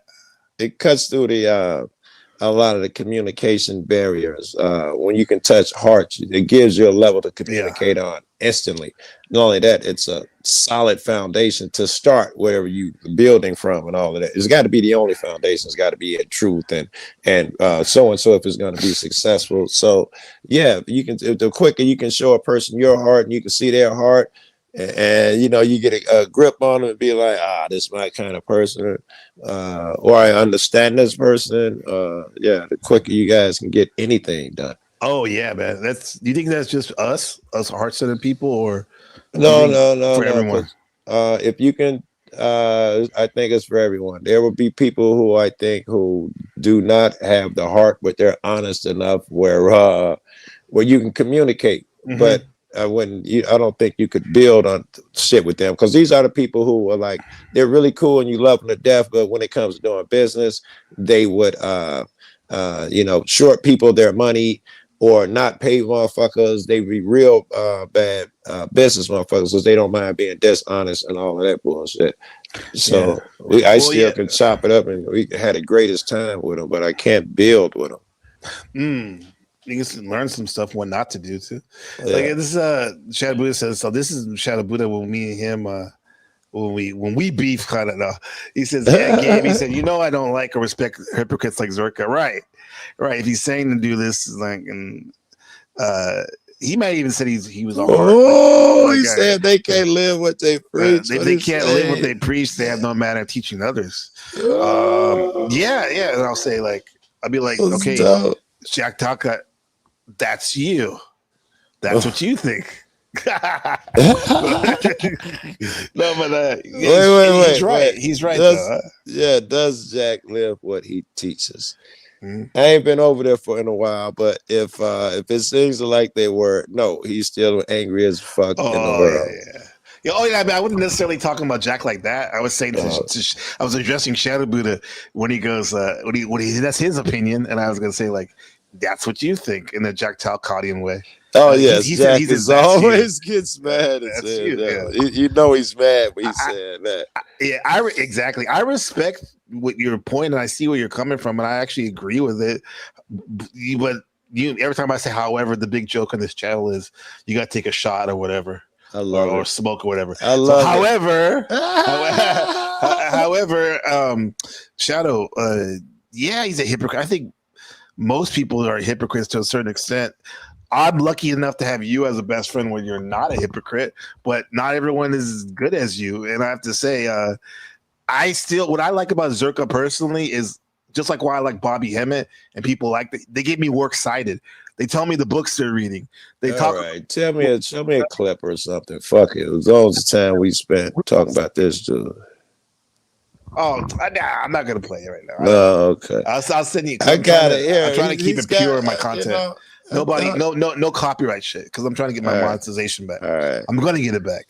So, but I'll definitely OG. I'll send you some stuff on the If email. or if you just remind me, I'll just put John Zerka or esoteric, and then Where's everything my will come phone? up. Okay. John Zerka. There's millions of thousands of videos Yeah, of him. I'm pretty sure I have an old review of some of his material, and I gave pretty negative responses to what he's saying. I don't blame. No, I would say I don't.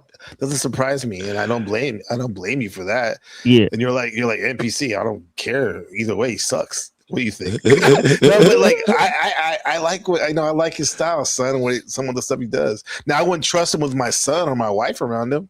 Yeah, but exactly. but I like some of the shit he's talking about, because I don't see anyone else, especially in that space, talking about esoteric stuff. Yeah, So I think he's.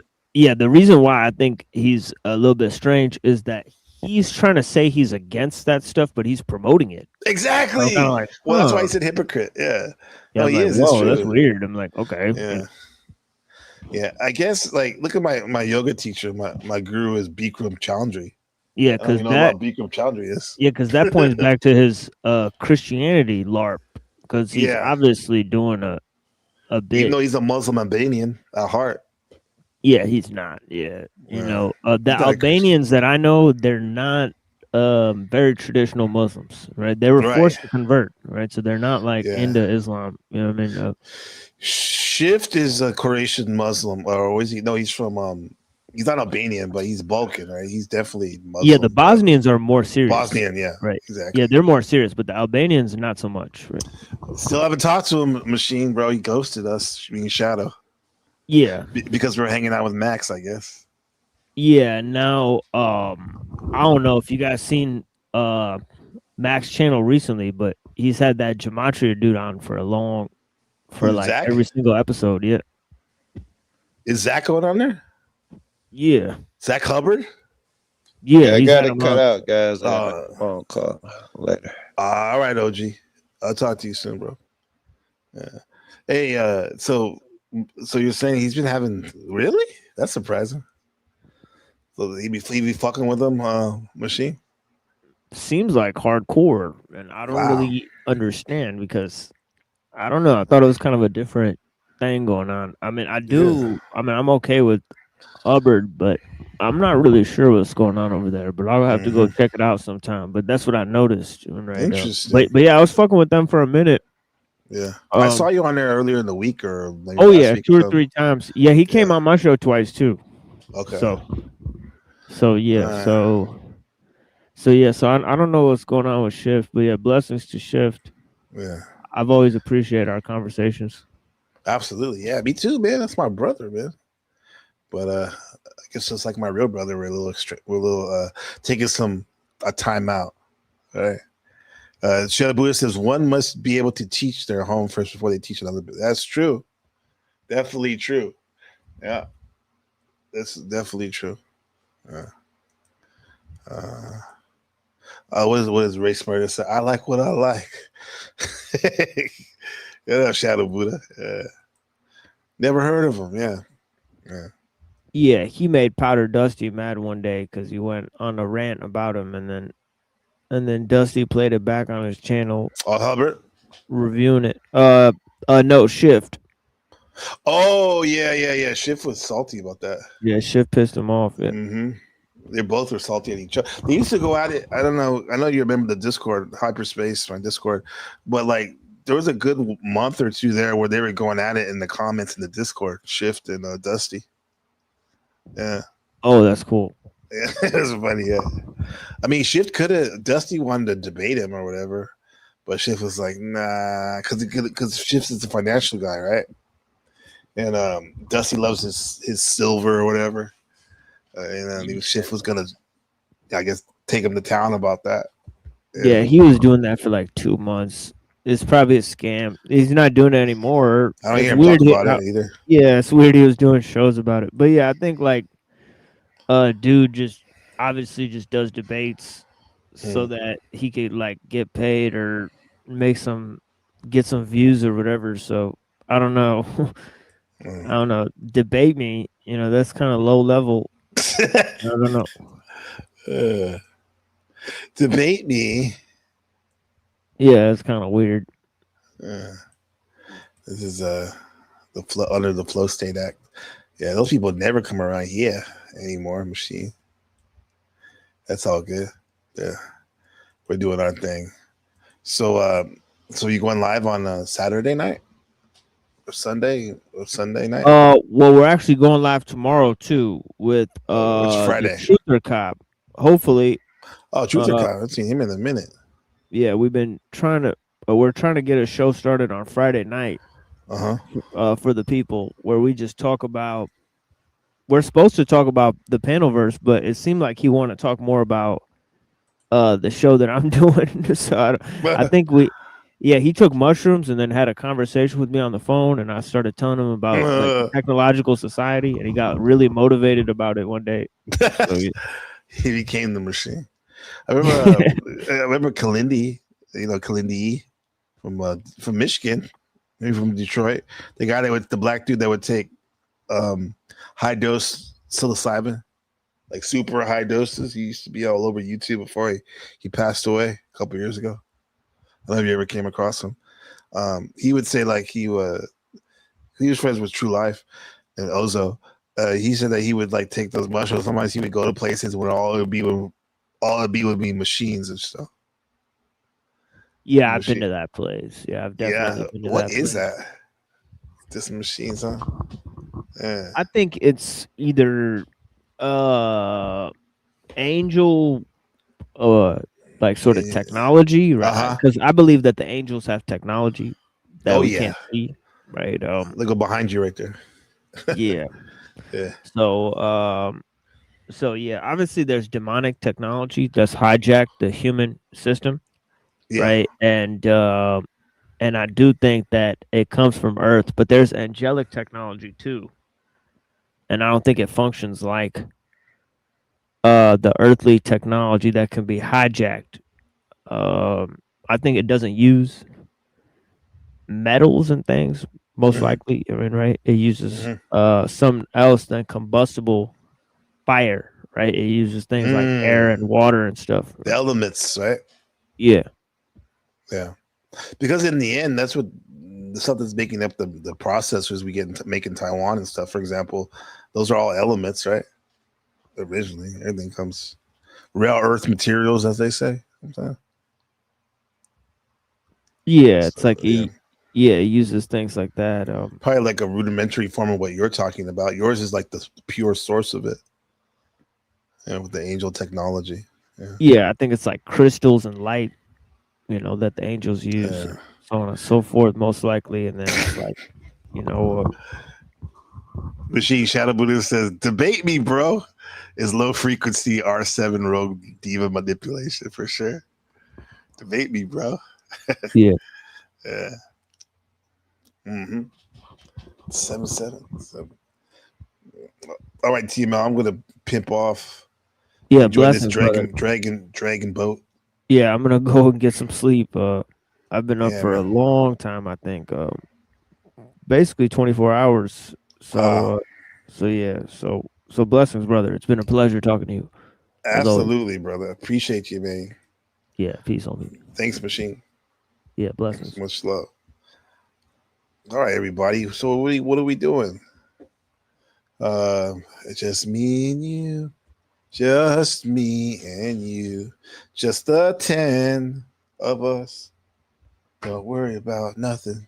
We don't need nobody. So thank you for being here. Thank you for stopping by, TML. Shadow Buddha and the fam says thank you for stopping by. CM is going live. He's live right now. Right now, Stanley in the chat, untrackable on the on the panel. So here's his CM show. You guys can more than welcome to pop up over there. There's the link. But at least watch the outro. We can have something to say too. Wicked says, thank you everyone for hanging out with us. Have a blessed day and night. Much love. Hit the like on your way out. Please share, subscribe. Appreciate you, Wicked, beautiful Wicked, and beautiful Markella, and beautiful Mel Pandora. Everybody, we love you. The whole squad. What up, Clue? Charles Darwin, what the hell? You're running away? You're running away. Oh, well, I'll play this. I'll let the great Sade take us out. So yeah, everyone, the zombie vape, be careful. Just giving you a heads up, like I was telling Shadow and Light. Yeah, that's a real thing out here in Taiwan. The zombie vape, right? So keep an eye out. So this has been Taiwanese zombie vape, your life as a psyop, as well as the human anatomy of the hungry ghost. And thank you for spending time with us. Love you, Ben, Rebecca. And thanks for hanging on the stream for sure. And if this perspective resonated with you, hit the like button, subscribe, dono, buy me coffee, share this with somebody who needs to hear it. And let's open up a dialogue in the comments. So I'm living for you, Rebecca. Peace. I'll talk to you in a minute, Shadow.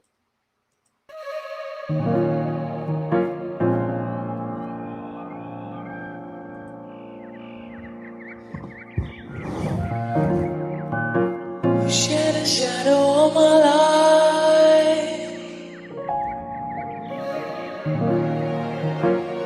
Shed a shadow on the light.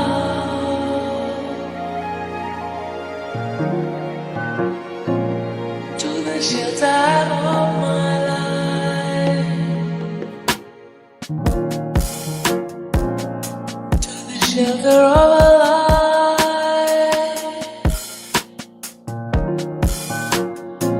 See it in your restless eyes. The truth I was hiding. The truth you could not disguise.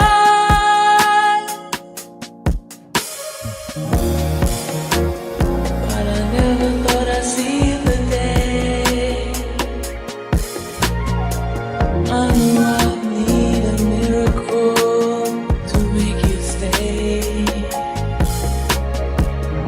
I knew I needed a miracle.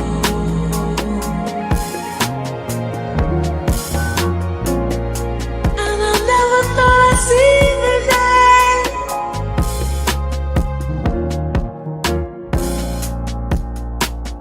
Put a shadow on a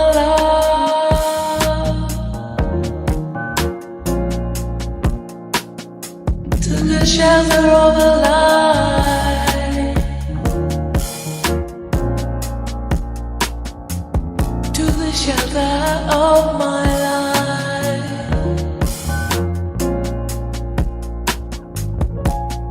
I wish you could shelter me.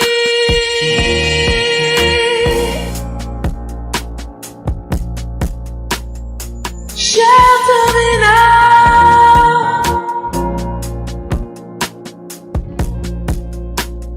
I need a miracle.